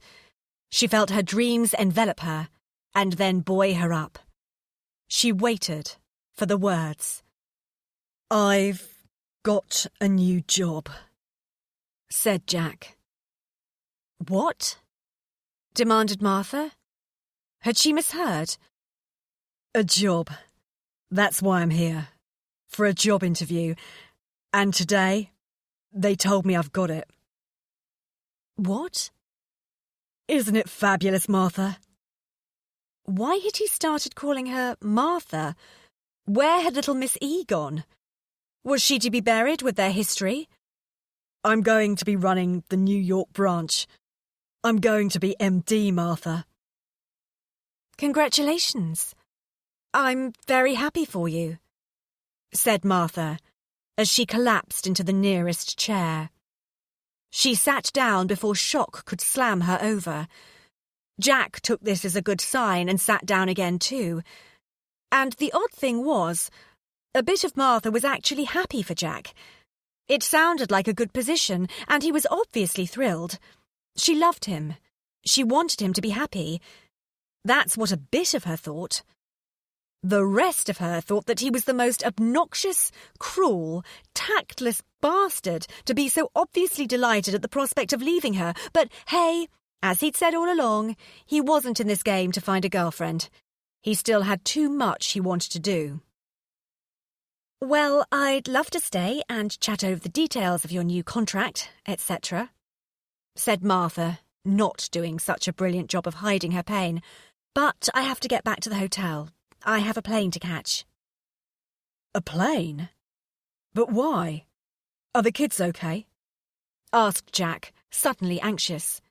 Yes, they're fine. I just don't want to be here with you any longer. I don't see the point. Martha made to stand up. She wondered if her reserve would last at least until she got out of the cafe. Then she could sob or scream or do whatever struck her as most appropriate. I don't understand, said Jack. He did look genuinely bewildered. You said you loved me.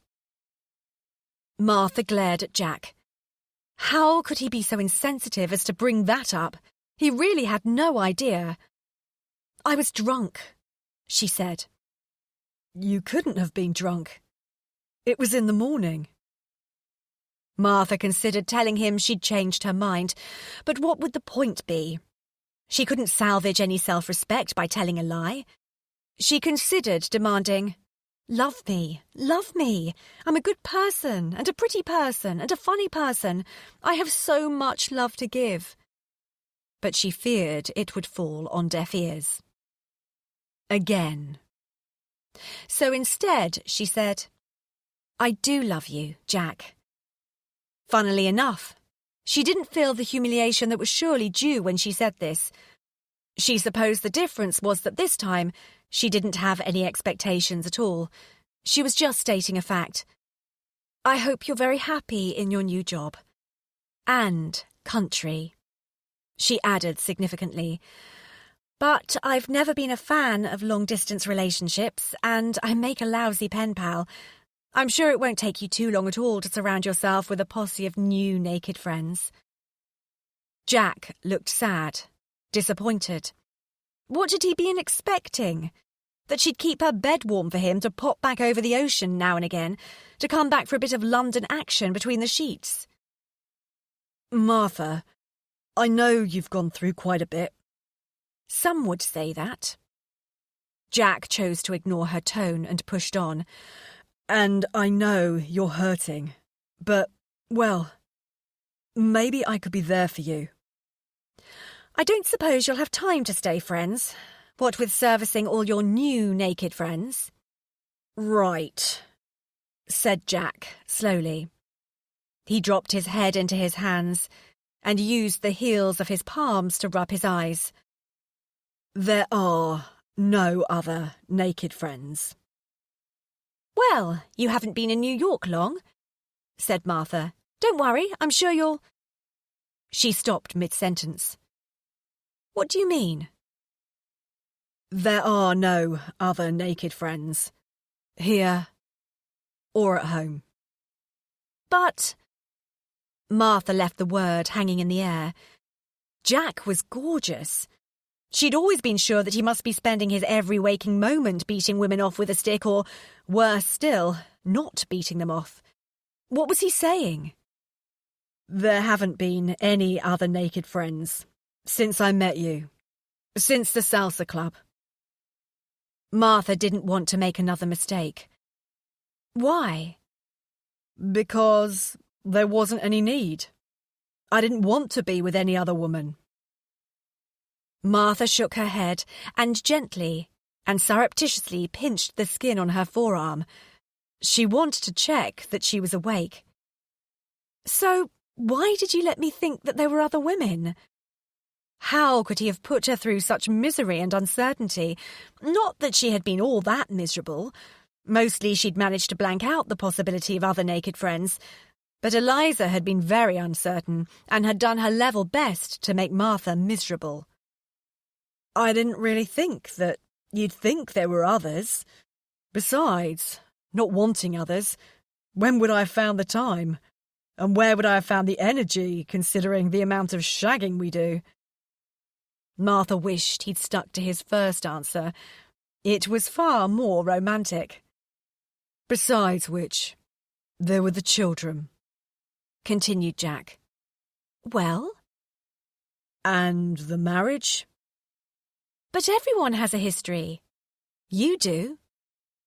I was never sure which way it would resolve itself.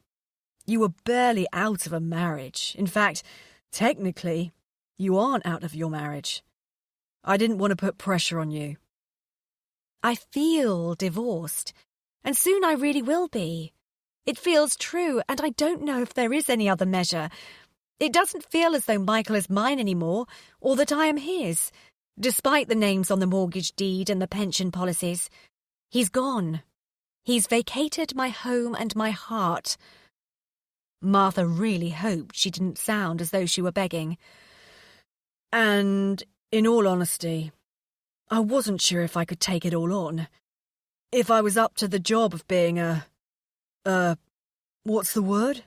You've come far in the story. Let this quiet melody carry you through a moment of peace. Thanks for being part of our audiobook family.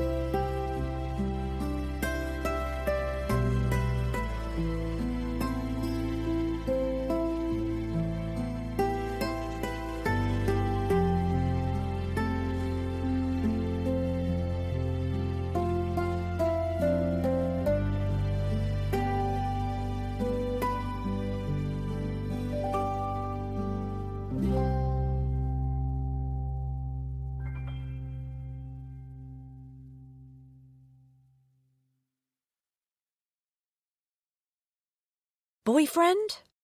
Suggested Martha. Jack glared. A family man. Oh, I see. And now it's okay to tell me that you don't have any other naked friends because you're leaving anyway, and that's my consolation prize. Martha was almost proud of how indignant she sounded. No, Martha, that's not it. I love you. Martha, you are the most fabulous person I have ever known. I've told you that. I love you so much. I think I've loved you for a while, and I was just waiting for the right moment to tell you. Today, I actually ached for you. Can you believe that? Jack was laughing. Today, I knew that the only thing that could make a perfect day even better was seeing you. I want you to come with me. This job is the job of a lifetime. I'll be earning 3 times my current salary. I can give you and the kids a really great standard of living. It's proved easier than I thought it would be. The unknown, being around children. They're great. Noisy, smelly, but great. The company will pay for our home and the kids' education. We can be a real family. A happy family. Me devoted to you, hanging on your every word. He was laughing and joking, but he meant it too. I didn't say anything to you this morning because I wanted to know exactly what I was offering you. Jack was smiling a wider smile than Martha had ever seen before. It shone through his eyes, his pores, even his hair seemed to glisten with happiness. He'd worked it all out. He had a solution. He was able to offer Martha the happily ever after she wanted, and she deserved. He'd never been happier. I can't live here, Jack. No, not straight away. You'll have to pack up the house. Michael. The word punched Jack. It knocked him to the ground more certainly than if Lennox Lewis had landed a blow. He'd never agree to it. He'd have a court order slapped on me quicker than you could say green card. We'd fight it, said Jack. He stood up, panicked, and ran his fingers through his hair. Almost instantly he fell back into his chair again. We'll fight it. But Jack already knew that Martha would never be able to join him. His words drifted, without gravitas, like feathers in the air on a very windy day. I can't take his children away from him. They're your children. And his. The lovers sat in a silence that deafened them. Martha watched her sweet coffee go cold, and she wondered how brave she was expected to be. Surely the call for heroes and martyrs had long been extinct. Apparently not. I don't know what to do, sighed Jack. He looked at Martha with desperation, and she knew what he wanted her to say. Take the job, Jack. Martha was thinking. If you love something, let it go. If it comes back, it's yours. If it doesn't, it never was. And she hated the fact that the most important things in her life could always be distilled down to a message on a twee Hallmark card. When do they want you to start? End of April. We should get a drink and celebrate. You can have orange juice, but I need something a bit stronger. I signed the contract. I didn't think. His tone was apologetic. Martha would have felt sorry for him, but she felt so sorry for herself that she didn't have the capacity to feel pity for anyone else, not even Jack. No, of course not. Why should he? He wasn't married to her. They weren't his children. For the last 3 years, in every waking moment, Martha had thought about her children and what was best for them. She was used to it. It was automatic. Jack didn't have the same responsibility. He wasn't there. He could break the contract. There would be a get-out clause. They both knew that. But neither of them suggested that he do so. Chapter 47. The visit to the zoo was less of a success than Eliza had hoped. From the second Greg had offered to take them there, she had indulged in visions. Visions such as him pushing the double buggy, freeing her up to concentrate on humorous stories of how she'd filled the last few months. Of course, she also planned that these anecdotes would be tightly edited and generously embellished so as to paint her in as strong a light as possible. There would be no point in admitting that most of her dates had been mind-numbing, cheap or tedious. That would not cause her ex to sizzle with jealousy, and she wanted him to sizzle. Think bacon in a pan. She imagined that the children would suddenly transform from small demons to more celestial characters, so as to give the impression that she was in control after all. She hadn't visited London Zoo, or indeed any zoo, since the age of 8. Her dim recollection was that the place was full of cute, furry animals. Greg tried to push the buggy, but he wasn't good at turning corners, got a bit frustrated, then heavy-handed, and bent one of the axles in temper. Eliza was so worried about what Martha would say when she saw her precious McLaren buggy that she was rendered speechless for a good few minutes. When she finally did say something, it was all very derogatory. "Bloody hell, Greg. How can you be so cack-handed? Or rather cack-footed? Martha'll go mad. You total arse." "Total arse," repeated Matthew, as clear as a church bell, stopping Eliza from continuing her tirade. Jesus, Eliza. It's a pram, not a kidney machine. It doesn't matter. I'll bang that axle out with a hammer when I get home. Chill. Since when have you been so hyper? Scowled Greg. Eliza doubted Greg's ability to fix the buggy.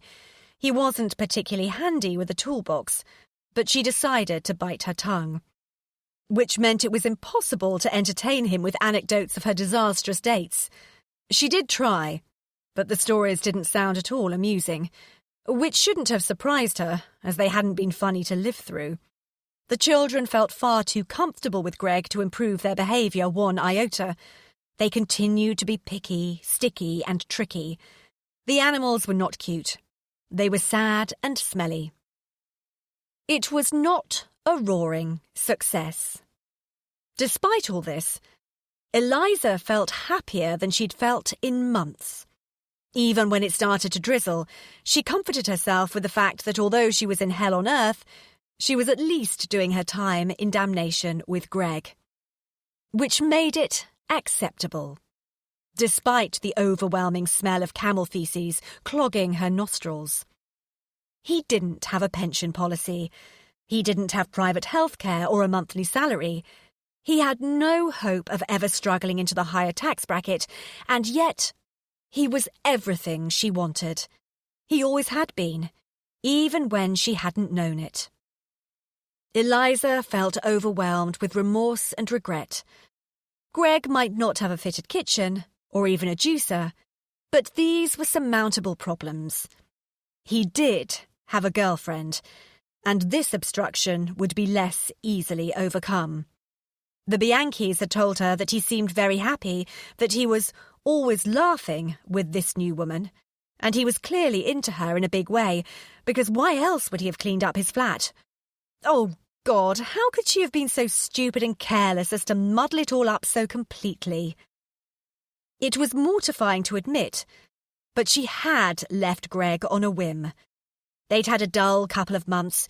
He hadn't had any work and was actually subsidising his gigs with the money he earned from selling hats. It was ridiculous.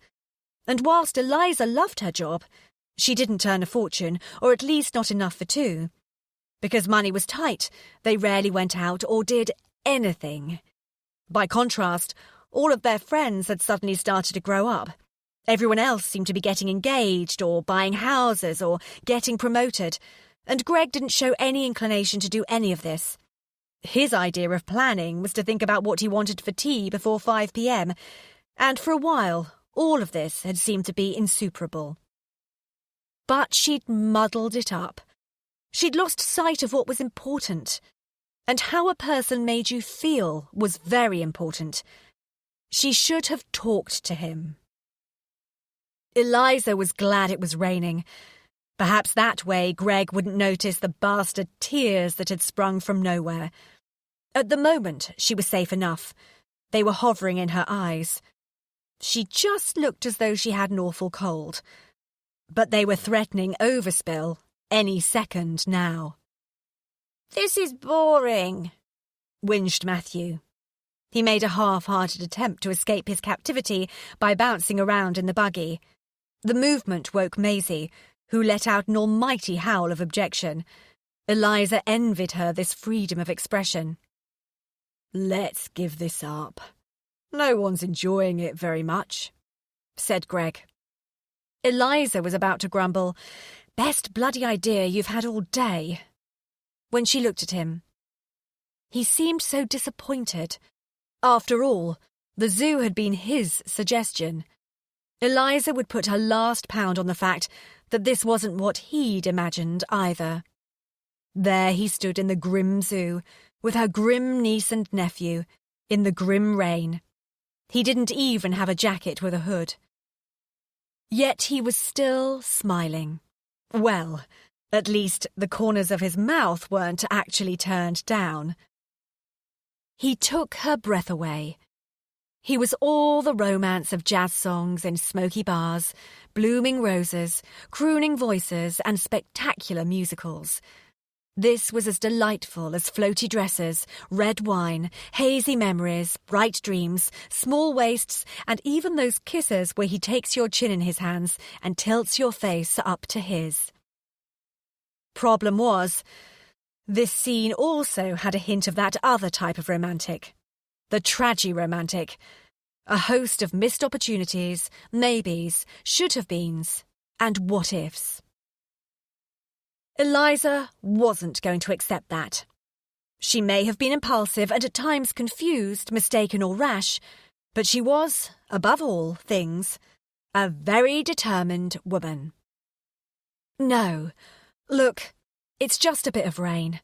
I'm having a great time," she lied. "Eliza, remember who you're talking to." "Okay, it is a bit crap," she admitted, but she didn't want it to be over. All her senses were being assaulted. It was almost impossible to see the animals for the drizzle or have a conversation that would drown out Maisie's screams. Eliza was so cold she couldn't feel her fingers, and she couldn't smell anything other than animal shit. But the worst thing would be for them to go home now, for Greg to leave her with nothing but the taste of regret. "How about we go and get something to eat? It's getting late. The children are probably crabby because they're starving." "And because they're children," Greg added. "Oh, yeah. And because of that. How about lunch? My treat." Eliza hoped she sounded nonchalant, because desperate has never been an aphrodisiac. "Say yes. Please say yes. Please." "Okay, if you're paying," said Greg. But he was smiling, and Eliza had the feeling that he'd have come anyway. It wasn't just the promise of a free chicken and chips that was luring him. They found a burger bar where the management didn't sigh and huff and puff at the sight of the buggy. They took off their damp coats and draped them over the backs of chairs to steam. The children were given fizzy drinks and a pot of crayons. Greg and Eliza asked for a half bottle of red wine, and the mood distinctly brightened. They placed their order. Everyone chose something with chips, and Eliza didn't have the energy to argue for vegetables. The service was speedy, the food was tasty, and as the damp clothes dried off, everyone slipped back into their more sunny personalities. "Shall we order the other half?" asked Greg, pointing to the empty bottle. God, where had that gone? Wondered Eliza. Mostly down her throat, a little on her t-shirt, and a bit down Greg's throat was the answer. She looked at the kids. Matthew was taking an impromptu nap, and Maisie, rather surprisingly, was sitting quietly amusing herself. Admittedly, this was by ripping up menus, but hell, she was happy. Eliza agreed to another half bottle. Go on, then. Only if you promise to tell me another date horror story. Easy. I've hundreds of them, laughed Eliza. She'd been selective so far. She hadn't told him about the list of criteria or the horrible shag, but she did tell him about having tea with Rupert Bear and about all the men who were in love with Martha. When he laughed at her stories, the experiences seemed less horrible. I mean, you have to ask yourself, how is it that these men ever get a chance to reproduce? They must have evolved in some way, but who sleeps with these men, and why? Asked Eliza. Greg was laughing as though she were the funniest woman on earth. Eliza thought he must be a bit drunk. He caught the waitress's eye. Eliza wasn't thrilled to note that the waitress clearly fancied Greg. Eliza had used to enjoy the fact that other women found her boyfriend attractive. It was less amusing when he was your ex-boyfriend. Greg was flirting shamelessly. The poor flustered girl could hardly concentrate on pouring the wine, and she'd brought sparkling water when they'd asked for still. Eliza let it go. She was having too good a time to fuss about something so small. They hadn't talked about their new status quo. They'd never said, "Let's be friends," the way some couples did when they ceased to be couples. Greg was just being Greg. Fun, easygoing. Eliza didn't really want to be his friend. Just good friends was the death knell as far as she was concerned. But better friends than enemies, or nothing at all. So she chatted pleasantly about what she'd been doing with her time, her successes at work, her failures on dates. You've certainly kept yourself busy, said Greg. You too. The cleaning of the flat must have taken ages. He shrugged. You're like a different person, she said thoughtfully. Good. Why'd you say that? Well, you didn't like the old me much, did you? Said Greg. Eliza blushed. I wouldn't say that. Oh, but you did. Repeatedly. For the first time that afternoon, there was an awkward silence. Eliza knew what she should do. Sorry, she mumbled. Oh, that's okay. You only broke my heart. Greg was grinning with everything on his face, except for his eyes. His eyes showed hurt. I am sorry, said Eliza more clearly this time.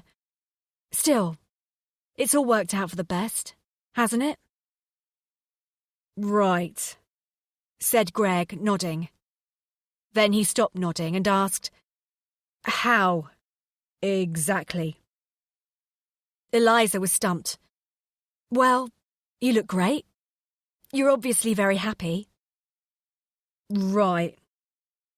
More nodding. Greg started to play with his cigarette packet. He was clearly desperate for a fag, but seemed reluctant to go outside.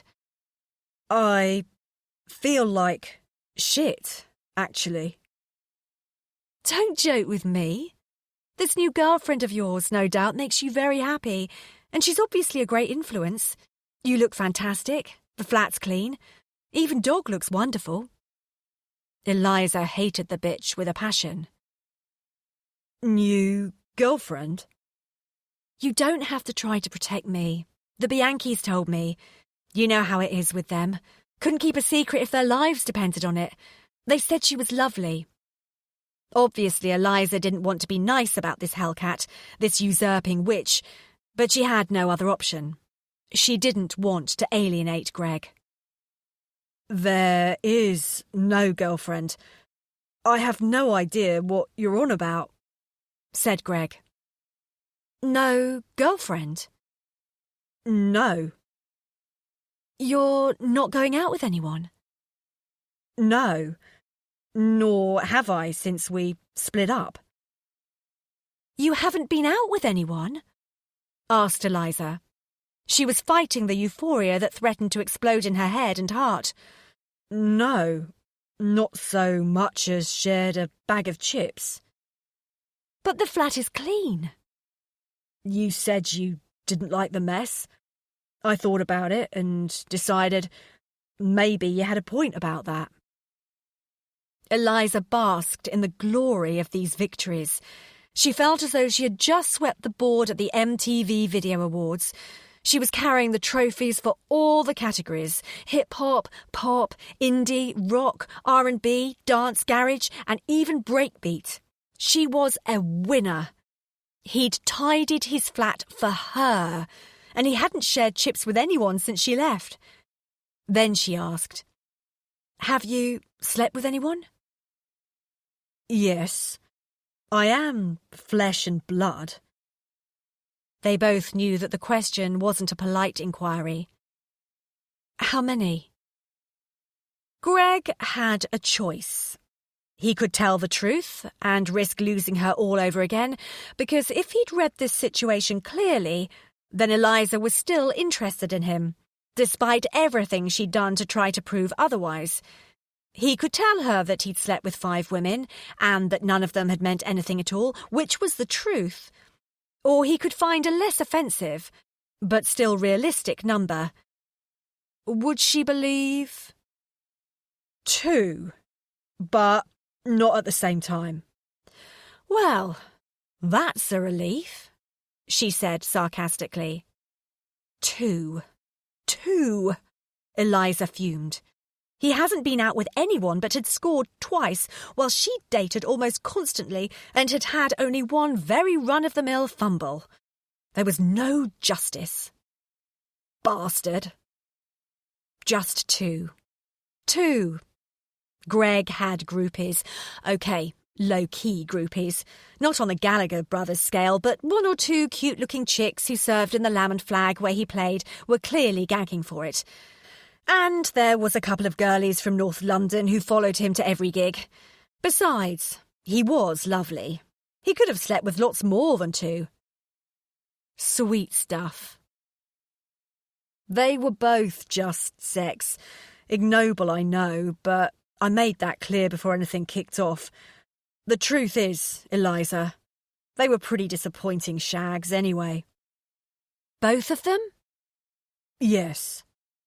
You're sure? Greg paused. He was clearly having to think about it, which made Eliza want to eat her tongue. She swore to herself that she'd never again ask a question unless she already knew the answer. Technically, they were fine. This was another lie. Technically, they'd all but one been great, but Greg thought that was more information than Eliza required. But I couldn't get into it. Why? Asked Eliza, and this time she did know the answer. She just wanted to hear it said out loud. Neither girl was you, Liza. There didn't seem much point in it, because, at the risk of sounding like a twat, you're the one for me. April. Chapter 48. Martha and Jack had decided to enjoy their last month together to the full. They agreed to have no whinging, no crying, and no tantrums. The same rules that they set out for Matthew. They now realised what the toddler was up against. Jack was given leave from his responsibilities in the London office so that he could put his affairs in order before emigrating. In fact, he spent most of his free time playing with Martha, Matthew, and Maisie. He decided he wanted to see all the sights of London before he left. As he'd lived in London all his life, he, naturally, had failed to visit the Tower, Madame Tussauds, or ride the Eye. So they set about rectifying the situation by dragging the kids around the tourist traps.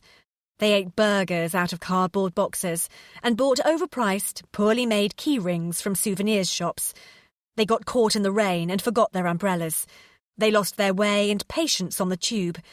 It was exactly like being a proper family.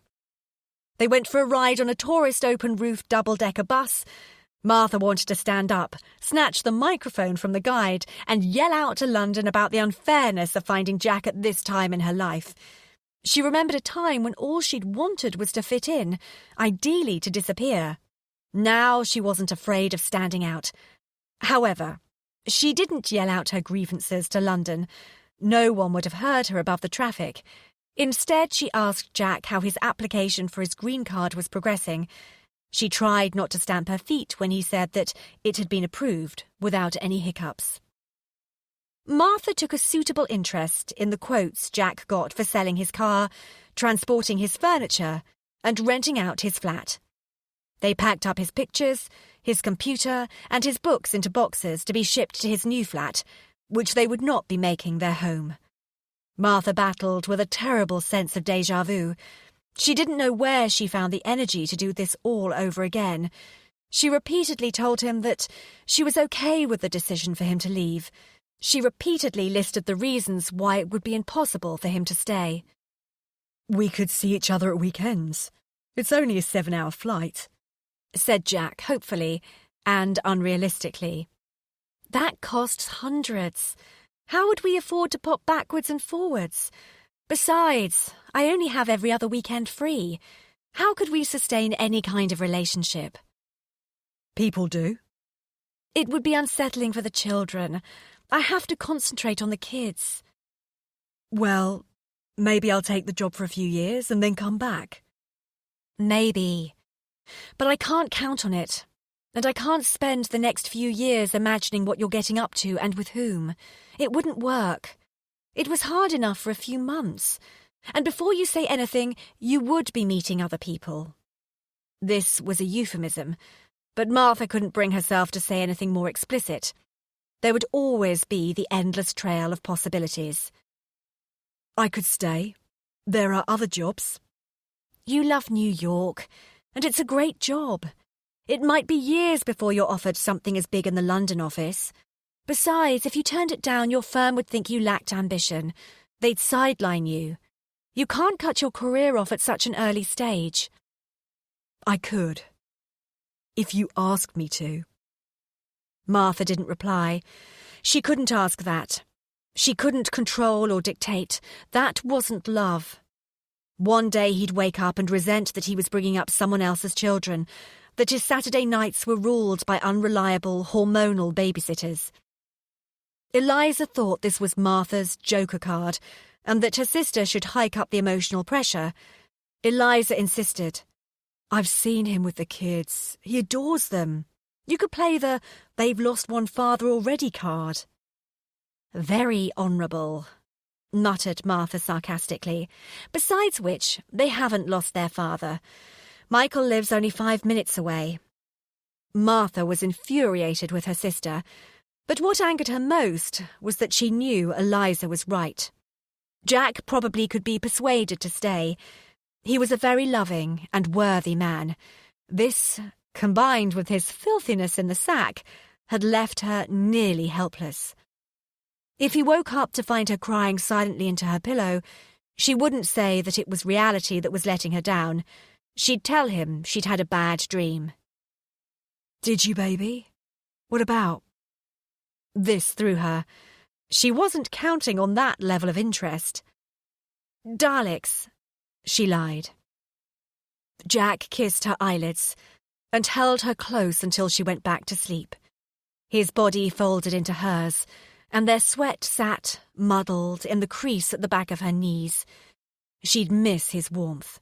Martha knew that, besides their mingling sweat, she'd miss many other things about Jack. She'd miss his affection. Jack was always kissing her. He kissed her nose. He kissed her fingertips. He kissed her in the street. He kissed her in shops. He kissed her on the tube. He kissed her whenever she turned to him and said, "Kiss me," which was indecently frequently. He was a beautiful world. She'd miss his ability to see the best in people and situations. She'd miss his cheerful unflappability. The kids would miss his energy, particularly his ability to carry them endlessly around on his shoulders. She'd miss his eyes that flooded with emotion. She'd miss his cock moving inside her. She'd miss his sense of humour, the way he continually recalled silly facts. She'd even miss his stupid film quotes. She felt the loss already. They both talked about keeping in touch. They made elaborate plans about what they'd do when Martha and the children visited. But they both doubted that their plans would ever be more than comforting pipe dreams. How would Martha be able to stand by and watch Jack build a new life entirely separate to hers?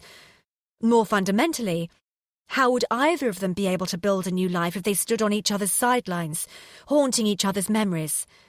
A clean break would be essential. Martha began to concentrate on how she would fill the void when Jack left. She didn't want a repeat of the loneliness that she'd felt on Michael's departure. Coffee mornings held little allure, but a night out with the girls at the local pizza parlour, enjoying a carafe or two of house white, well, that would be fun. The void would be filled with making her own decisions regarding childcare, buying a new sofa, putting some more shelves up in the children's rooms, taking the car to be serviced. She planned to read her AA manual before she went to the garage. Whilst she had little hope of completely understanding what the mechanic was saying, she would at least like to give a good enough impression of doing. She applied for a part-time job as an office administrator at the local primary school. She was well aware that she wasn't charging up the corporate ladder with such a position, but the school had a creche that Matthew and Maisie would be able to attend. She'd have long holidays, and she liked the teaching staff. Eliza moved out of Martha's home and back in with Greg. This wasn't a surprise to anyone other than Eliza. Martha knew that she'd miss her sister's bossy but friendly presence. Living on her own wasn't going to be easy, but it was time she stood on her own 2 feet again. In fact, it might be the first time she'd ever stood on her own 2 feet. But she felt ready. Besides, it was worth it just to see how totally blissed out Eliza and Greg were. Martha was pleased that her Christmas sixpence wish hadn't been wasted. Martha planned to fill the void by pushing on with the divorce. Martha waited until both children were safely, peacefully asleep. Jack was in the sitting room, clearing away the kids' toys whilst half watching cable TV. He flicked through the channels, finding entertainment when most would only be bored. He yelled through to Martha occasionally. Come see Halle Berry. Doesn't she look different with long hair? Or, have you seen a polar bear fishing? Quickly, come and see. Martha stood in the doorway and marvelled that he was tidying her children's toys and that he wanted to share everything with her, everything from bathing the children to his opinion on which supermodel was most likely to go like a train. Moments like these made her sure that, however many AA manuals she read, she wasn't going to avoid missing him. She downed her glass of wine, along with the whiny, "Why me? Why me?" voice that had of late persistently screeched from her heart. She picked up a colouring book of Matthew's and roughly tore out 3 or 4 pages. Next, she sought out a pen. There weren't any on the desk that she still thought of as Michael's. The ones in the jam jar on the kitchen windowsill had dried up, and there were only pencils in the vase on the telephone table. Martha went upstairs to the bedroom and began to rummage through her knicker drawer.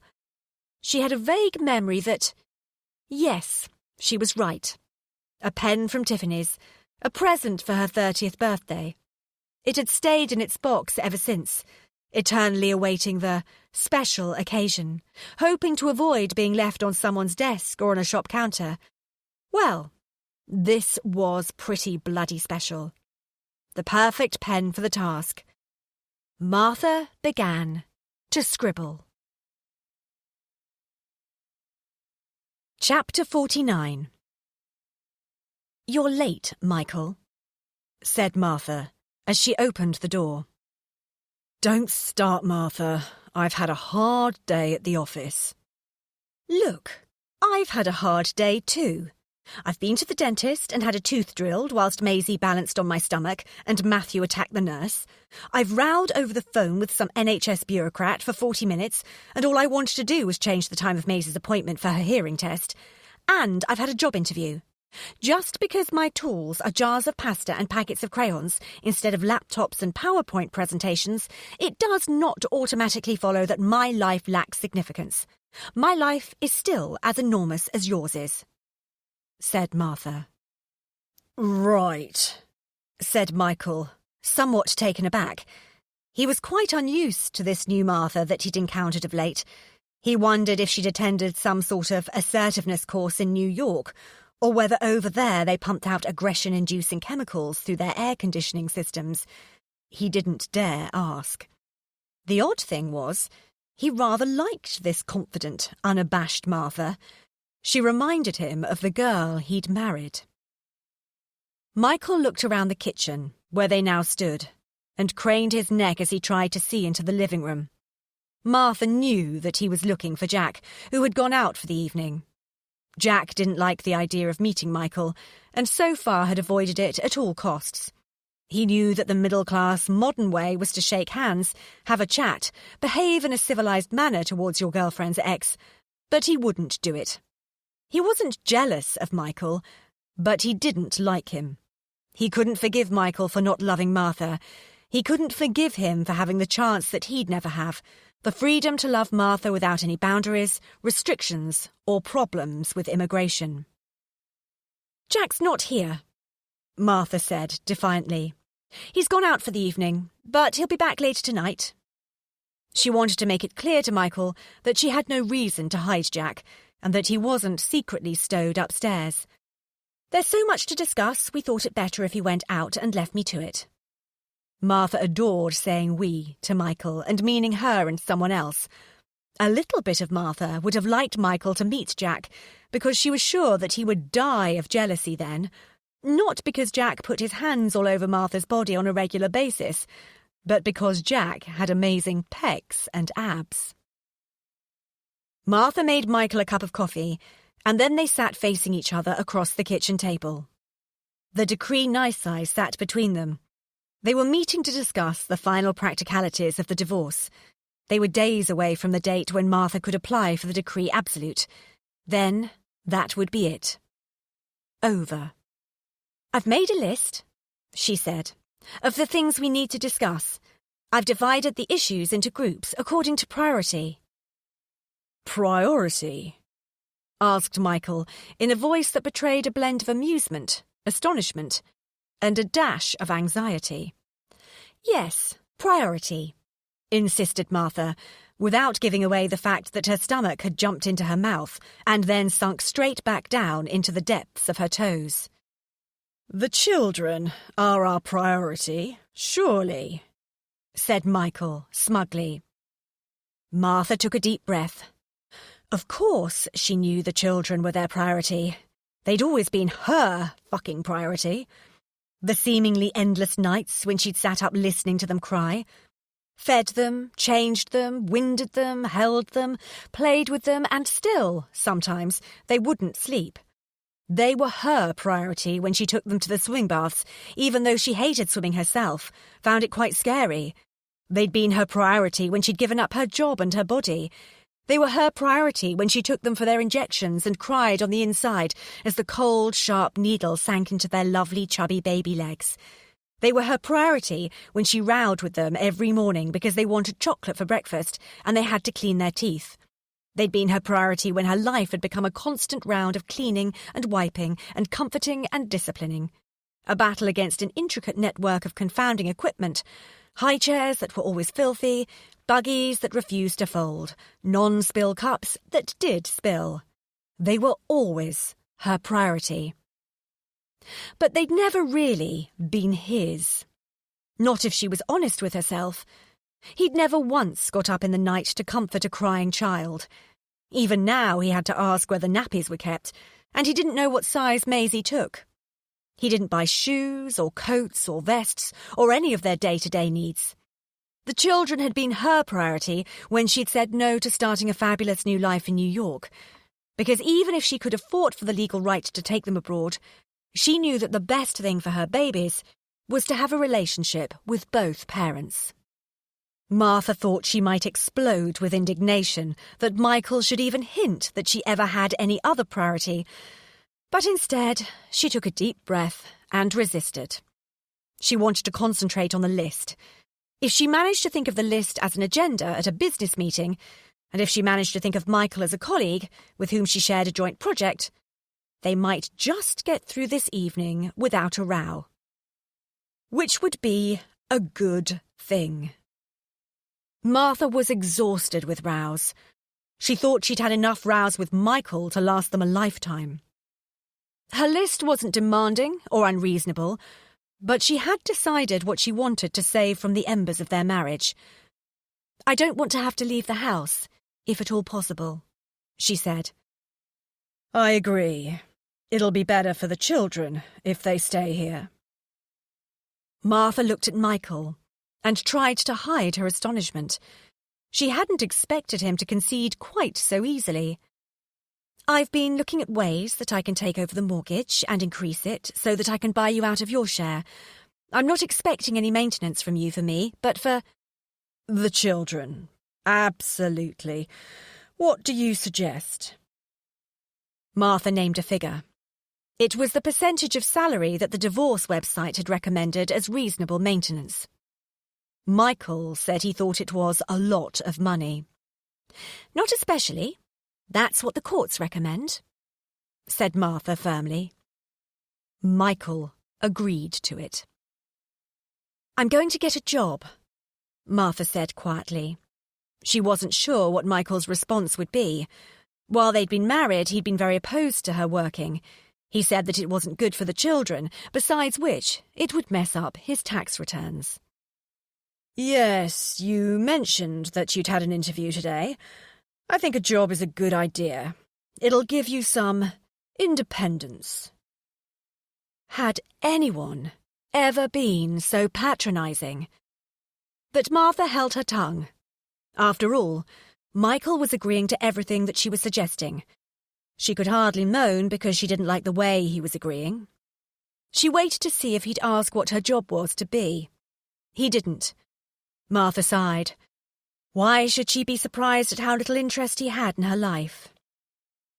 They slowly worked through Martha's list, dividing pension policies, shares, responsibilities for loans and the mortgage. It seemed inextricably complicated unthreading their lives. Luckily, their mortgage was reasonable because Martha had benefited from a big payoff when she'd taken voluntary redundancy after finding out that she was pregnant with Matthew. That had been a piece of luck. The lump of cash had been used to reduce their mortgage. Martha had done her sums. She'd have to be careful, cut a few corners, but they'd manage. She'd sell the Range Rover, give half the money back to Michael, and still be able to afford a smaller, more economical car. She might even convert the attic and rent it out to a foreign student. It was a lovely room. It even had an ensuite bathroom. Besides, it would be nice to have the company, and good for the children to be exposed to someone from another country and culture. She and the kids would be fine. No danger of starving.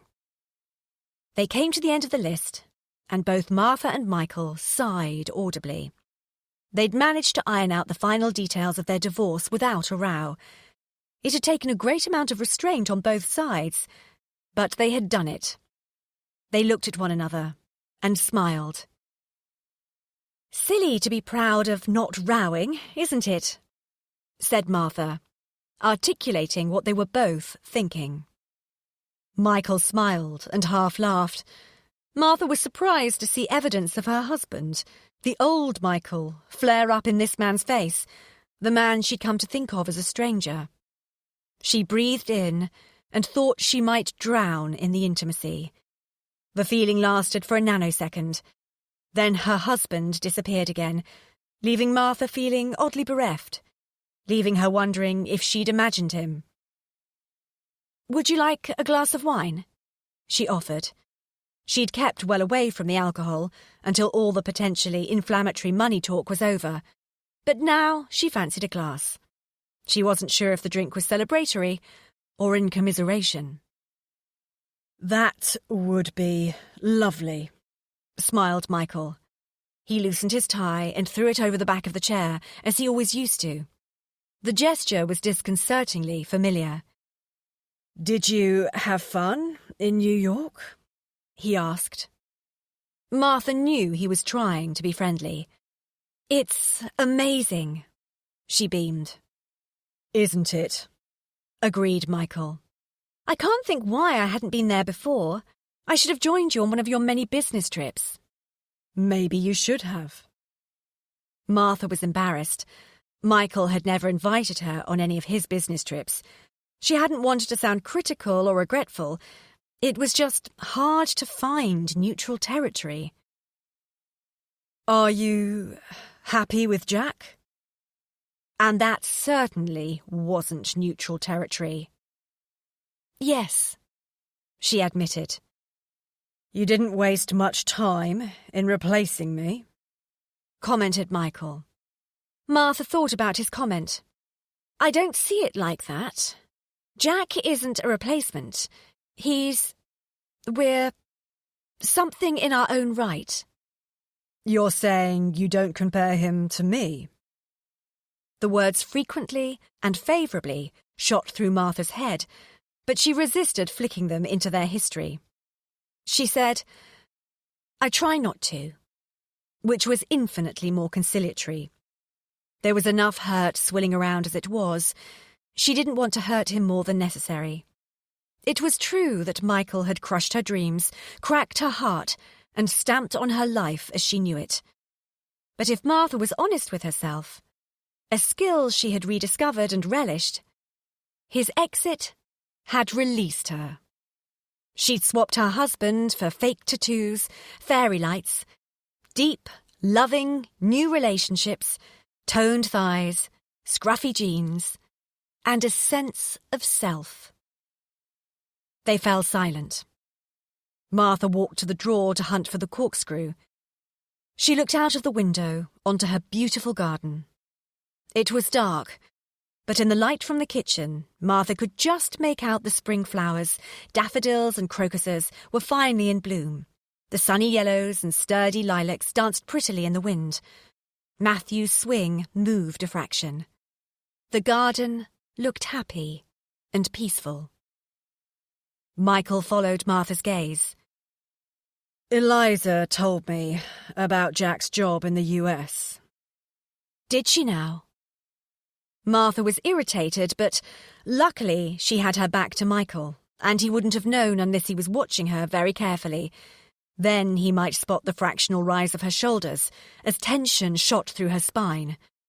Martha had decided to avoid telling Michael about her choice not to take the children abroad. She didn't want him to misinterpret her actions. She hadn't done it for him. She'd done it for them.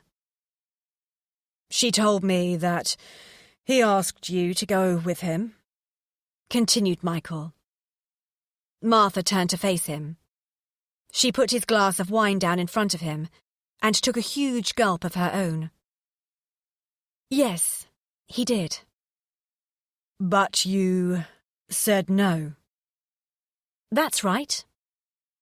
They sat silently facing one another. Martha couldn't think of anything she wanted to say, or anything she wanted to hear. Conversely, Michael clearly had something he wanted to say, and something he wanted her to hear. Martha, I may be a million miles away from target here, and if I am, I apologise, but I have to ask. Does this mean there is a chance for us? Martha must have misheard.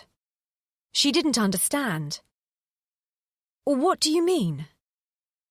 Michael looked directly at her, and he had the bloody cheek to look at her with his shiny, smiley, deep brown eyes. The eyes that she'd fallen in love with more than 10 years ago. The eyes that Maisie had inherited. I didn't realise there was still an us, she said. Her voice treacherously cracked in the middle of her sentence. Martha, there's always been an us, implored Michael. You, me, Matthew and Maisie. Martha's head was spinning. She blinked ferociously in an effort to keep those bloody tears at bay. What were they about? And to try and remain focused. But what about Eleanor? asked Martha. "Are you still seeing her?"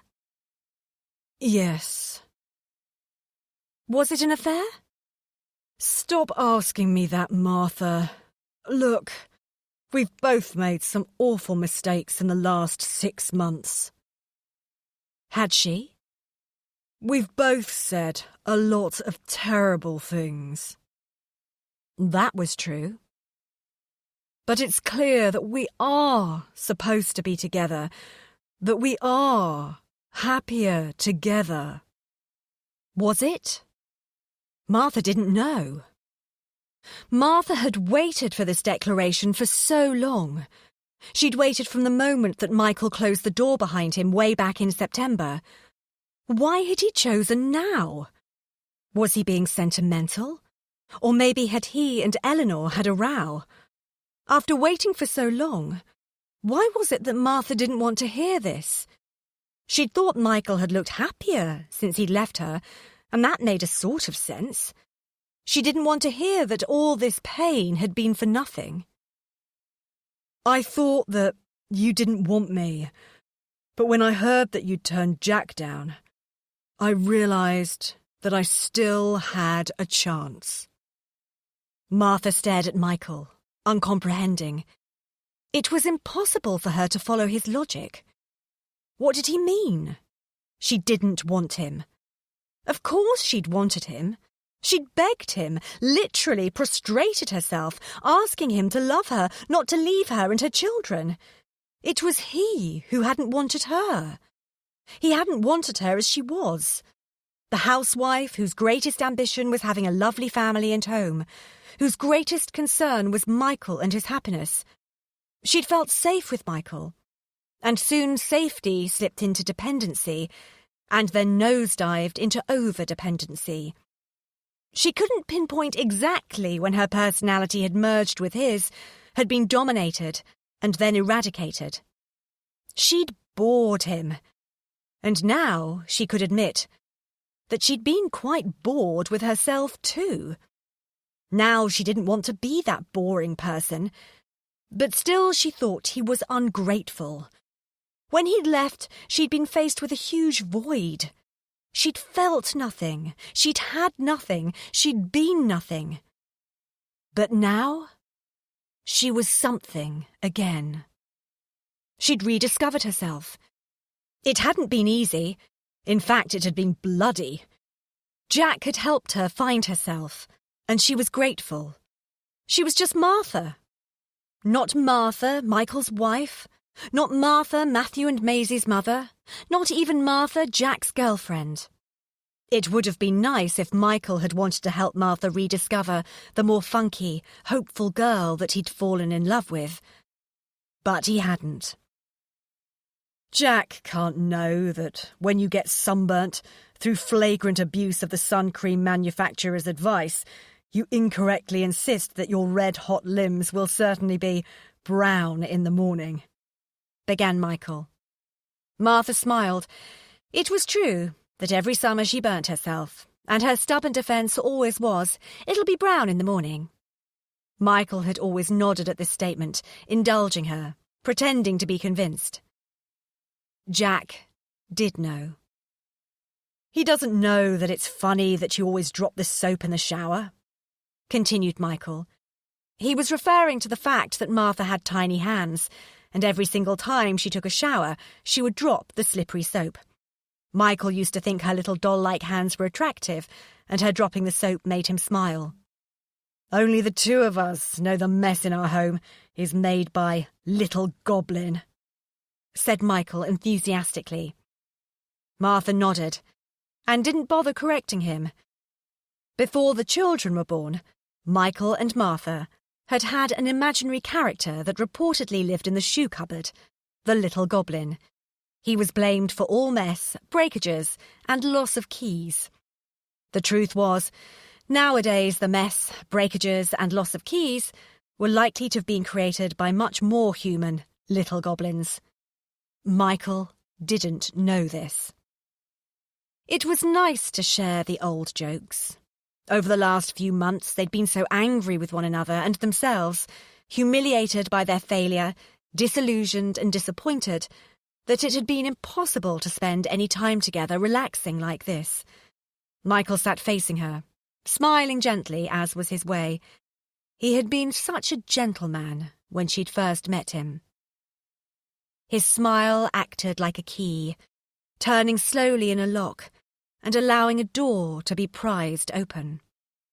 Suddenly, Martha was submerged in memories that she thought she'd buried. Their first holiday together.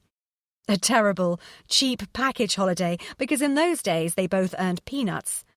They'd walked miles each day to find a quiet beach and to avoid the lager-lout, tabloid-reading tourists.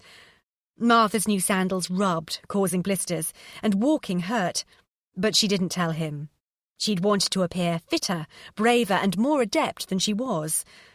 They'd eaten in a tapas bar, the same one every night, because the entire island was overrun with appalling anglicised restaurants offering genuine English breakfast with white sliced and fish and chips. They'd avoided the purple liqueurs as well, and noisy, packed clubs. They'd just wanted to be alone. They'd gone back to the hotel early and made love.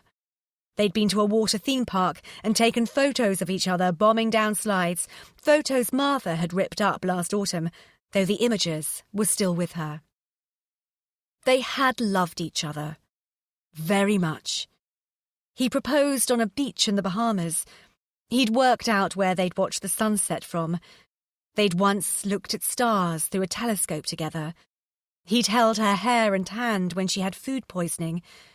They'd painted the children's nursery. They'd danced. They'd watched the fireworks welcome in the new millennium from London Bridge, and then they'd walked home. It had taken them until 4 a.m. There were so many memories. 10 years. Michael must have been thinking along the same lines, because he interrupted her thoughts. Do you really want to start all over again, on memories? Martha didn't say, "We've already started." Nor did she say, "But we can never catch up." These were the two thoughts that surged into her head almost simultaneously. Then again, Martha firmly believed in quality, not quantity. Michael and Martha had walked down the aisle together. That would always be important, vital. They had loved each other. Martha wanted to remember these things. She still loved him. In a way. But was it enough? One day, she'd tell Maisie and Matthew, she'd say, "We did love each other." Jack didn't know about Little Goblin, but he had already learnt that Martha was never simply hungry. She was always starving.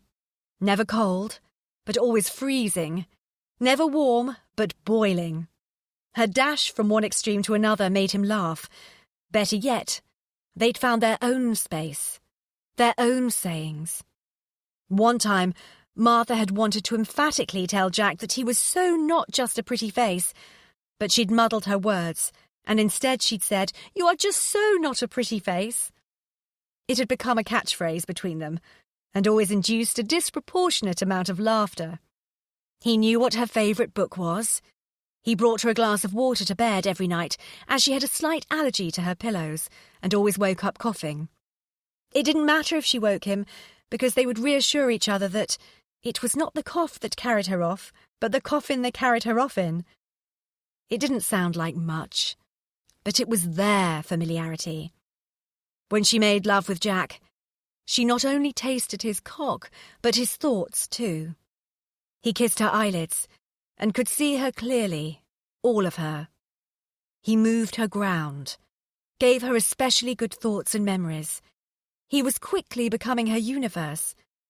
He'd even cut back on his mildly annoying habit of constantly quoting from films that she'd never heard of. But Jack was leaving, and she'd be alone again. She thought all this as she drank her glass of wine, and Michael waited. They were drinking out of wine glasses that Martha had bought to replace the ones he'd taken. But earlier on, They'd been drinking out of coffee mugs that they'd bought together. It was all so confusing, much messier than she'd ever wanted her life to be. I miss the kids, Martha. I'm sure you do, nodded Martha sadly. And the surprise was that she didn't have to fight the urge to yell, "Well, whose bloody fault is that?" She just felt sorry for Michael. What happened, Michael? Why did you leave? Michael looked pained. It was clear she was putting him on the spot, but she had to understand. It had been months now, and she still didn't get it. She was probably being dense. It was probably simple to him, the way in mathematics some people think that quadratic equations are pure and beautiful, while others are blinded by them and shake and cry at the very thought. To move on, it was necessary for her to totally understand when they'd taken the wrong road. You know how we used to comment on couples in restaurants who ate together but didn't say a word to one another throughout the whole meal? Michael started. Yes? I was scared we were becoming like them. Martha nodded. It was true.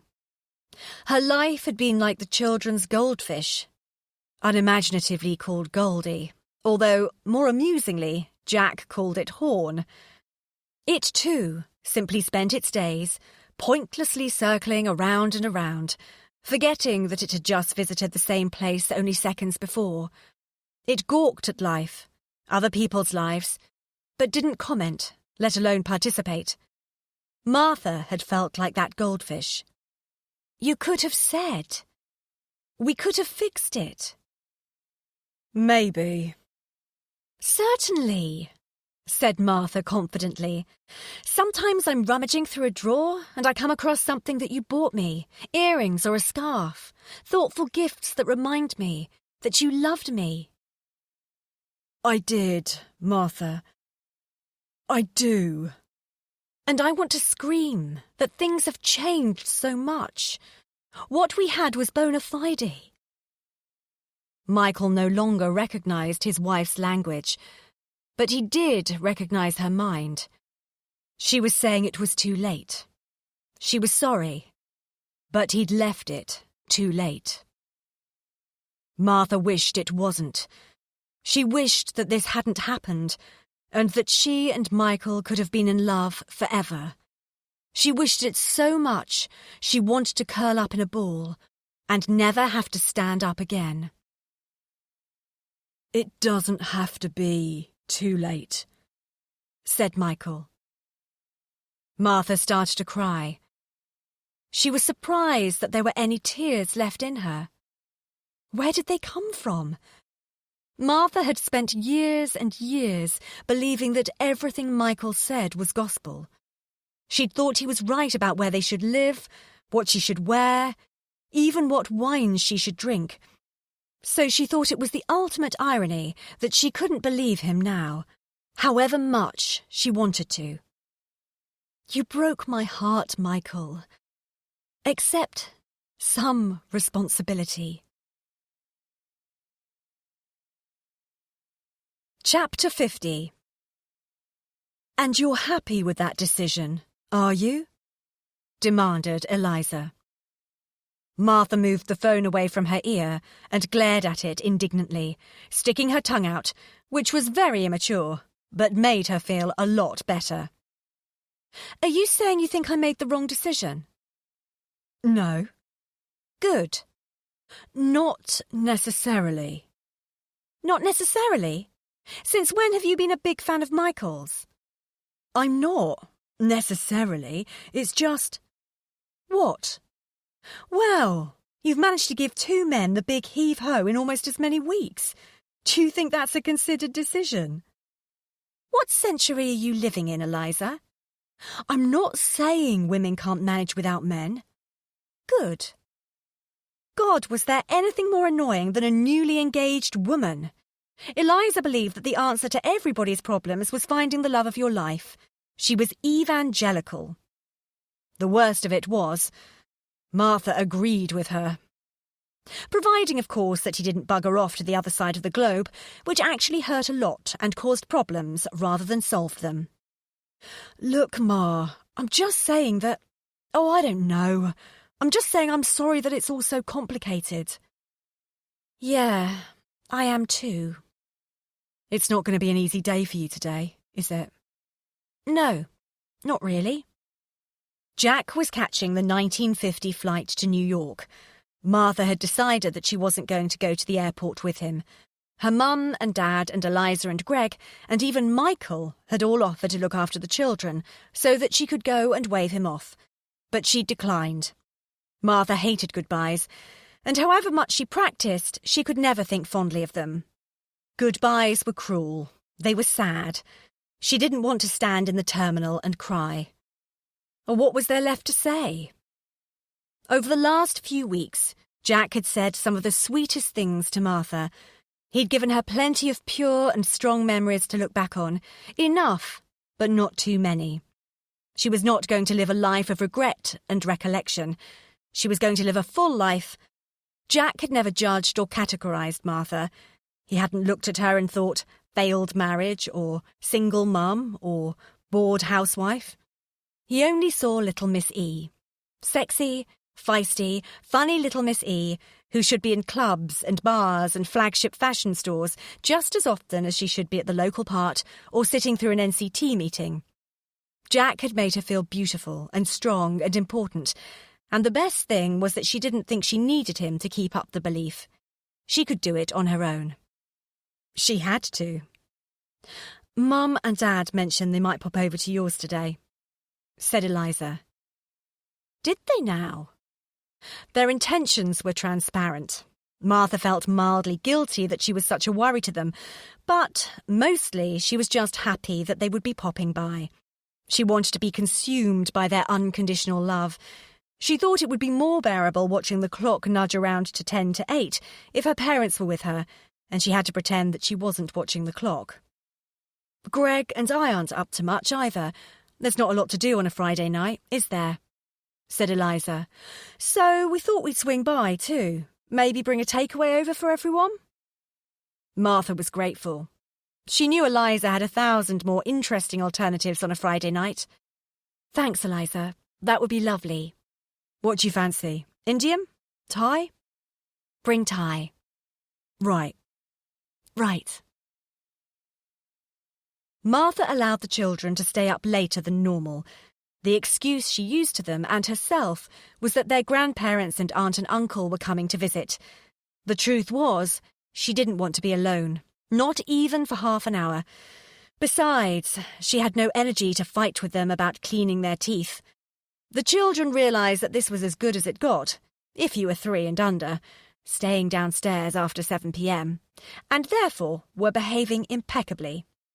Matthew was patiently helping Maisie to put plastic shapes into the correct holes, and he told her the names of the shapes she was playing with. It probably didn't matter that so far he'd told her a triangle, a star, and a square were all rounds. Martha put a couple of bottles of wine in the fridge, but resisted opening one. She could wait until the others arrived. She surveyed her home. She was very grateful that she wouldn't have to move. It felt like a happy home. Not at that exact moment, perhaps, but mostly. The early evening sunset filled the kitchen with orange light. Martha stretched to see the skyline. Her view was mostly of houses and flats, but, undaunted, a little bit of sunset forced its way through the congested London sky and promised that summer would arrive, eventually. Martha saw a plane overhead. She checked her watch.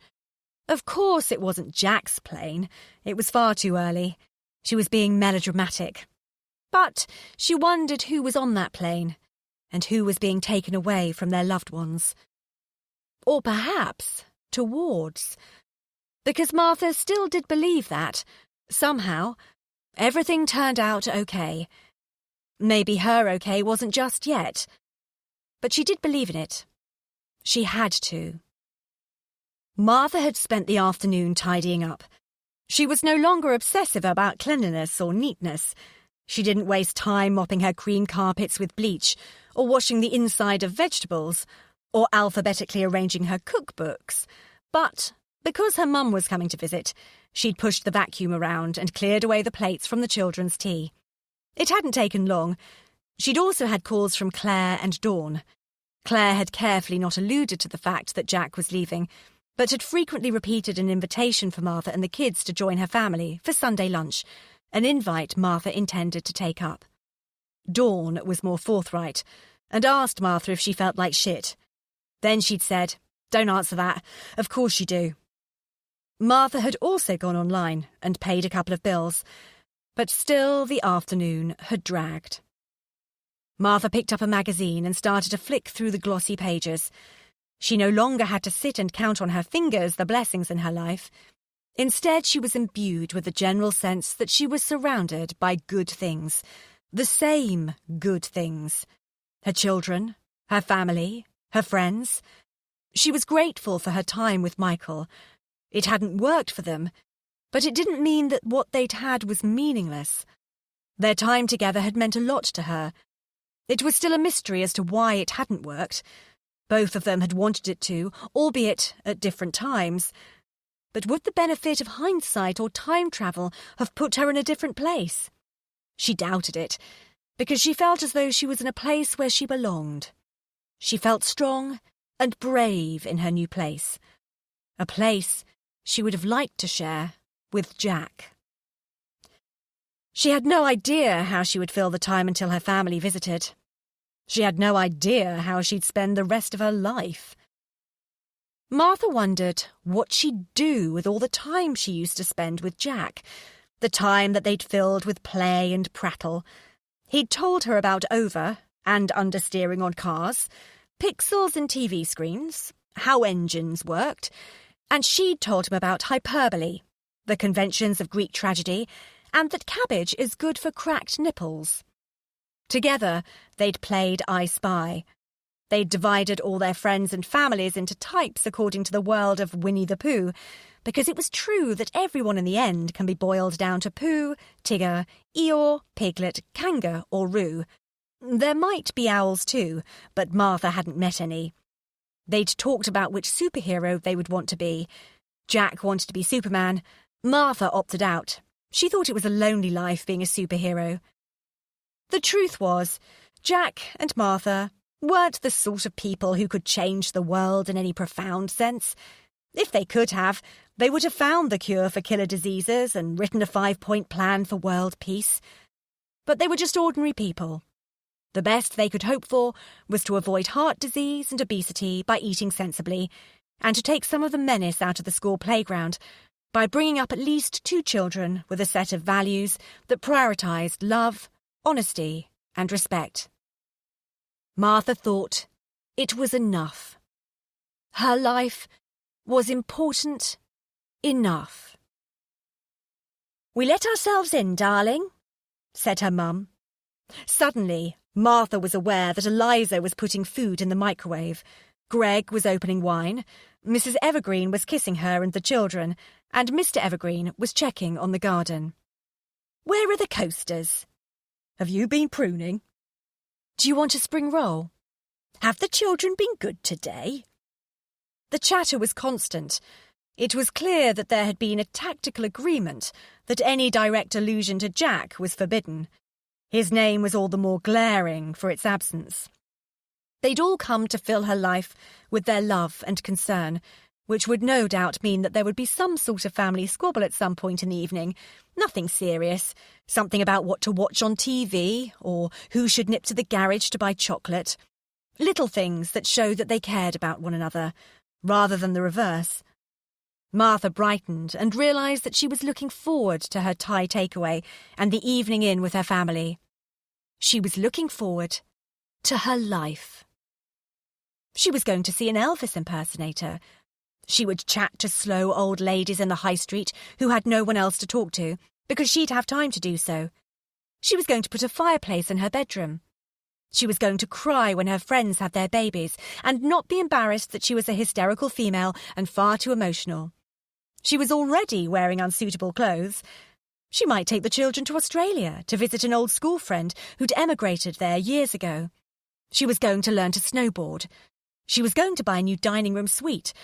She was going to do a flower arranging course, no apologies. She was going to take a photo of the children every day if she felt like it, even if they were all the same. She was going to start her new job. She was going to skip meals. She was going to eat chocolate, and tomorrow she'd have fried eggs if she felt like it. Martha was so engrossed in her survival strategy that her father almost had to shake her to get her attention. "Martha, phoned for you." Martha took the call in the hall. It was the least noisy part of the house. The children were overexcited at seeing nearly all their favourite people in one room at the same time, and so were insisting on acting like children. The adults seemed to be following their lead. "Martha." His voice was quilted with kindness, and now, as always, Martha felt at once loved and loving, sexed and sexy. "Yes?" "It's me." "Yes, you silly bugger, I know that." Martha wished he hadn't called. She'd just been starting to feel brave. She didn't want to have to go through a goodbye. She'd been very clear about that. "I'm at the airport." "I know that too." Martha sniffed silently and hoped he couldn't hear her breaking heart and her screaming soul. "Little Missy, you know all the reasons we couldn't work?" "Yes, I do." Her head was weary with turning them around, wishing them away, then admitting they were there to stay. "Can you think of one reason that it might work? Just one." Their conversation was interrupted by an announcement from the tannoy. "This is the last call for British Airways Flight BA0179 to New York." Martha heard the announcement, so he certainly must have. He ignored it. If he wasn't careful, he was going to delay the plane. She fought and fought to hold back her sobs, but images swooshed into her head, damaging her resolve. She saw them dancing in the kitchen, and dancing in fabric, pretending to be cool. She remembered the chocolate heart and the anagrams of something meaningful. She thought about Jack making paper airplanes, bathing the kids, changing the water filter, ice skating. The idea of letting these memories go was causing a pain so intense that her body felt it was being mangled. She thought she might scream. "Just one?" she sobbed. "What is it, babe? What's the reason?" He sounded frantic. "This is a call for all remaining passengers travelling on the 1950 British Airways flight to New York. Please make your way to the departure gate immediately." Just piss off, thought Martha. She meant the tannoy announcement, rather than the love of her life. "Baby, listen. Recently you've given me lots of reasons why we won't work. Can you give me one that we will? Just one." "I love you, Jack. I love you. And without hope, my heart will break." She was sobbing harder. God, she was such a girl. Sometimes it seemed she hadn't learned anything in all these months. "And I love you, little Missy. And your messy kids and messy life. I love them," said Jack. Martha could tell that he was tearful too. "Do you?" "You know I do." "This is a call for passenger Mr. Jack Hope, travelling on the 1950 BA0179 flight to New York. Please make your way to the departure gate immediately." "They're calling for me." "I know." "I gotta go." "I know." "But Martha." "What?" "I'll be back." Is that a line from a damn film? "No. Well, yes, it's Arnie. But it's me too, babe." Martha walked back into the sitting room. A barrage of confused questions heralded her arrival. It was clear they'd known who was on the phone, and they'd been trying, and failing, not to eavesdrop. "What did he say?" asked Mrs. Evergreen. "Everything all right?" Mr. Evergreen. Well? Asked Eliza and Greg. Was it Jack? Asked Matthew. He said he'd be back, smiled Martha. Hurrah! Mrs. Evergreen jumped up and down on the spot. Matthew started to cheer, and Maisie, who probably had little understanding of the situation but was caught up in the excitement of the moment, started to giggle and throw her head back, gurgling in a way that always made Martha want to laugh too. Martha didn't know what to do. She was laughing and crying at the same time. Even Mr. Evergreen looked relieved. Luckily, Eliza had a grip on reality. When? When will he be back? She demanded. Leave it, Liza, said Greg gently. He reached out to put his hand on Eliza's arm, as though his physical restraint could stop her tongue. But his caution came too late. Her words were out, and the damage was done. The mood was broken. He didn't say, admitted Martha. Surprise. Sir bloody prize. But I believe him. Will you stop with this trusting thing? Yeah, he may come back when Matthew is graduating, or Maisie needs someone to walk her down the aisle. Or he may come back sooner than that. He may come back after he's shagged a few more women in New York, or then again, he might not, because he might meet one that he really likes and decide to stay. He wouldn't do that. Why wouldn't he? It's not good enough saying that he'll come back at some point. You need him now. You need him to help with the kids, to do that throwing them in the air thing that makes them squeal with delight. You need him to carry heavy shopping bags. You need him to give you a good servicing. You're in your 30s. That's your sexual prime. Sorry, Dad. Eliza realised that her father was probably hoping that the ground would open and swallow him up. He hadn't heard his daughters discussing sex since their guinea pigs had babies. Eliza had been 8 at the time and fascinated. You need him to sort out the tax on your car. I can do all those things. Well, except for the servicing, admitted Martha. Sorry, Dad. I know you can, Martha, but I don't want you to have to do them alone. Eliza had been standing in the doorway from the kitchen to the sitting room. She now collapsed into a chair and said, If he loves you, he should be here, by your side. Eliza was shaking. She was quivering with anger and indignation. She wanted more for her sister. Her sister deserved more. I can't make him, Eliza. I can't force him. I don't even want to. That's not love. But what are you going to do? Eliza wished that there was a solution. Martha thought there might be many. I'm going to be okay. I have no idea how things are going to turn out. But I think I'm going to be okay.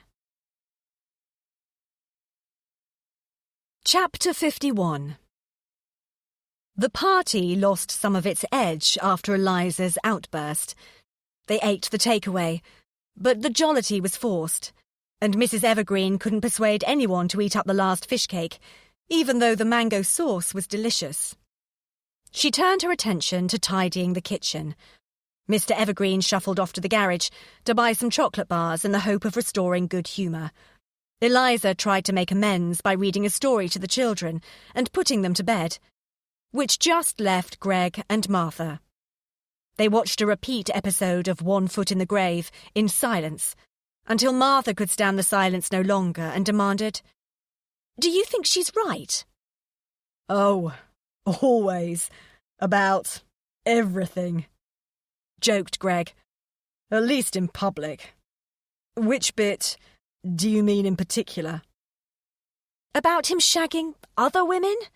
About the fact that he'd be by my side now if he really loved me? Greg shrugged. He was distinctly uncomfortable. He might be engaged now. He might have managed to spit out a fairly decent proposal to Eliza, but that didn't mean he was capable of talking about love and stuff to other women. He liked Jack. He'd seemed like a laugh. And Greg liked Martha. She had a good heart. He liked her especially since her groovy clothes now matched her groovy personality. But he didn't really want to get embroiled in a "do you think he loves me" conversation. In his experience, this type of conversation was rarely satisfactory. He was grateful to be saved by the bell. Mr. Evergreen had probably forgotten the keys. Martha let Greg answer the door. Well, he'd seemed keen to do so. He'd leapt up out of the settee. "Do you know what, Martha?" yelled Greg as he opened the door. "I think Eliza was right." "Do you?" "Yeah, girl. If he really loved you, he would want to be by your side now." "Right," mumbled Martha, and she sank deeper into a depression that wasn't just induced by Victor Meldrew's miserable tones. "Hey, babe, budge over. I don't think I've seen this one." And it was Jack. Jack sat down next to her on her settee. Martha gawped, unable to say anything. Greg was clearly much more in charge of his faculties. He acted like the perfect host and passed Jack a can of Carling. Immediately, he took it away. "Oh, right. Yours is an orange juice, isn't it? I'll go and get one from the kitchen." Martha still found it impossible to speak. Bloody hell! Who'd turned her tap on? Once again, she was crying. Would she ever stop? "Hey, babe. What's up?" said Jack. He tenderly leant in and kissed away the tears that were streaming down her face. "Didn't I tell you I'd be back?"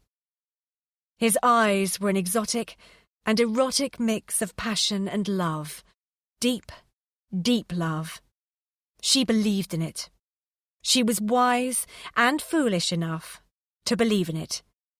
She was brave enough to say it, optimistic enough to hope for it, in love enough to know it. He loved her. The Other Woman's Shoes by Adele Parks, read by Genevieve Swallow. Post-production by Richard Hughes at Anyway Audio.